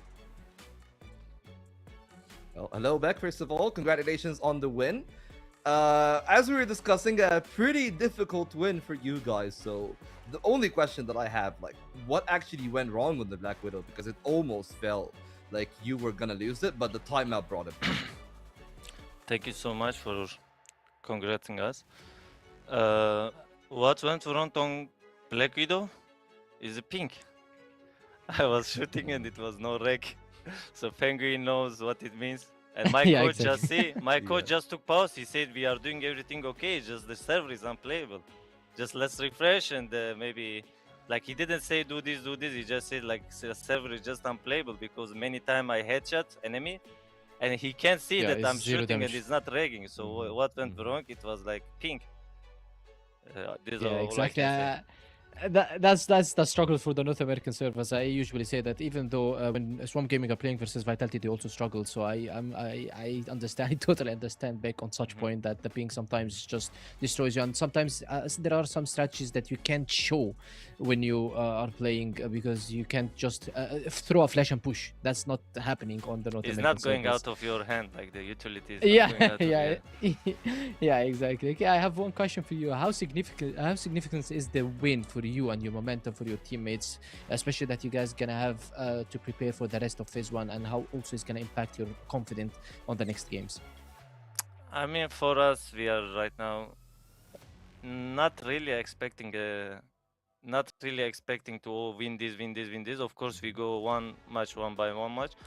We are trying to play different versus every enemy. Like, just analyze them and okay, this week we need to play like this because this style are not gonna work versus this team.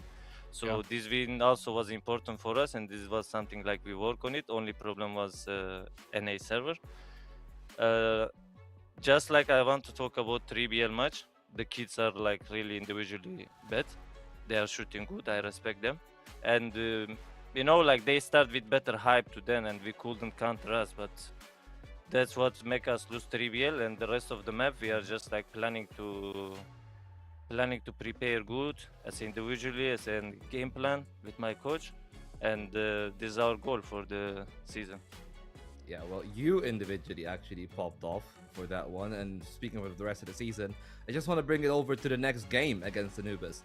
With the kind of performance that you've had here, even more so on the Eagle Eye, because you know we're talking about the servers and the ping, do you think that you have what it takes to like push Anubis off the top 4? And do you think that you're gonna be in the elite group, or is things gonna be in a flurry with both 3BL and Anubis actually hot in your guys' heels, both you, TEC, and unKnights right now? First of all, what we deserve is elite group. Like, if you start to count top 4 team in our league, we will be inside of this top 4, right?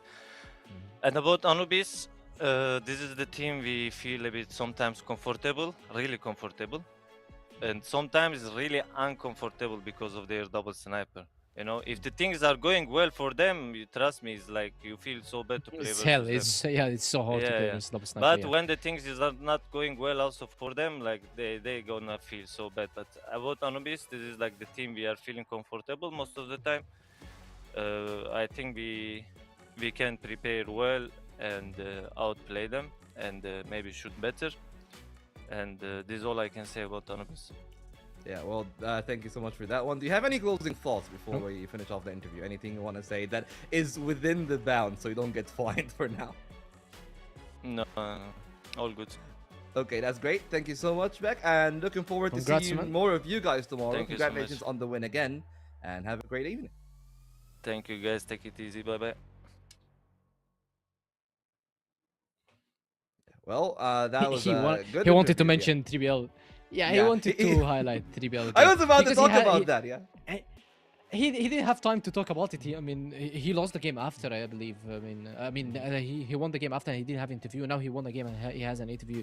So yeah, probably he had some words to say after the game and he wanted to spit it out just today. And honestly, I just still think that Nemesis, they are the team that starts very slow, very slow. But by time they will just improve. Yeah, absolutely. And it even like pans out to what he's saying. He's saying we want to basically anti-strat every opponent, play to their weaknesses. So that takes more time to build up. You can't really come out the gates with full preparation. Especially that they were one of the very last teams. They were actually in the last two, right? The final to now, not that much time as the teams that got out in groups. Perhaps that's why we see more improvement of some of the teams that didn't make it into playoffs or got an early exit. Just like Anubis, you know, Anubis, again, exactly. even they were saying are a difficult matchup. So, any teasers before we go into a break and we talk about this final game of the day? I think it's gonna be good to talk about this game just right on time. Okay, so let's keep the talk for the pre-game. Guys, this seems to be one of the most interesting games of Phase 1. So don't go anywhere. We'll be right back with Vitality taking on Anubis.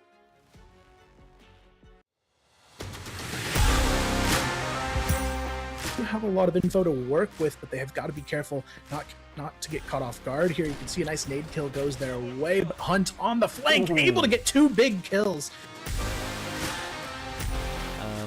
Even though Nemesis are 4-1 up, it feels like a much closer game purely because of these scenarios. Good kill from the back of the site for Sad.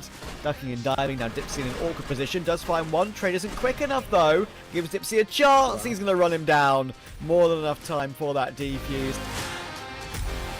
Kiko's in the corner, Lion Claw and Zen have rotated in, Flex and Spoxy are going to be here too. All 10 players are pretty much going to be on this side of the server. Finally the first kill comes through and the bloodbath will begin. Oh my goodness, it's an absolute cluster. It's ended up in a 1v1, would you believe? It's Spoxy versus Dizzy and Spoxy will complete. Unless they can't remove Flex, but surely they will. Him being so low. There's an extra kill though. Now Alucard's a little bit nervous knowing that he could catch him and Flex has caught him. No trigger discipline here, man. Snake and Snare, both the dynamic duo. A walking path through a small tight angle here, takes another one, and a Snake pushing here. Pretty aggressive, holding the pistol, not one, but 2, 3, 4 players in front of him, taking a pretty massive swiggy with a triple kill. Come on, Todson! His teammate just felt that he's jealous. Like, yeah, he is also playing with the sniper, and Snox topping it down, taking 1, 2, make it 3. Yeah, maybe only a flash in the pan for Nemesis. Yeah, right now Nemesis struggling in mid, but maybe not for too much longer. Dipsy, a nice double kill, making a triple kill.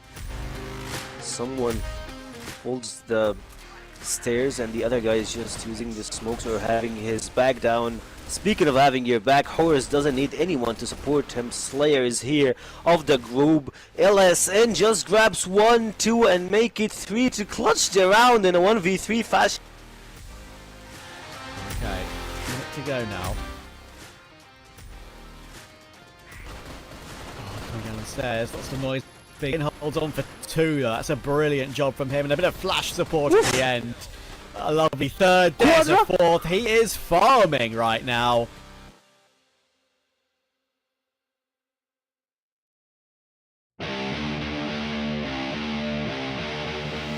Play a lot of stuff for them. Alucard going through the stairs, dropping Todd's in and a snake down.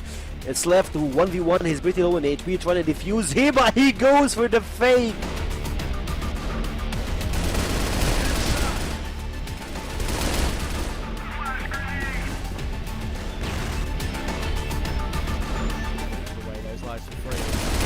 Done to get that early 5v3. Oh my goodness, Kaiser's so blind.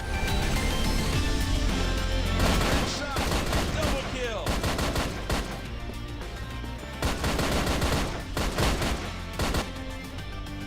They're just gonna move. The unKnights now, they get caught. Dirty punch the first opener, and there's Famous for the 1, make it 2, and there's Famous. Who needs it?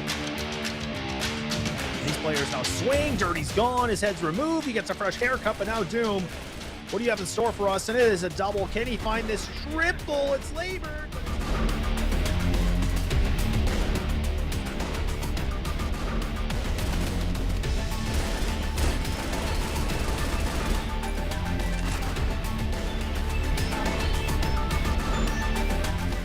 And now for LCK. Where they want to go with this. The C4 is kind of on catwalk. They need to be careful. And oh man, that's a nice kill from Dirty. There it is. That's what we're talking about. A quad kill to serve it up on a cold platter.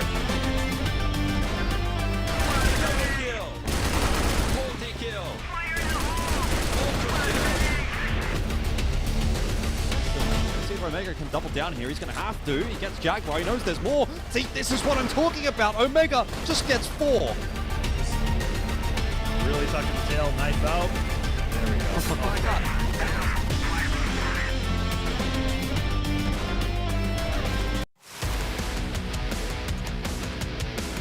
Aggression in the round seems to be one of the key points of resistance here. Jin, that's a good shot, needs a little bit more. He gets 2 or 3 even. Very nice round out from Jin. Start from Omega. Himself 2, but he needs more than that, and Josh is able to actually find the triple there. Unwinnable round here for Swamp, particularly with that entry from Awesome, but they're going to need more. Kais will have a pivotal role to play, but he falls to Alucard, and with that, it might just be the dream dead. Jin is on his own.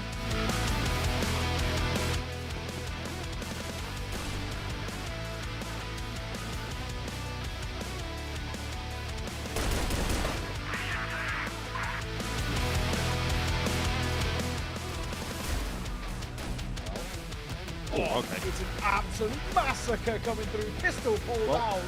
Slayer has gone absolutely nuclear. We'll see whether or not there's going to be any mummification going on in this series. Right now, it looks like it's actually Anubis that might be on the receiving end of that. How has Peck gotten away with a third there, by the way? I don't know. He's popped off in this round, and it's looking like it's going to be a banger of a start for Nemesis. Just Muffin left alive here in the box.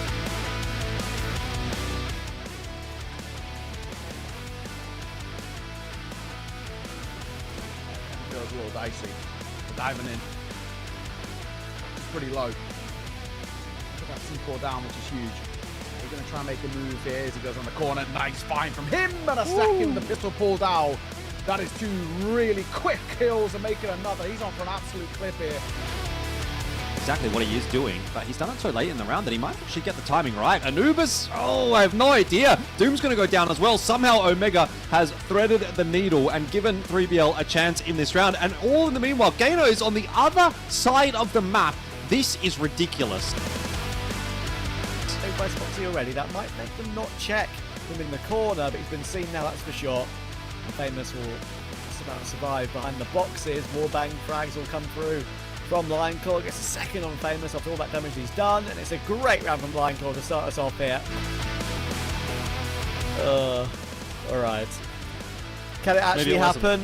Maybe not. Maybe not. Maybe unKnights will actually try and not complete embarrassment. Oh, maybe it will be complete embarrassment. They will pick Foxy 1 by 1. What a way to finish it.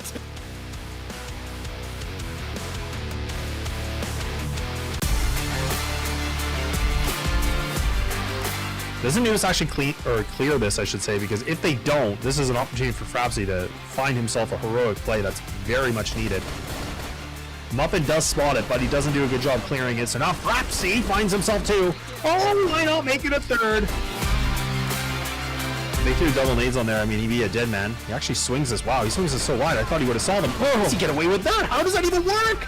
What? I don't know how he finds that kill and makes it a triple 2. Hang on a second, this post plant, it is falling apart. JK. Yeah, JK, LOL indeed. Yeah, okay, 15! What is that? What is that? How does he find a triple like that? This very disgusting as it will. They're having a bit of a look into mid, but they've decided to go, and the timing looks to be pretty decent. This could actually work out for Nemesis. Alucard for 2. Horus and Snake fall, and now Totson as well. Still well set up to defend A, and all of B has now been cleared out by Vitality, so they're going to start to send the forces across, and Nemesis are aware of that. They have to hit the site quick, and Tipsy, well, he's taken matters into his own hands. A triple kill on the entry will make this round interesting. To the historical ways of, just being that ultra-aggressive team, and they don't even allow the smokes to come through. Damp trying to go for some shots. He actually brings the pistol out. Nice little bit of a double 2, so that's the bomb dropped. Salty just hanging by, but look at Damp. Right, that's always the worst part, right? One of the worst parts. Oh, Muffin. Yeah, that's not good too when you give your backup like that. And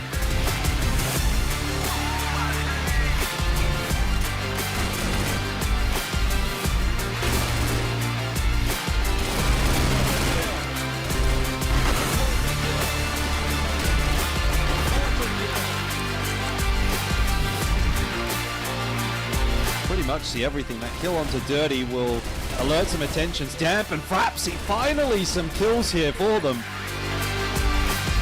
We're calling for some reinforcements now. They are kind of tripping over each other a little bit though, but he still makes up for it and gets 2 very nicely. Hunter's coming through a little bit late, should get caught by Kai, so it's exactly what happens. Now Sad and DZY are the final 2 players remaining, and they're going to drop into Kai's from the heavens into hell. Now the force through from long. Vitality up against it, and that's why it's flanking up from short, coming through that smoke. Will stay.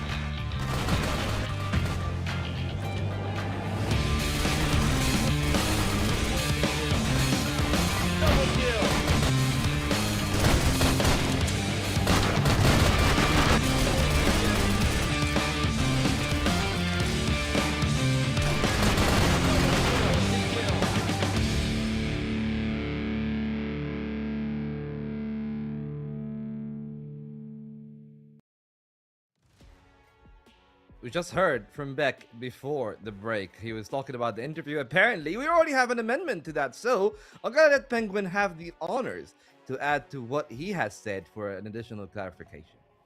Well, he just mentioned that he thought that he's misheard because of what he said about 3BL. He said that the guys were better individually when they played them, and that they have very strong individual skills, and that's why they couldn't adapt or play versus them on that way. Because as he mentioned, he's trying to play adapt versus all the teams that he's going. But the 3BL didn't go well because of their better individual skills. So that's why he wanted to clarify it, because he thought that he's misheard.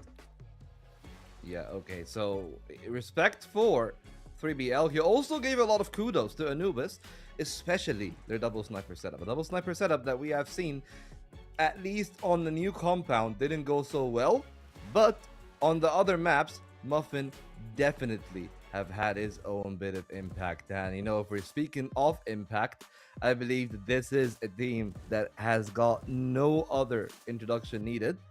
Pretty much the most dominant force in the West League in the modern era, but maybe, just maybe, we're starting to seeing other people actually get closer and closer to their level now. Well, yeah, exactly. That's the most dominant team in the last 3 years, talking about 2024, 2025, 2026. Okay, 2024 was, in my opinion, a year that we've seen LCK doing very good, and we've seen also 3BL back then when they used to be playing for 3BL roster, the same roster right now. 2025 was a complete dominant for Team Rocky Sports, which is Vitality right now, and now Vitality also took Season 1. Season 2, they're looking so shaky coming up to these matchups. They're throwing some maps. Throwing the maps is not something new for them, and it's not a thing that is surprising us. However, I'm talking about their performance when they're throwing this map. Sometimes we see a very shaky performance from them. They almost lost versus Imperium as well. They almost lost versus 3BL. If 3BL could have closed sub base, they almost lost versus TS. And yes, their experience in the end just closes the maps for them. However, yeah, still Vitality, the team that's everybody is afraid to be to play against. And even Hunt today on his interview, he said that it's a very hard team to play against. The guy that won versus all the teams that he played except Vitality said that Vitality is the hardest team, and it's a very hard team, not because they have a very strong individual skills, because in my opinion right now 3BL may be matching their individual skills, talking about how Horus, Dodson, Slayer are kind of underperforming. But he said that the rotations are very fast and they're always playing a very, very fast-paced gameplay. Yeah, well, speaking of a team that perhaps can sometimes have a high pace, but actually not always. I feel like they're one of the slower teams in the league in their current iteration.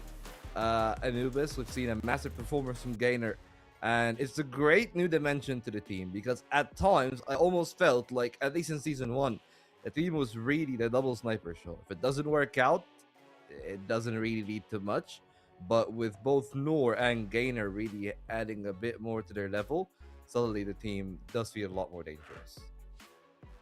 Well, exactly, yeah. The team has a superstar rifle, which is Gainer, in my opinion, a superstar sniper, which is Muffin. Yes, Dirty is a very good sniper, but sometimes Muffin is overshadowing Dirty a bit for his skills. And maybe it's because how Dirty is playing the game and how Muffin is playing, they are letting Muffin to act as the aggressive sniper. So that's why we always see Muffin is the guy that is trying to jump, get the kills, trying to find the openings, trying to control the areas, trying to deny the push. So he's the guy that's always getting these kind of kills. Other than that, Dirty is the guy that is always stable, trying to play the same play style as Alucard. He's taking the back, he's trading, he's playing also aggressive, and he's one of the best anchors in the map. In the game, especially on the global side. I've seen him also always just doing multi-frags when it comes to holding his position. Yeah, and you know, speaking of people that do actually can sometimes get multi-kills, Horus being the one in the head-to-head perhaps is it the head-to-head that you expected? Sure, again, I think that Horus has been having a bit of a 100% renaissance. Yes. Yeah, but should be Snake. Like Horus for me is one of the players that is having a bit of a renaissance ever since he started sharing some of the lurking responsibilities with Dodson. But absolutely, the player that is the best for this season, for the 4 games that they've played, is Snake. But I just want to talk about Horus a little bit, because I do feel like, you know, that change goes under the radar. It basically you have to rewire how the entire team is playing when Horus isn't always the hard entry player for the team. Well, yeah, they used to struggle, by the way. If you're talking about when Horus was not the hardcore entry, or maybe he's not having the success on his entries into the sides, they used to struggle. Back then, they used to struggle. We have seen them struggling a lot of times when Horus is not doing his normal job, you know. But now, I still think that Vitality, they kind of overcome this, and even though if Horus is underperforming, we've seen Snake doing this role. If you look at the Snake, sometimes Snake, maybe most of the time, Snake is actually entering the side instead of Horus, or at least letting Horus go, and he just backs him away as a second entry. And this is a thing that we haven't seen from Snake. Snake used to be the third guy, and by I mean the third guy, that the guy he's going after the second and the first entry, going into the side, which is Dodson and Horus most likely. But now, most of the times, Snake acts as a first entry. That's why I've seen them not really struggling throughout the entire course of the game. Yeah, and you know, maybe they would struggle, but I'm not really 100% sure about that one. I feel like we're all really in agreement that even if it's not going to be an easy game, it still should be a Vitality game after all. We're always talking about the Anubis double sniper, but I do feel like a lot of people sleep on how good the second flex sniper is on Vitality, and not just that, the riflers as well, which is the other point of contention that really tilted or tipped the scale, as people would say, in the favor of Vitality for me. They're a team that even if Snare doesn't have the best of games, they have the prowess on the riflers and the speed of trading and execution that will make it very difficult for an Anubis that have already struggled against Swamp in that aspect directly. They only won, I'm just gonna say it, by some ridiculous stuff from Gainer that they shouldn't have won that compound at all. Yeah, exactly. And we mentioned that the Swamp Gaming, they just threw the compound and 1v4s and everything, 2v5 and 2v4. For Anubis, it was because of Gainer mostly. Gainer Dirty, Gainer Muffin. It was Gainer as a rifle and the two snipers. And yeah, you mentioned that, in my opinion, if you just ask me to play in one of the two teams, a team that has two main snipers, and the other team is having one sniper and one flex. Flex means that he's playing sniper and rifle. I would definitely go for the flex, because we are seeing that all the flex snipers are winning. Hunt is winning. We're seeing Vitality is winning. We're seeing TS is winning. Anubis, sometimes they have a very strong performance, and this is what exactly Beck said. He said that sometimes we feel very comfortable and sometimes we feel very uncomfortable. That means that Anubis, sometimes they are lacking the consistency when it comes to such games. Yeah, but what Anubis are consistent about, at least usually, which is why this is such a massive question mark. They always prevent the Black Widow for all the games that they've played so far. Vitality not willing to take that risk, bringing it over to New Mexico, one of the maps that I haven't really seen the best of performances from Anubis on either. It makes a fair bit of sense for them to pick that one, even in their game against TEC that perhaps got a little bit close. They had a very high level game from the both sides. I don't think that Anubis are going to be able to cope. But Compound then brings the question mark. Which version of Anubis are we getting? Because if we get the one against Swamp, I don't think that they're going to stand the test of Vitality. Nah, this is not gonna happen because, yeah, exactly. If we've seen the same version, Vitality is not gonna give you the 1v4. Vitality is not gonna give you a 3v2. If you are 3 and Vitality is only 2 players, they're not gonna give you an easy round. So yeah, it's gonna be tough for them if we've seen the same version. Especially that I mentioned that Anubis sometimes they lack some adaptive gameplays on Compound. Maybe sometimes mid shot calling also is not the best on New Compound. However, New Mexico is not that good, but still I say that Vitality's New Mexico is not the best as well. So it's a fair matchup for both. Good for anybody to take. Maybe New Compound, I would say that Vitality is not really bad on New Compound. I would say that Vitality can have an easy win on New Compound rather than having an easy win on New Mexico, because New Mexico is going to be a complete chaotic gameplay coming from both. Yeah, and I feel like we've always seen 2 bans in phase 1. It's always either Black Widow or the sub base whenever the team Sub-base is 100% by by Anubis, right? So yeah, I think the sub base makes a lot more sense because that would have been a 0-1 start already as is, with the pressure piling on you, because Vitality gets to start off with their own pick. But now that we talked about that, how do you feel about New Mexico? Like I don't think that we have seen much of Anubis on New Mexico, so that for me is going to be a question. It was just one game, 10-7 loss against TEC, but they didn't look bad at all. And if you're going to use TEC as the metric, TEC were able to win against Vitality. Yes, the game was close. They got the golden round, but there were some glaring weaknesses that I'm sure Anubis are aware of. And as a lot of other people would say, they're probably one of the best teams when it comes to stratting and coming up with plans for maps. I feel like they are very well coached, and Yusuf also not only drills the team well, he drills the team well against other teams in particular and what they're good at. Yeah, that's what Ginner said. He said that they always have a good game plan against the teams, and Yusuf Hussein is doing his job on putting these game plans. And by the way, that you mentioned a thing that I want to talk about, which is the TEC game matchup versus Anubis was not the best from Anubis, or maybe New Mexico was not the best. People might think that it was not the best. In my opinion, it was above average. It was a very good performance coming out from them. Maybe 6 to 10, or maybe 6.5 to 10. For their performance, because the executions was perfect. They lacked some individual skills, and this is the main problem for Anubis for this year.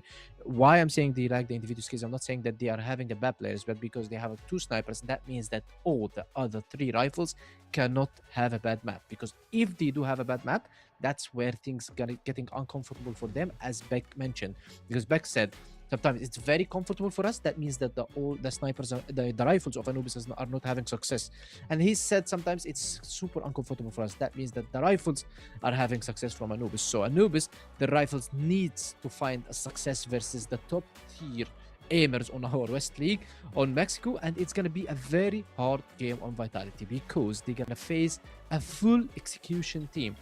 They still have, in my opinion, Anubis still have a more solid gameplay, game plan, and strategic wise than TEC right now, because TEC they rely on adaptability, maybe heroic plays coming out from Spoxy, maybe heroic plays coming out from Flex, but Anubis they rely on the teamwork. They group us 5, execute us 5, use the utility perfectly, and they don't just keep analyzing the gameplay, keep checking for information. They just go blindly execute versus you, and if you are not ready, if you are out of your position, I believe that Vitality might struggle a bit through them. Yeah, well, I mean, for Anubis, for the results, I believe that they've won 2 and lost 1. So maybe we can talk about the loss, and from there interpolate what is actually supposed to happen from Anubis to avoid that loss, right? They lost to 3BL. It was a 2-0 loss on both Eagle Eye and Kara. I think the exact same score, 10-6. So was that just the riflers not having a bad day and 3BL having the better riflers? Or was there a dimension that maybe we can discuss? I think that is an interesting question, and the players are ready to show it off. So let's see if your prophecy comes true or not. Lads, this is the finale, so let's give it justice for another Egyptian derby. Indeed, let's see how this one plays out. And I think there's, at this point, still quite a number of question marks over Vitality based on that game yesterday, dropping the map against 3VL. Could the same potentially happen today against Anubis? I think it's very possible, actually. I thought, Anubis definitely looked to be the kind of team that could cause an upset on a map, particularly if someone like Gain is popping off. So quite intrigued to see where this series is going to go. Again, I would lean obviously towards Vitality as the favorites, but again, I don't know that I think they're going to do it super easily today. I totally agree with you. It feels like we might be having, we're buying a ticket to Vitality Circus. It's always been there. We have seen it on the first week, the longest week ever for Vitality. They have played 186 rounds or 184, something like that, which is just crazy. Some players don't even got that much rounds in their whole season. Actually, not in the whole season, I would say, not at least in the first split. But anyways, so 184 in the first week, second week, they fumbled the first map, and then they go through it and found a way to win the game. And quite frankly, that was something to watch from Vitality. They are proving that, yeah guys, first week was just a bad one. We're trying to get back into our final form to win games, and what's most important thing is that they're winning. You won't take it out of them. Fumbling, correct. Having a little bit of give or take when it comes to rounds, yeah, that happens a lot, but at the end they have never lost in this season. And of course we have Volt here with the updated stats, 232 rounds before this game. Is that the most rounds played out of any team so far this season? I think it probably is. I mean, they've had the double OT against Imperium. They had a 3-mapper against Swamp with an OT in it. They had a 3-mapper against TEC with an OT in it. They had a 3-mapper against 3BL with a 10-8 in it. I don't think any other team has played that many rounds so far this season. I mean, ironically, obviously, Vitality have kept a clean record, which most of the other teams have. In fact, all of the other teams have struggled to do so far. No one, apart from Vitality, has won every single game. But in terms of how clean their maps specifically have been, I think it's really left a little bit to be desired. We're waiting, obviously, for Vitality to have their pre-game chat here.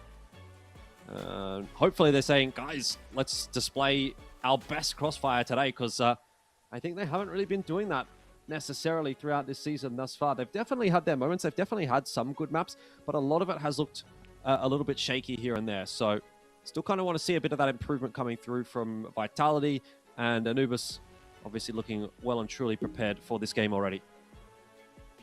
Of course, 2 full houses from like 4 players. We have one for Anubis, one for Vitality.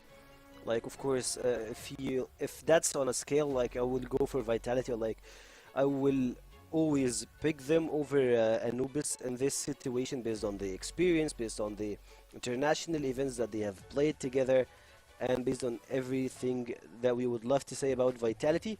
But on the other side, we're seeing a promising team, and if they can crack the code of Vitality, this will be much important than anything else. Of course, it's a tough quest to have, but we'll see. Both of them actually have played New Mexico, but Vitality been always on top of the ladder with this. Snake goes with the shotgun and just lands it perfectly.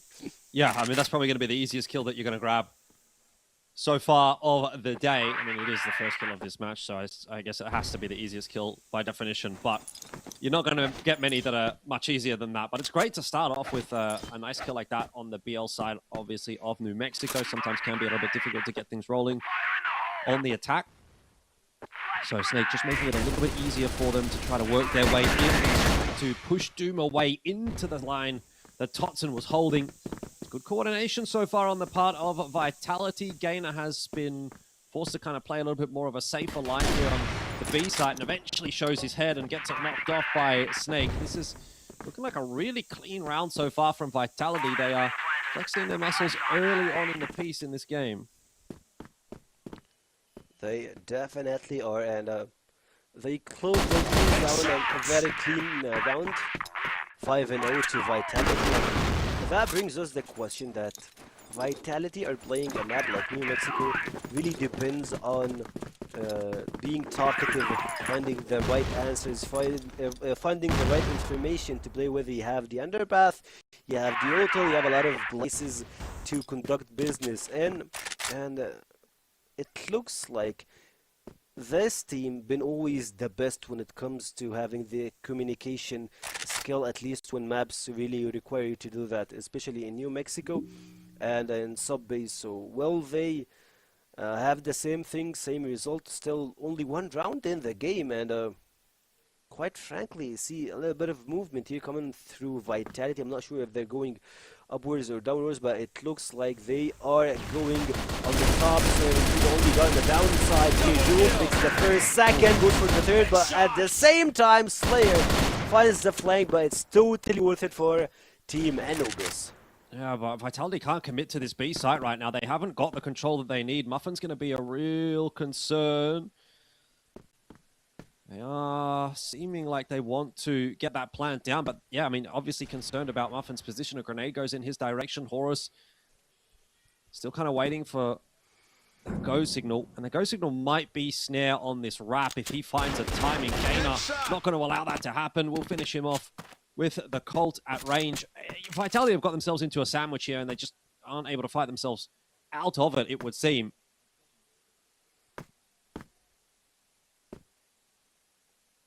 Anubis are giving them a lot of respect, though.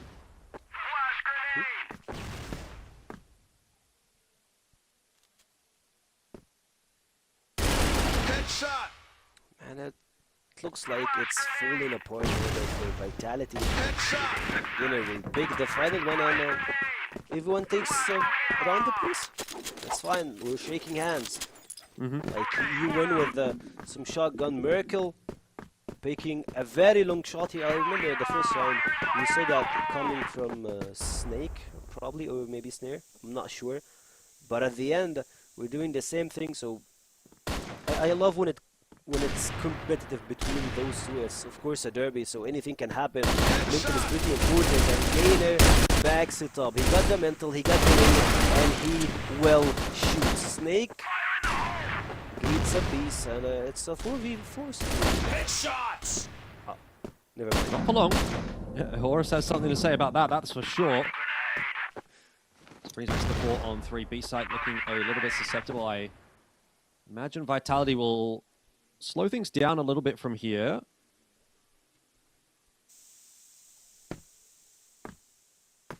Work their way together through mid. Collapse upon Muffin's position. It'll be a good call. It's another attempt at a B finish. This will be the third, essentially from Vitality, where they do sort of end up going towards B. So Anubis might be starting to read into that a little bit.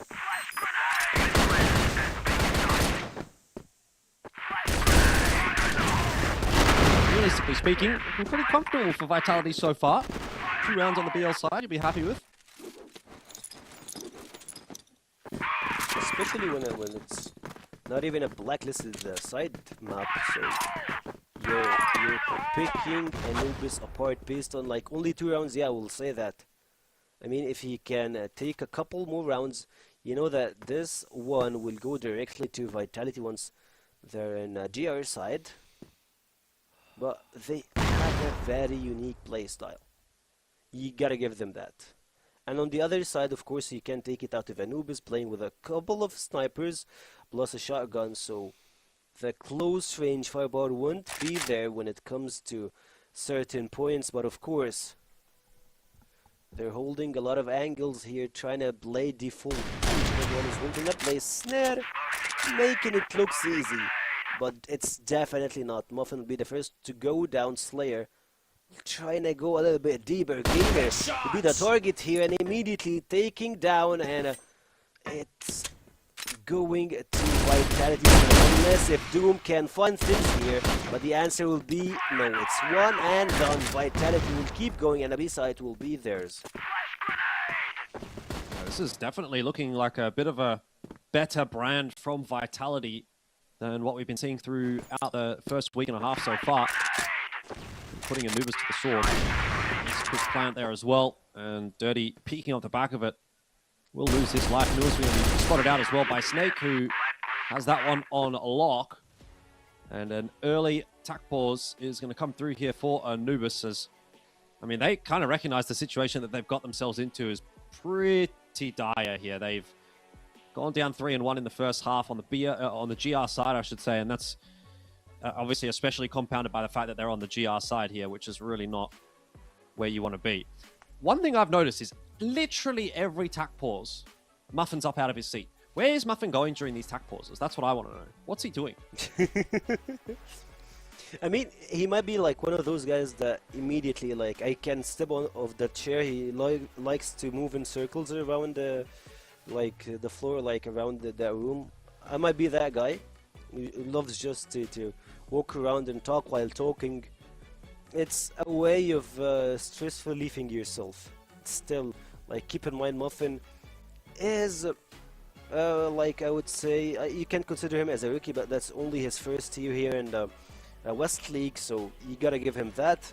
And we all get that, like, especially us as casters, if you don't feel the egg before you start casting or even get into the broadcast, it feels like it's not clicking. There is something wrong. I mean, I just think it's strange that, like, you're going to go into a attack timeout and then he's going to walk off. You know, I mean, maybe he's probably still got his headset on and you're able to still hear what's being said. Yeah, that's the leverage of wireless headphones. But I don't know, do you feel like he's not paying attention to you if he walks off? Maybe. Sowing division in the team.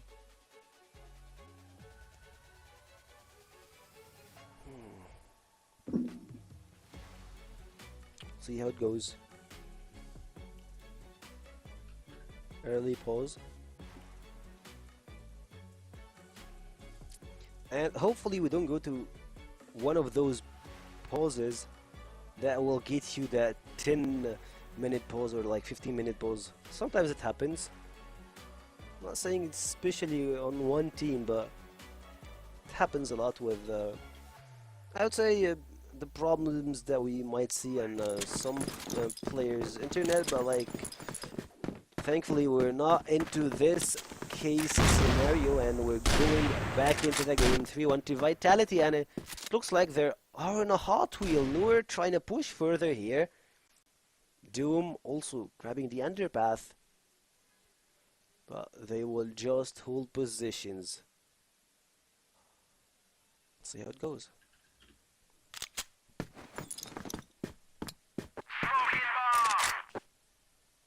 All right.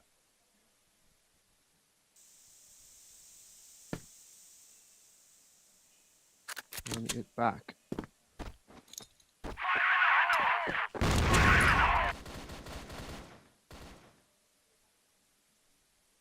Slow and steady wins the race for Vitality. Once again, Snake waiting for the pick on this line. Doesn't seem like Anubis are going to fall prey to it this time around. He's going to actually have to work for it. Pushes his way forward, and Noor again goes down. I mean, what can you do? It's a one-shot. No counterplay. It feels like that's the second time that Noor is falling in the same trap. He might be looking for another one. Oh, can he find it? Another bolt action move, and yeah, he takes it. Come on, man. This is unfair. Certainly is. Vitality are having way too easy of a time. I mean, off the back of the timeout as well, Anubis would be hoping that they're going to be able to turn this back on its head, but that is just not the case. This is starting to become a very one-sided affair. Headshot. Gainer trying to pull it back. Gainer had a couple of good moments, obviously, in yesterday's match, but a 1v3 or a 1v4, I guess, as it were, here against Vitality seems like a little bit too far of a stretch to expect from him.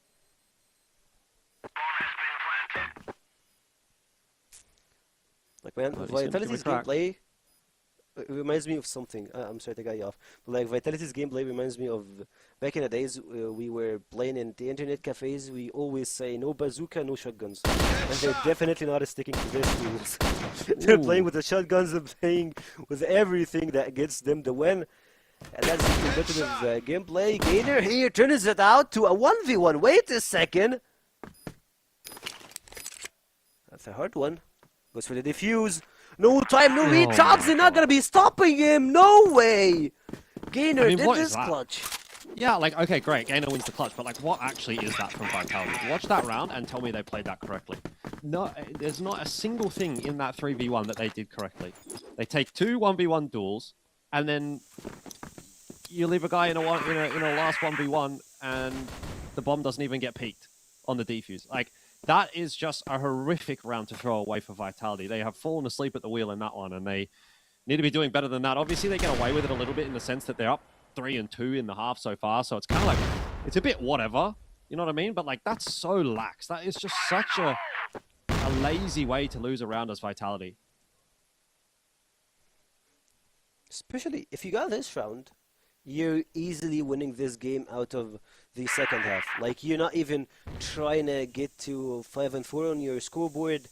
You'll have just like, or even 6-3. It's just like that. You need one more round. Actually, 3 rounds on the Blacklist side is impressive, is good. But like, you need to get more to secure it done. And of course, Hora's goal was the setup. The double jump makes it easy. Snare through the smokes. It's just perfect. They're like, yeah, we missed the last round, but this one, we're hot on heels. Yeah. Yeah, I mean, I think they know that they really shouldn't have let that last round slip, and so they want to make amends for it, and they do.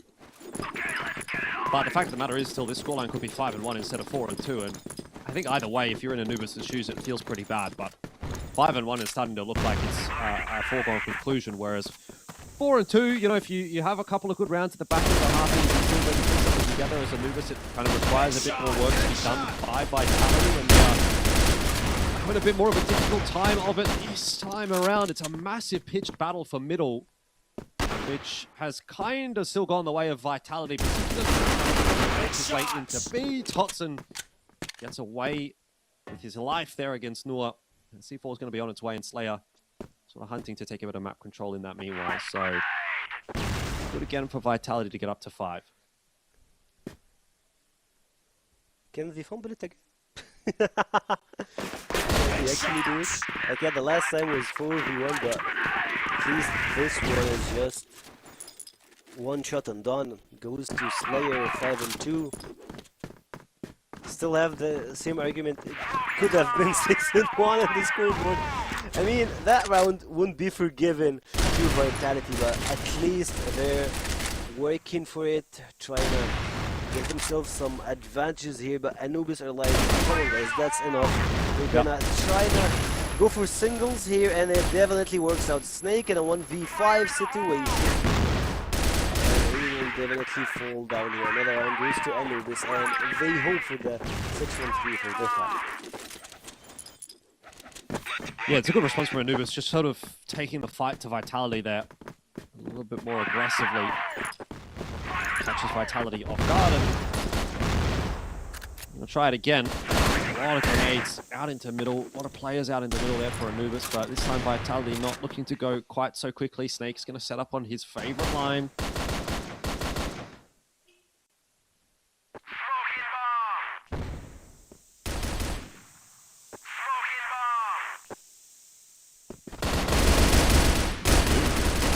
Totson out from above. There's going to be an attempt at a response here from Vitality. They're going to walk their way in the middle. There's a lot of players set up there, but Jaina overwhelmed as well as Doom. Now it's just on Dirty to try and work, and Snare walks right into that crosshair.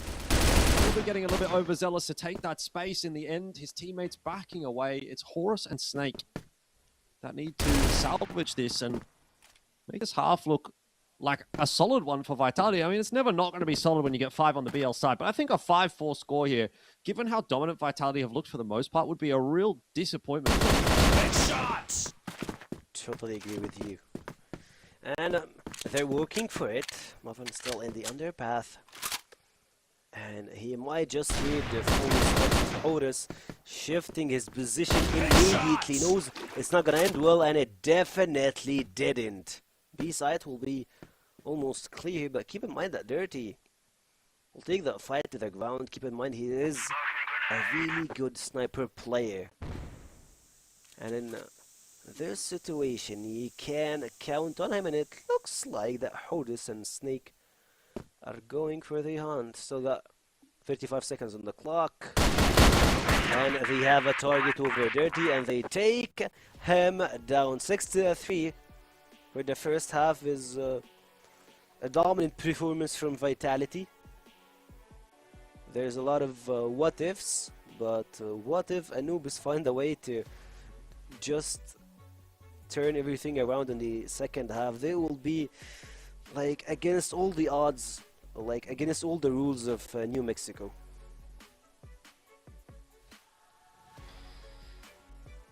Swapping over into the second half, and this is where the job gets a lot more difficult for Anubis. They have not made their own lives particularly easy here.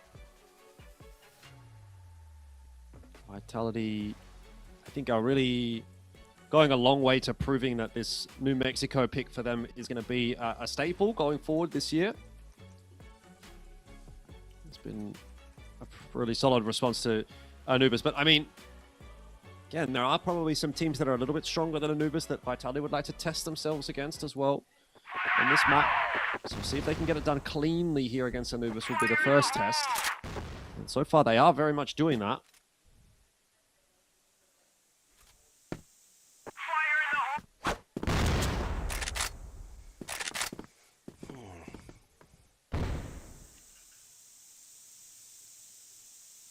They're making Anubis put in the work to trying to get pieces of thread here, pieces of information.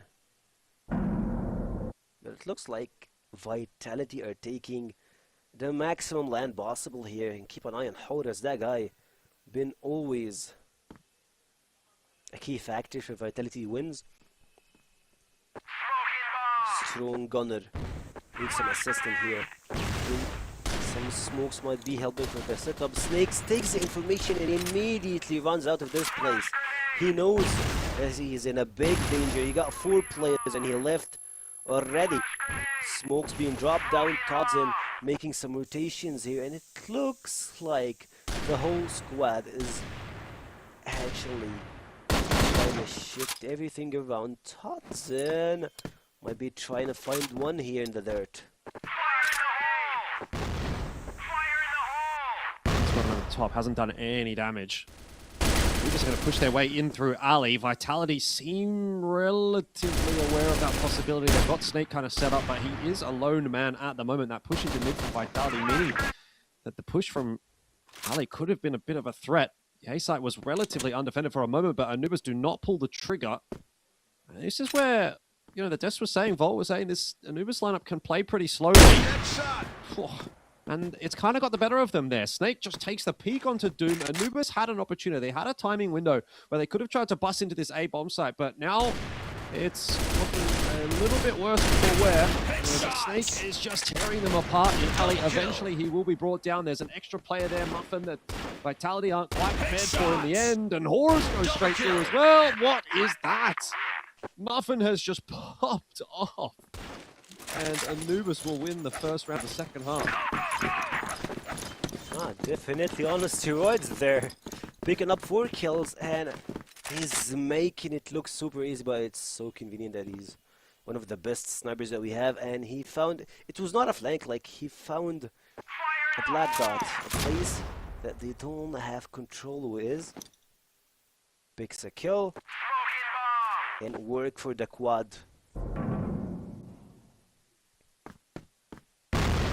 This might be looking to have a little bit of a longer execution here, trying to take bits and pieces here, trying to find Vitality's weak spot. And if you look at Vitality's lineup, they're going with only one sniper. They're not going with the double sniper and a shotgun. They're going with a different setup. Multiple rounds will be a weak spot to be in, but we'll see how it pans out. Horus moves around here. He got a full squad in front of him. Makes it might be looking for it. Picks the first one. C4 is pretty open, dirty. Backs him up. He is going for the flex. He comes to the guns department, but Slayer finds the perfect opportunity, captures it, and brings another one.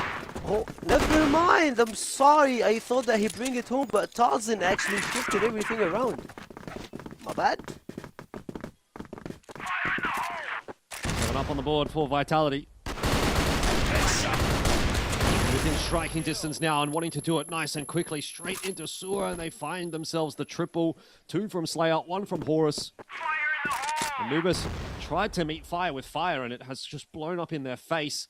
Now they've lost map control and the player advantage, and this 12th round is going to be a real tough ask for them as a result, unless maybe Slayer walks into the line that Muffin is holding, but opting better off it for the moment. Actually going to have a little bit of a peek and actually catches Muffin on that timing. Todson also on the flank in behind. This round looks like a 4-goal conclusion. Vitality are going to 8. They're getting closer and closer to their first win. And we all saw it from the first half, to be honest. Like if Anubis could work for it to reach the overtime, there will be a big conversation for Penguin and Volt. But I don't think that we will reach that far. Snake here is going for the nastiest shotgun you would ever have in Crossfire. The automatic one. He's just waiting for anyone to shred through his chest.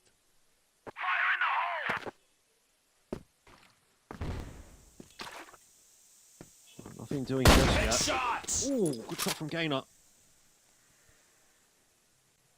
Does get the better of Snare.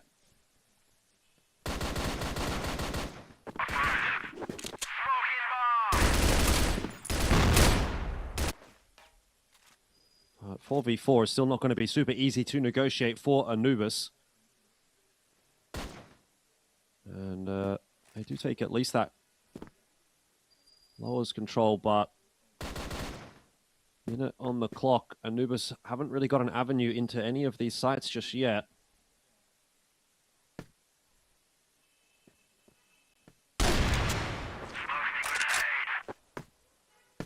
Kill from Muffin. Doesn't necessarily mean this round is going to go their way just yet, but I like the way that they're kind of splitting this A site. Gainer's been able to wrap his way in, and he should potentially even get in behind Snake as well. It's just a question of the timing. If the push comes from Ali before Gainer activates, maybe Snake can double down. Multi-frag here. He spots a number of players out. He knows he's in trouble. Wants to back it up into the A site, but he is going to go into the waiting arms, surely, of Gainer. At the moment, Gainer not activating though, and there's only 30 seconds left here, so this is going to start to get a bit worrisome. Snake's going to continue to push forward. He wants to find one more. Muffin was waiting for that. Meanwhile, though, rotations come through. Slayer here to try and defend. Can't get it done. It's just Totson. But if he finds a couple of quick kills here, he might be able to make something happen in the 1v3. Gainer giving him the chance. It's now Noah in that 1v1. They're not swinging him together. Muffin's low, Noah's low. Totson finished off in the end by Muffin with the TRG. So all is well that ends well. But it could have been a little bit close for comfort.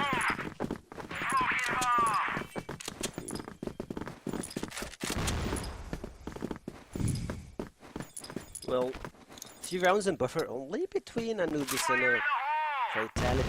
You love to see Anubis teamwork paying off. And of course, Snake had a golden opportunity to capture at least a double or a triple in that scenario, but it's still hard to be facing all of those weapons. But at this point, he'll be going for the same skill up here. As you can see, Anubis are actually moving together through the middle, trying to get closer and closer to the B side, trying to hold every spot here, still having some players in their alley, and the rest are making some noises to change their rotation. It's still got a question with whether it's gonna be A or B. Still no answer, but it looks like they're shifting everything towards B. Now Noor is going for some face checking here and no answer on the other side. They hear the gunshot, but they're not committing into going to his scope area.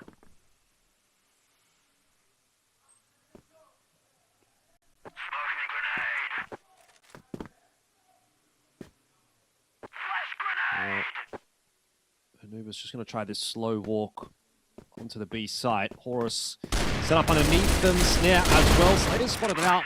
Information is there early. Vitality have 2 players, so this is not a great position to hold from. They miss their shots. Oh dear. Slater's opening up, but for perhaps a bit of a hold here from Totson. He's fighting for it. Can't quite hold on. TRG's now on the line. Dirty's got it done. Anubis are closing the gap right now, and this is where that one round that Vitality threw away in the first half is going to kind of start to come into play a little bit more. Scoreline here could still be 9-4. Instead it's 8-5. It's going to go 8-6. And that's where it maybe starts to feel doable here for Anubis. Yeah, but Vitality, they need to take this critical balls. They need to start talking to each other. Time out. Have some talk together. I don't think that Snake can bring this home, so you need to work it around trying to stop what's Anubis been trying to do, and of course, yeah, it's Vitality. Time out here. They need to talk. Stray needs to put in some words here for the boys. Horus, Slayer, Snake, even Totson are not in the right mind once we entered the second half. First one was pretty dominant, 6-3, closer to 7-2. But this one, they just went and took a nap. Yeah, Vitality want to take that timeout. So a bit of conversation here from Snake. Horus listening pretty intently. It's a team conversation at the moment. Quite a lot that they maybe need to figure out to close this map out. Anubis are pushing them.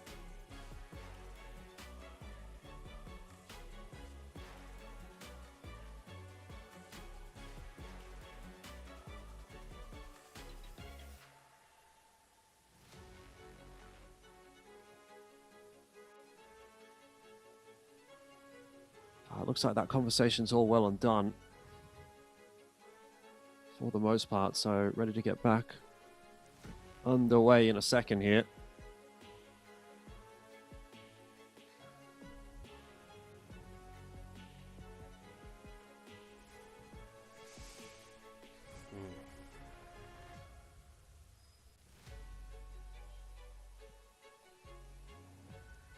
Hopefully this time out pans out good for Vitality. Like, quite frankly, they're not pulling the performance that you would be expecting from them in the internationals. They're just like chilling a bit, not finding the right pieces of puzzle. They've been playing the most amount of games in the entire league, and for Vitality, you would say, oh man, like Vitality and Anubis both cams weren't just like an awkward boss, but it looks like we are back into the game, and now it's either a one round buffer for Anubis or Vitality stepping up and getting closer and closer to the first map win. Will we see some aggressive movement? That's the question. But it looks like we're going back to the same old habits, but different setups here.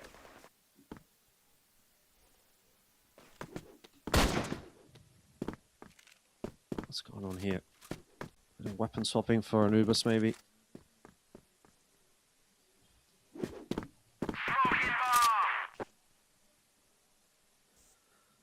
Snake's loving it with the shotguns this game.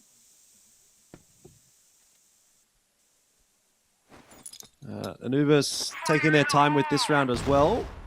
Gonna eat a grenade. It actually doesn't do that much damage. Flash going into alley. Surely got to be signifying to Vitality that there is some pressure headed towards the A site. A bit telegraphed at the moment. I'm not sure that I really want to see Anubis. I don't think they're going to. Especially now with Noor falling, but the C4's position would sort of indicate that they're not really trying to make that alley push an A hit. Unfortunately, it doesn't actually do a whole lot to take any pressure onto the shoulders of Anubis, onto Vitality, I should say, because they lose Noor, they lose that alley control immediately, so it's kind of like a fruitless endeavor, and you've wasted a couple of minutes in the round, and now you're down a player, and you've got 45 seconds to kind of scramble together whatever plan B might end up being. Yeah, feels like they don't have the grip over this game, but still, it's a 5v4. Anything can happen. With two PRGs enhanced, Dawson will shut them down. Him and Horus single-handedly taking Anubis apart. Those two players, they just had the perfect angles. Love to see it. Yeah, 9 on the board finally for Vitality. It has felt like a real grind of a map. It's taken them some serious time to get here. They want to close it out. Give themselves a 1-0 lead. Slayer. He's got multiple players to deal with. He does a lot of damage. Gainer, Doom, Noor all tagged up, but no kill. So you could kind of consider that to be a win for Anubis.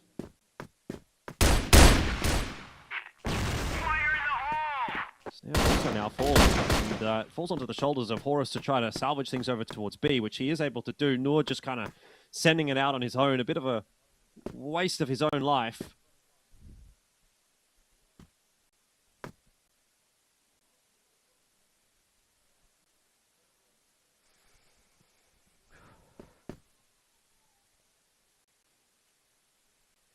Horus is tucked in the corner. 4 players out of Anubis. Might be trying to go for the home run here. Muffin. Gonna check the balcony. On the right and the left. Otis got the information. He wins the first one, but Muffin goes for the trade. 4 and 2. Snake and Todd's in their tagged. And for me, honestly, I would say if Slayer could just take one out of Anubis, it would be more precious for them for the trades. Since like the HP, I believe in CF it doesn't really matter. What really matters the most is the numbers that they're back alive, and now we have a 4v2 situation. Pretty hard one for Vitality, but they're doing the double man beak here, picking the first one. Another is still hiding behind the boxes. Muffin might be just trying to pick them apart. He takes the first, and the second will be taken by Gainer. And we are back online. Anubis, they're not letting this game slip through their hands. No, I mean, they're definitely making Vitality work for it. There's no doubt about that. Trying to take advantage of every opportunity that is being given over to them. We'll head back into another round. And again, Snake wants to be toward Ali. Slayer's getting a little bit aggressive here. Even sticks around. He almost wants to fight. He's kind of playing a forward position on B in the last round. Doing so even to a greater degree this round.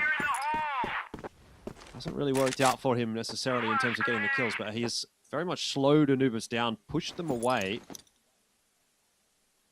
and made them reroute their decision for this round, which is going to be something that causes them to think on the fly. Easier said than done, obviously.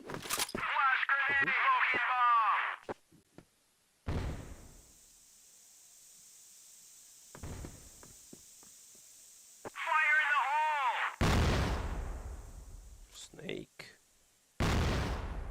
going for this tight corner. Maybe double man taking down. Snake goes for the first, second, makes it looks easy. It definitely wasn't. Noor might be the third guy here. The C4 is dropped in a very bad spot here. Snake wants to leave the spot, won't leave it home.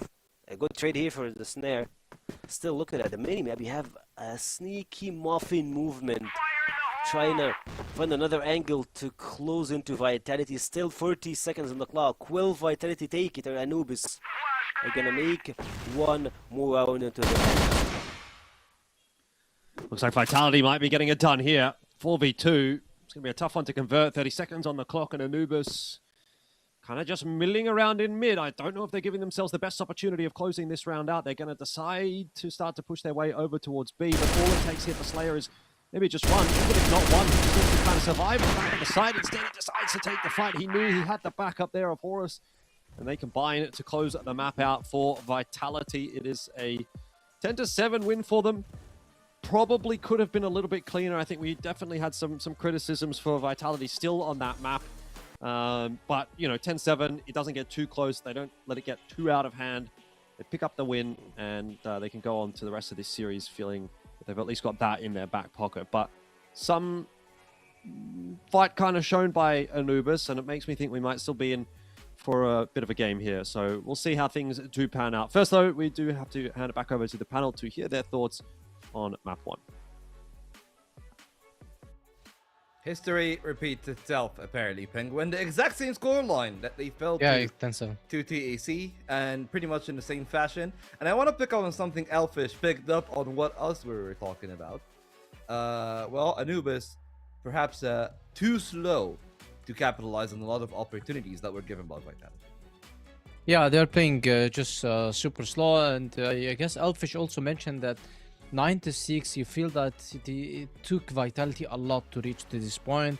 However, 9-6, if you close the game 10-6, that should be a convenient win for you. Or maybe if you watch 3BL when they finished the first map, I guess 10-6, it was way faster than this map. It's because we had 2 tactical pauses on this game, and also we had a very slow gameplay coming out from Anubis. And yes, you mentioned that sometimes this slow gameplay does not allow you to capitalize on the advantage that you have. Sometimes you need to go all in after a pick or 2 that you got for allowing Vitality team to restructure themselves, or maybe to reshuffle their positions and to regain their positions back into the map. And that's what we've seen Anubis lacking of. However, they showed a good performance, and I said it's not going to be an easy game for Vitality on New Mexico, because Vitality is not the monster on New Mexico. They are not the team that's playing very good on New Mexico. They just play a complete basic gameplay coming out from them. Same for Anubis as well, but the experience, the individual skills, in my opinion, is just way better in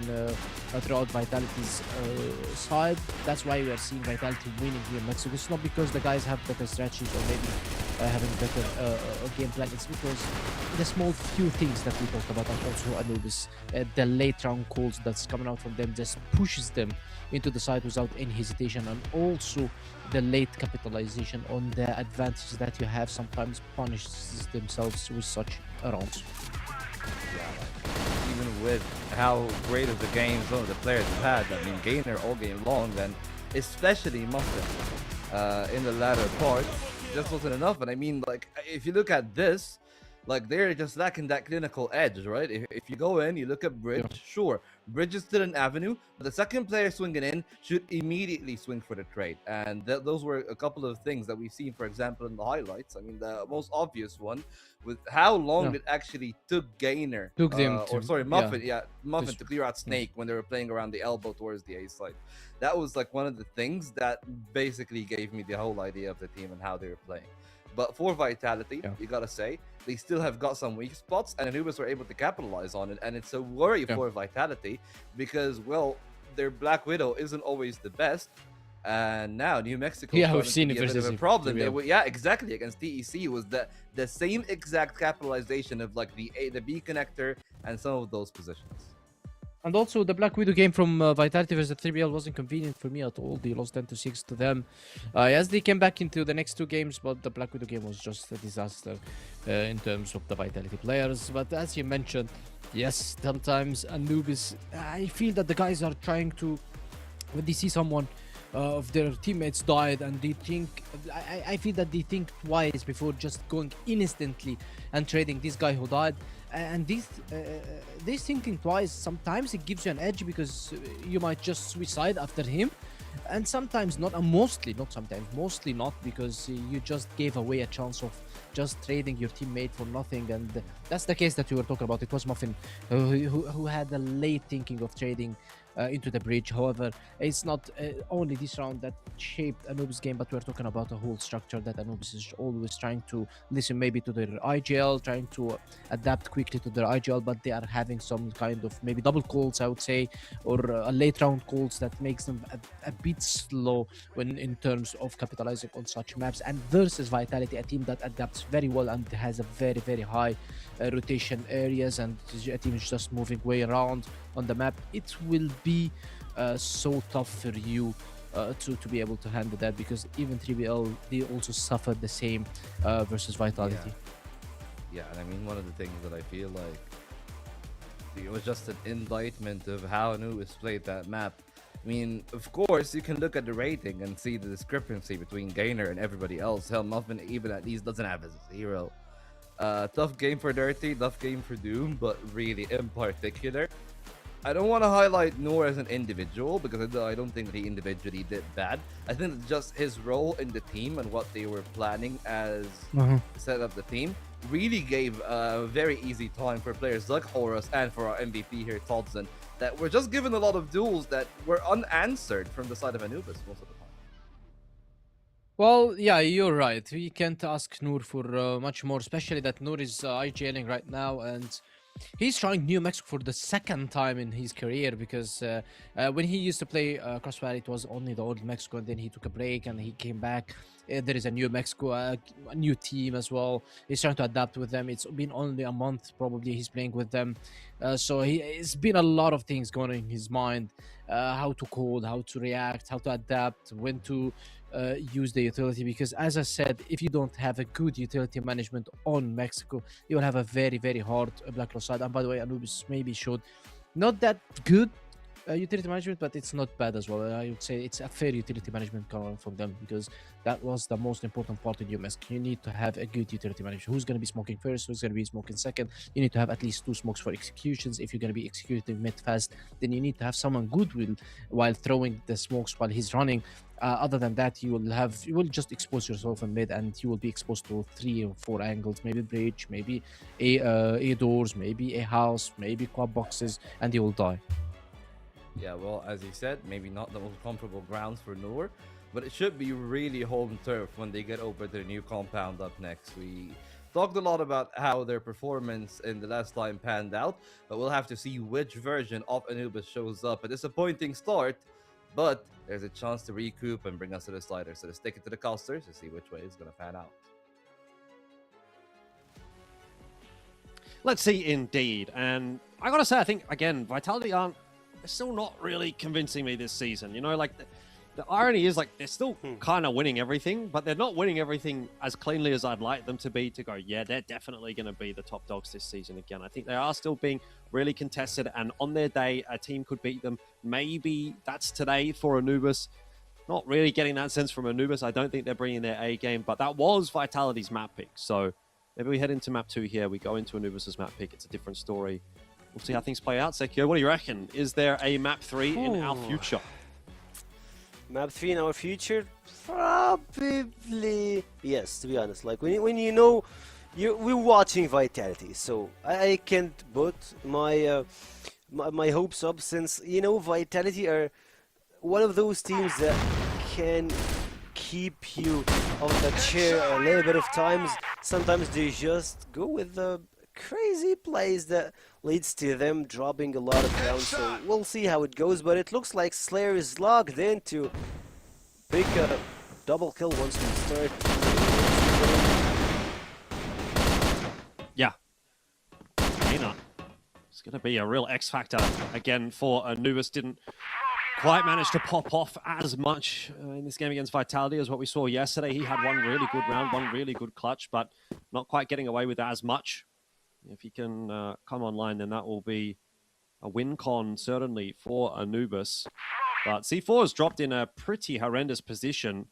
As long as you've got Snare to watch the connector, Horus and Slayer should have a pretty easy time of holding on to this C4. I think we want Horus to be swinging off. Fight from Slayer, and that's exactly what happens. But Moore just hits his shots, and all of a sudden we're kind of back in to a 2-on-2. C4 control is going to have to be sort of given back. Dirty seen Snare, but he's missed that shot. Snare's going to stick around for the fight and loses it. Oh dear, Vitality are throwing this round away. It's the circus. Like, anything but Vitality Circus, and they start the game with it. They start the first round with it. You just go with a 2-man knockoff. You go into, yeah, like I was just saying, Vitality Circus, and they prove me right. Now we're back into a 1v1, but Dirty picks it apart and takes the first one to Anubis. Like, hear me out. You start with a 5v3. Like, somehow Anubis turned around and made it a 2v3 to a 1v1, and Anubis win the round. That's it. Like, how crazy can you, like, no one could ever expect that Vitality, the team that got 4th in a worldwide event, an international event, a team that runs the Western League, to make that play. That's why we call it Vitality 6. Welcome to it. And Noor is the MVP here of the first round, I would say, turning everything around and now stepping up, getting the opener on the second round. What a mess. Obviously still early days. Anubis trying to put in some early pressure in this round. It's resulted in Vitality having to sort of push back into the sites more so, rather than get aggressive on this GR side themselves. It's really only Snare that is taking a bit of a look into middle here. Vitality have zero map control, zero information right now. So the world is Anubis' oyster. This could be an angle to go up 2-0. You can see it. Probably might come out of Gainer's aggression here. He's a little bit of his to his side and immediately picks Slayer. Goes through the window, having some reinforcement in his hands, of course, in the middle. You can see the carrier trying to get closer, but Gainer will get it done with his hands. B side will be kind of cleared out, but here it's coming from Snare, not from Anubis. And him alone picking a triple K, looking for the quad here, sees him through the smoke, and it's 1v1. 2 snipers two players. Who got the best out of the other one? Snare with 2 shots, 3 shots, 4 shots. Muffin, can he close it or not? The walls are serving him. But Snare will have the quad and turn the game around again to Vitality. It's only the second round, but the Vinylene rush is kicking in. Yeah, I mean, the issue obviously for Muffin is that he's the one that has to kind of push that fight, so it gets a bit more awkward for him. Slayer, his timing looks good. Muffin's going to be a freebie, but what is the trade going to look like? Doom, Gainer, and the majority of Anubis are here to try and bring Slayer down, but they're just not having any success in killing everybody until eventually walking into the crosshair of Dirty. It's 4 on 3. Good start for Vitality. Finally, a little bit of cohesion from their perspective restored to the round, and they'll be feeling a little bit better about things now that they have got that player advantage. But Nemesis is still alive, so let's not jump into conclusions first. That guy been always doing wonders for Vitality, but we'll see how it pans out. Like, never let an eye on Noor. Like, that guy been doing really good work. Him and Gainer, of course, through the course of the entire series. And, maybe he got stunned. Still holding a really good angle here. He got the C4 waiting for some reinforcement. Doom is pretty low in HP, so he'll be just trying to hold his position since he knows that the Snare is on the ground, is on the floor. Reinforcement comes out from Dirty. Him and Doom. Double man peeking here, catching the Snare off guard. The jumps won't help you. The A side is almost clear. Horus gets the stun here and he's done. Gets out of the equation. Gets out of the picture. Dirty. And a jump over. There's Barracky, but it won't be enough here. Horus trades 30 seconds on the clock. Who got the advantage? We'll see Dirty with the sniper shot. Tossed in, left in a 1v1, and he is down. Comes down to another 1v1. This time Vitality going to lose it, and so Anubis hold on to the lead for now. Noor taking a sigh of relief at that. He deserved it. Yeah, by no means over just yet. Vitality are going to respond back, I'm sure, in the upcoming round. Grenades going forward. They're looking to take a little bit of space. Nothing too pivotal just yet secured for Vitality. But smoke forward at B. So Anubis is going to have to work their way through pillars with a degree of caution, noting that Vitality are encroaching on that.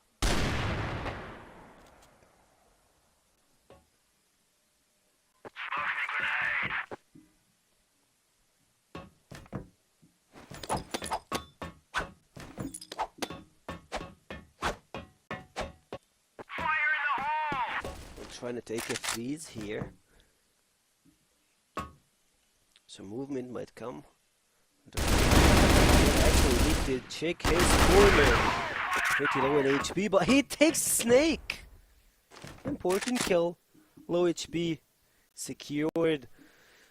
Him a spot like that guy. I love his Garinta. Like, he's just going in, taking the duels, and making it count for Anubis.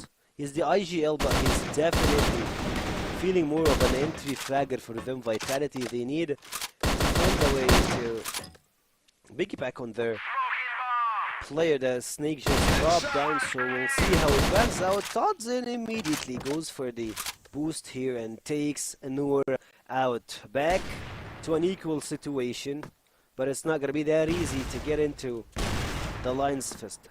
Not against Horus, who picks up the opener onto Gainer. Gets the information there for Snare, and Snare's also through to try and assist. He doesn't really need to do a whole lot.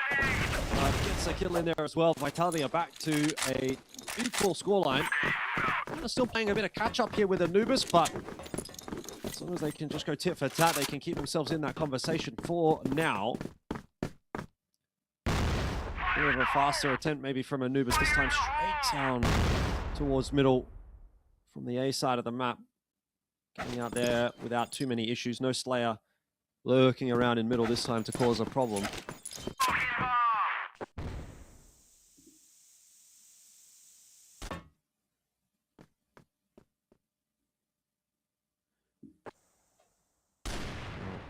Not really much to comment on here necessarily, as Anubis are just working their way forward in the map slowly.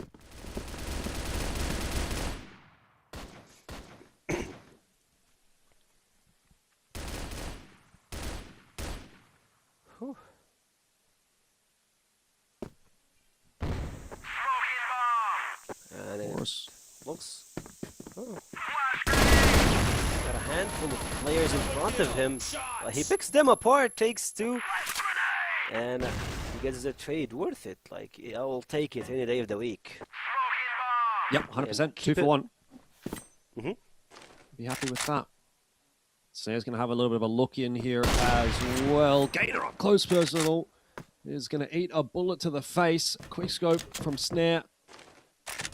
And this round is just disappearing for Anubis. The push down A-long from 3 players has not worked out. They've got to try and force their way in through middle now, but you're walking into a massively established crossfire, and Muffin's a dead man walking there. Dirty goes back to recollect the C4, but what are you going to do here? It's a 1v4. Just lose, I guess. Yeah, makes sense. It's still a hard one to get back with. But I love that Anubis took an early pause here to try to sort things out. And as you have mentioned, immediately Muffin goes for the walk. Immediately, he doesn't waste a second to go for it. Where is he going? Like, what possibly is he doing? You know, I could get it if it was every now and then, like, oh, you got to go to the bathroom, or you got to get a drink or whatever, but it's like, it's literally every time they have attack timeout. So what is it that he's doing? Actually, we could ask them. Like, apparently, once they win a series, probably, yeah, if this time out pays out good, they can find a win here today. Maybe. But if they don't, it's all down to tomorrow's games, maybe next week. I'm pretty sure that they have a really good game for tomorrow. They're playing versus Nemesis. Is not gonna be an easy one, especially after what we saw from Nemesis today. Izzy was not an easy target, but I don't know, they're giving me the vibe that we're still in the middle court. I'm not seeing any team that's just running with the ball and winning all the games without like a drip of I don't know what's the name of it. It's I lost the word, but like they're not sweating for it. It's just like that.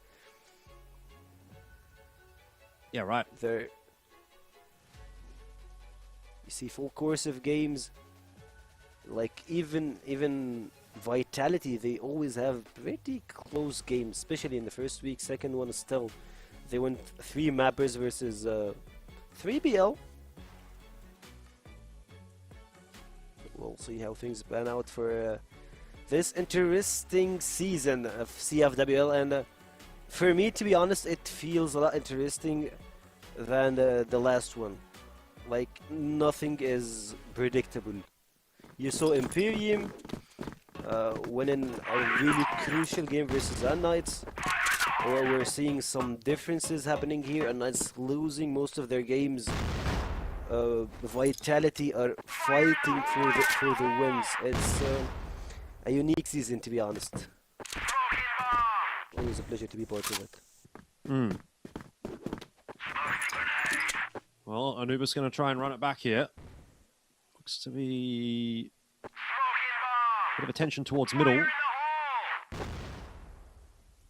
Horus as well, potentially going to be challenged in a second with this push from Noor. There's a flash over the top. Horus waits it out, and Noor just completely disregards his position, and get that information, I suppose, that Horus is over there. But realistically speaking, that is not fooling Vitality at all. It's not pulled the rotate. Snake looking for another kill here on the site to really lock things down, and does get himself the double. He was able to get one as well from Tots in there too. So pretty comfortable hold from Vitality, and Anubis are going to have to come up with something better than that if they want to beat this Vitality lineup here on New Compound.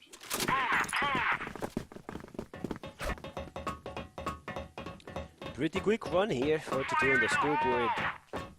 Snake is going for the home run, pushing here on Dirty. Like that should not be the rule here that you're waiting for what you're doing, but they're just taking their maximum turn here that they can, and of course Snake will land too. No respect for the reinforcement, but he already got what he needs. C4 still back in the middle. You have Muffin also hunting for some kills, having his eye over to Horus. And yes, while we were talking here, Gainer is going for the bush. He got the muzzle of Slayer and he's waiting to hit the right target here. He goes for the first, the second will ban out good.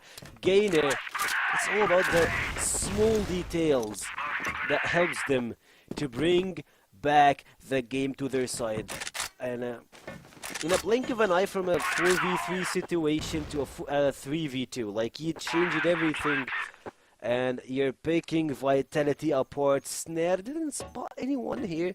Still checking all the corners on the block here. Still got Gainer in the space. He's going for the flick of the rest. Muffin will be taken down for the entry here. Still holding the second floor. Snare goes for the second, and this is another win for Vitality. You love to see their expression.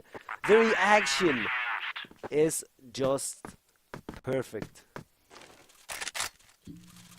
Yeah, it's starting to blow out a little bit too much now for comfort for Anubis' liking. Getting a bit reminiscent of the first half of New Mexico, which Anubis were able to actually pull back.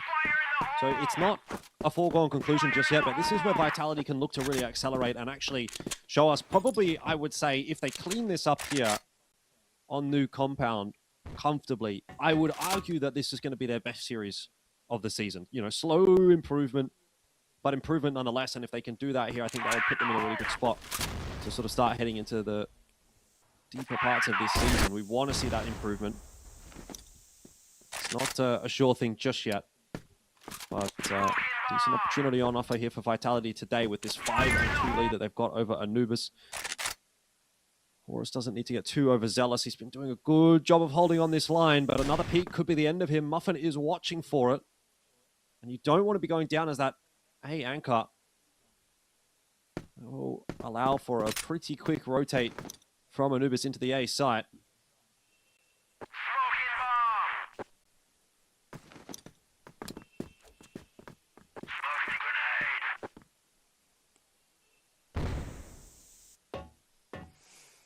Yeah, and Anubis slowly but surely are getting closer and closer to the A site. Still trying to figure out how should they enter this place. Slayer is still holding a really good off angle. It might pan out good for them, since you have only two players. I would say yes, but they're not gonna go down without a fight. But the answer be a 1-for-1 Slayer for the reinforcement. Got the whole squad in one place. Horus, and now it's on. The hunt goes on Anubis. Sam drops down. Gainer and Muffin will be the only guys that are remaining here, and another one goes for Vitality. They let them enter the spot. You got the A site. We have 4, make it 5 spots to enter your place. You're not gonna be able to stop us from picking you apart. Another one for Vitality, and like this should be a good way of showing how dominant Vitality is in this league. Even though they had a rough first week, second week, now they're coming closer to 2-0. And that's the worst possible scenario for Vitality, like the worst performance that coming in with those guys. You see them still top of the ladder, no losers. It's a pretty good scenario for them to find themselves in, certainly, but this round is not necessarily a done deal. Having to fight a bit for it. Slayer catches Doom. Wants to swing across. Well spotted out there by Muffin, who misses the shot. A necessary shot to connect as well. Slayer's just going to try and take the fight to Muffin, which is a bold decision. Does allow things to swing back into the 2-on-2.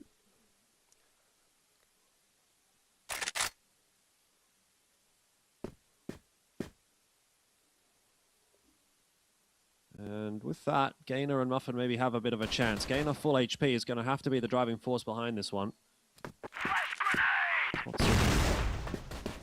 Watching and waiting, and falls off of the line. He's just going to allow them into the side and play for the retake.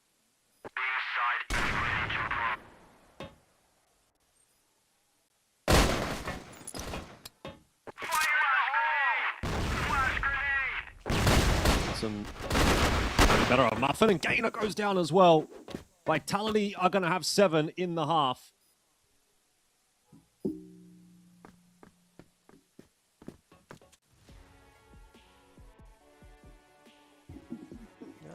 Very dominant one. And looking at the faces of Anubis players, even the coach, like they're lost. Like I remember early on this game, Isonur being relieved after winning a game around him, after having a clutch to his teammates, left him alone in a 1v3 situation. Like, it didn't age well. Unless he can just make the impossible and find a way to crawl back to get into 77, not make any mistake. Play by book. That's probably not gonna be the case we're facing.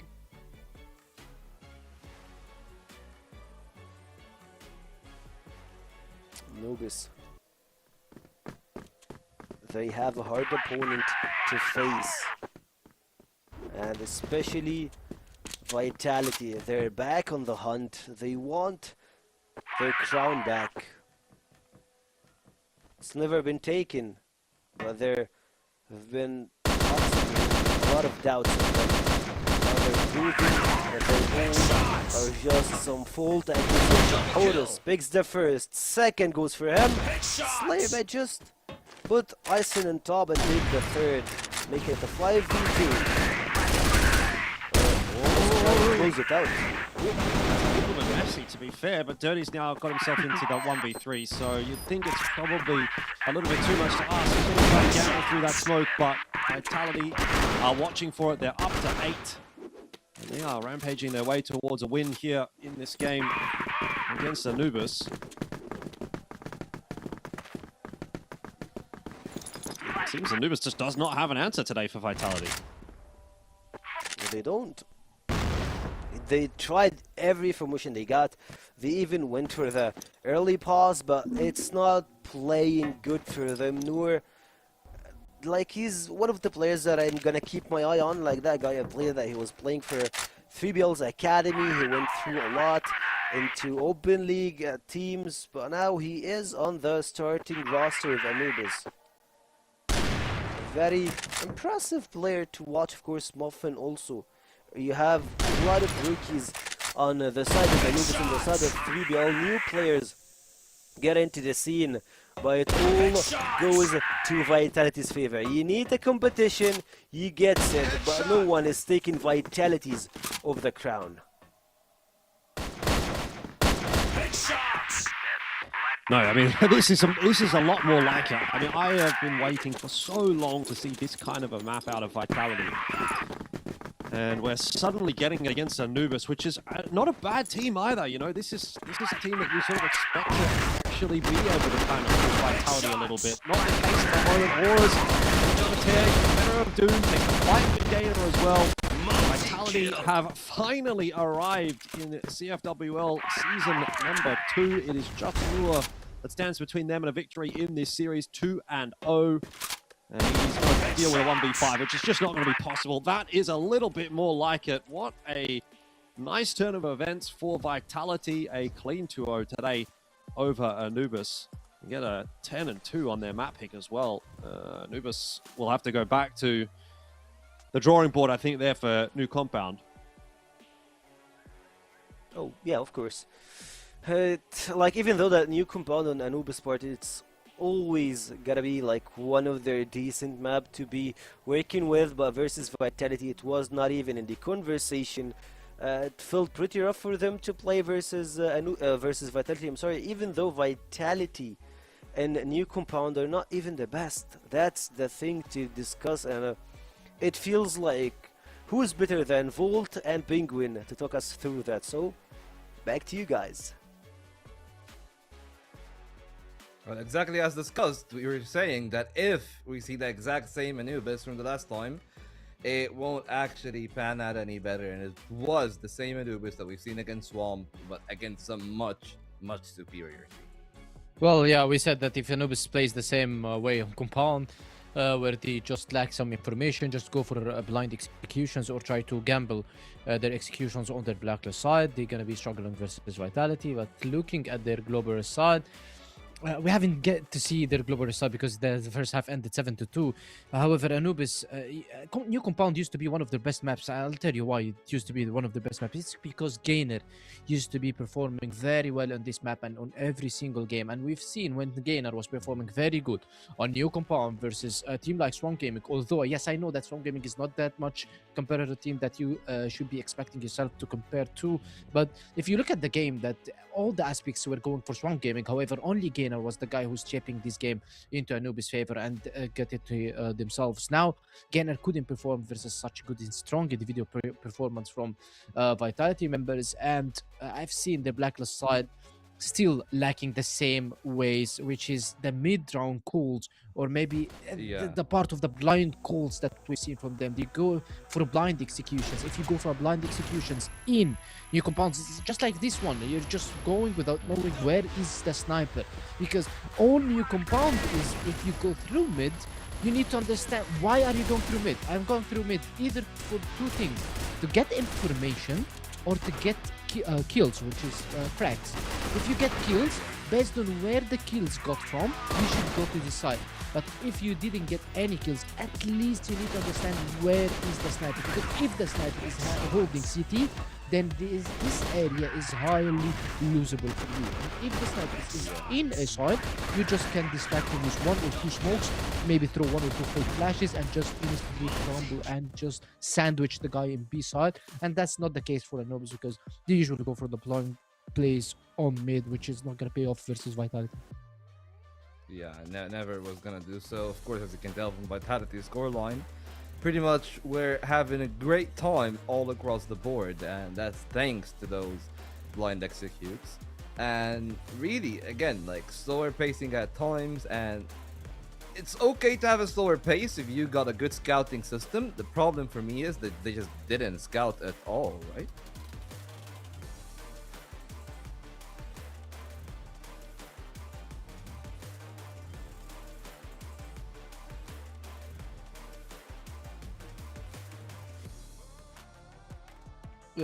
Yeah, exactly. I don't think they should be doing the same thing over 12 rounds that they played, because they played now 12 rounds. Maybe if they played 20 rounds, let's say they played 20 rounds. I'm not saying that they should go for scouting for 20 rounds. I know why they are not doing it, because it's a risk. In the end, it's a risk, but it's a risk that you can win the round after that, because also a public and maybe let's say a blind execution in mid, it's a risk as well. So sometimes a calculated risk can drive you into a win, and maybe other risks can drive you into a 50-50 win. You can win, yes, if you have good trades, and you can just fall apart, just like what happened versus Vitality.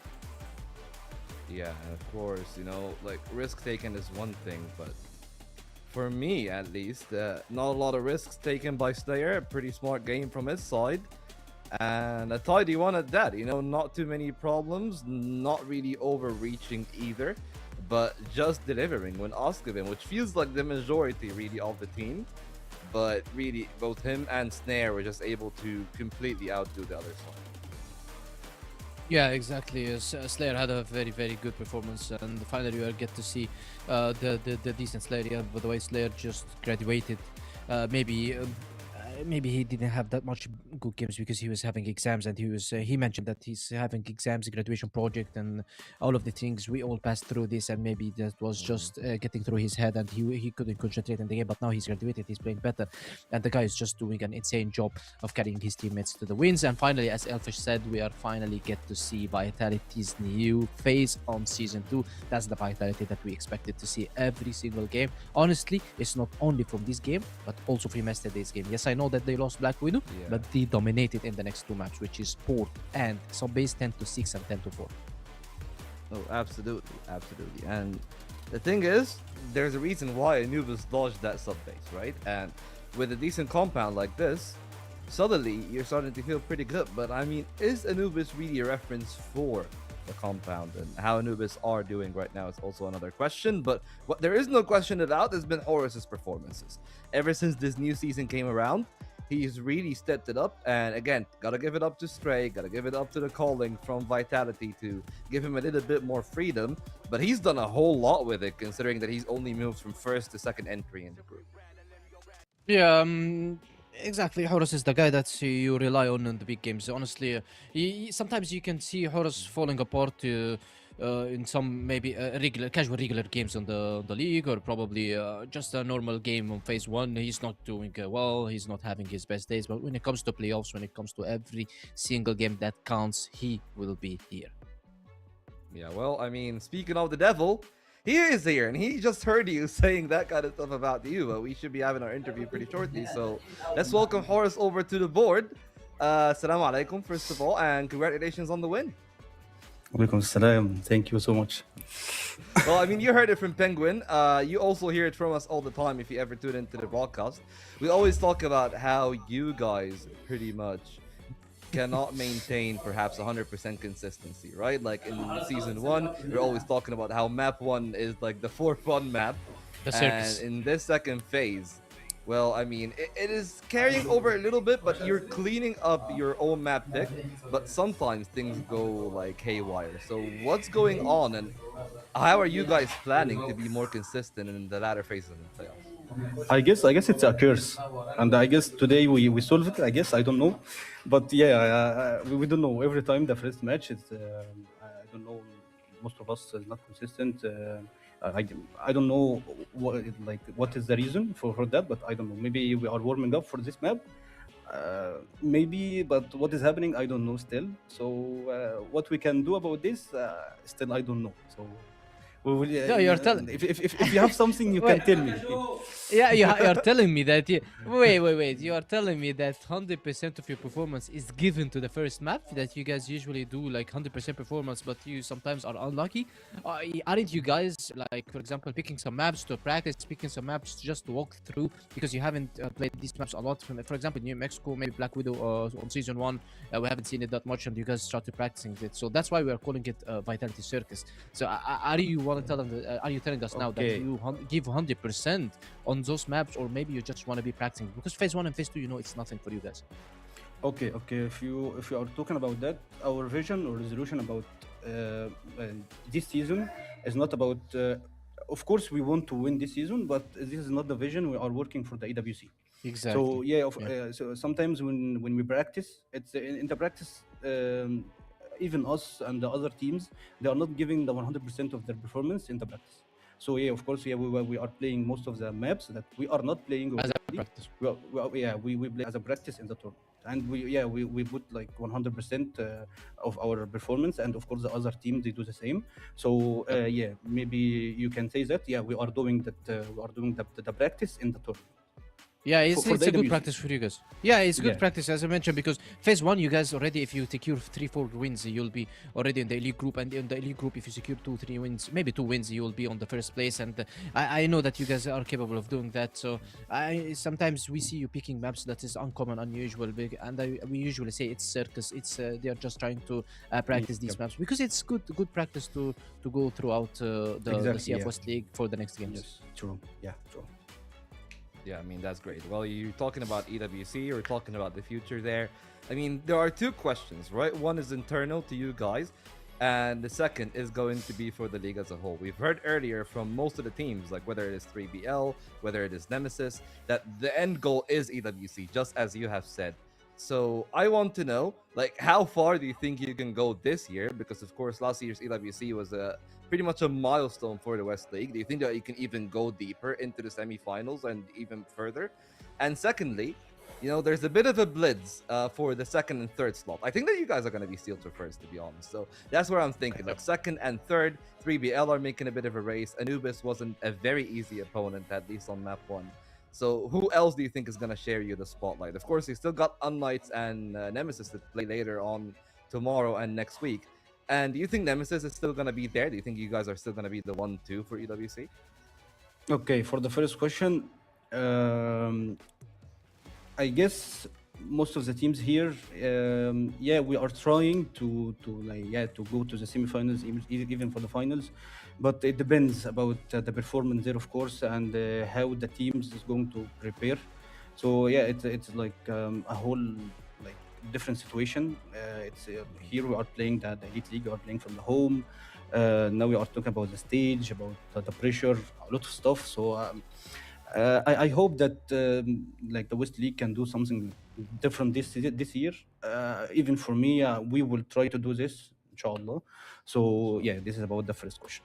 About the second question, if we are going to talk about like the first season, so we can say the teams will go with us. I guess it will be also Nemesis and TEC, because the second and third. But what I see right now, if it keeps like this, so I guess 3BL might be with us, and it will be between Nemesis and TEC, but I guess it will be Nemesis. So we will see. But for me, I hope that 3BL can do it. Yeah, a lot of love for the old team. That's great to hear. And well, one more thing that I'll actually hear from you is your final words. Do you have anything for your fans, the rest of the league, the Hornets, aka the Vitality fan base? Will hopefully you guys come into Paris later this year. Actually, there is a lot I can say, but it will what I'm going to say is not enough about the fans of Vitality, about my family, like my friends, everyone. Thank you so much for the support that you give to us. And we love you so much, and I swear we see everything that you type for us, and even if it's really simple, it means a lot for us, and we really thank you for this. And please keep supporting for us. Okay, thank you for your time, you, man, and congrats, man. Today. Hope to see more of you. Good luck tomorrow. Thank you. Congrats, man. Okay. He just bumped one thing and he left, bro. He said 3BL might be going to EWC, and the guy just disappeared from the screen. And now all the TEC fans are looking for him after what he said. Because I honestly stands with Horst. I will just double it down and just say if I'm not saying 3BL will go, 3BL is the best. No, it's completely hard for them. It's maybe 10% chance by maximum. But if 3BL is going to the EWC, it's going to be instead of TEC, not Nemesis. That's what I want to say. Yeah, so you two are going after TEC, huh? The Turkish fans are going to go after your guys' neck at some time. At least for now, though. For now. TEC, not in the best of spots, 1 and 2. But at least unKnights is still there below them. The top 4 have had a couple of new names. Anubis logged that 2 there in the 4th. At least in the bottom 4, we're kind of almost sure that it is going to be Imperium and Swamp. Perhaps Imperium can climb up to 6th, maybe 5th if the conditions are suitable. But at least for now, I feel like this is a pretty fair standings for almost everyone but TEC, who actually are going to be playing against 3BL tomorrow. Yeah, exactly. I mean, I mentioned 3BL. If they are going to the EWC, it's gonna be probably instead of Titan Esports, but I said it's 10%. I didn't say it's even a 50% chance. But and tomorrow, 3BL they're gonna be facing TEC, so they need to get ready, because all the buffs that 3BL is been taking is gonna be maybe redirected in their faces from TEC, because TEC is gonna be probably listening to this and they will just go and smack these guys tomorrow. Yeah, well, we'll see what TC can do. A team that has got a very high ceiling. Tough couple of games, you know, like the game against Swamp didn't look the best. The game against Anubis was a massive surprise, and credit to Anubis, definitely gave themselves legitimacy beating a team like TEC. And that was also, by the way, Eagle Eye in New Mexico. So New Mexico seems to be something that maybe some teams can take TEC to, but I'm not sure it's going to be 3BL, at least for that one. And well, for that, the other two games that we'll be having is reeling unKnights, a wounded team that are running straight into the Bee's Nest. And the first game for the day that perhaps I want to take your take before we actually close on. Yeah, like Nemesis and Anubis. How do you feel about that game from what we've seen from both teams today?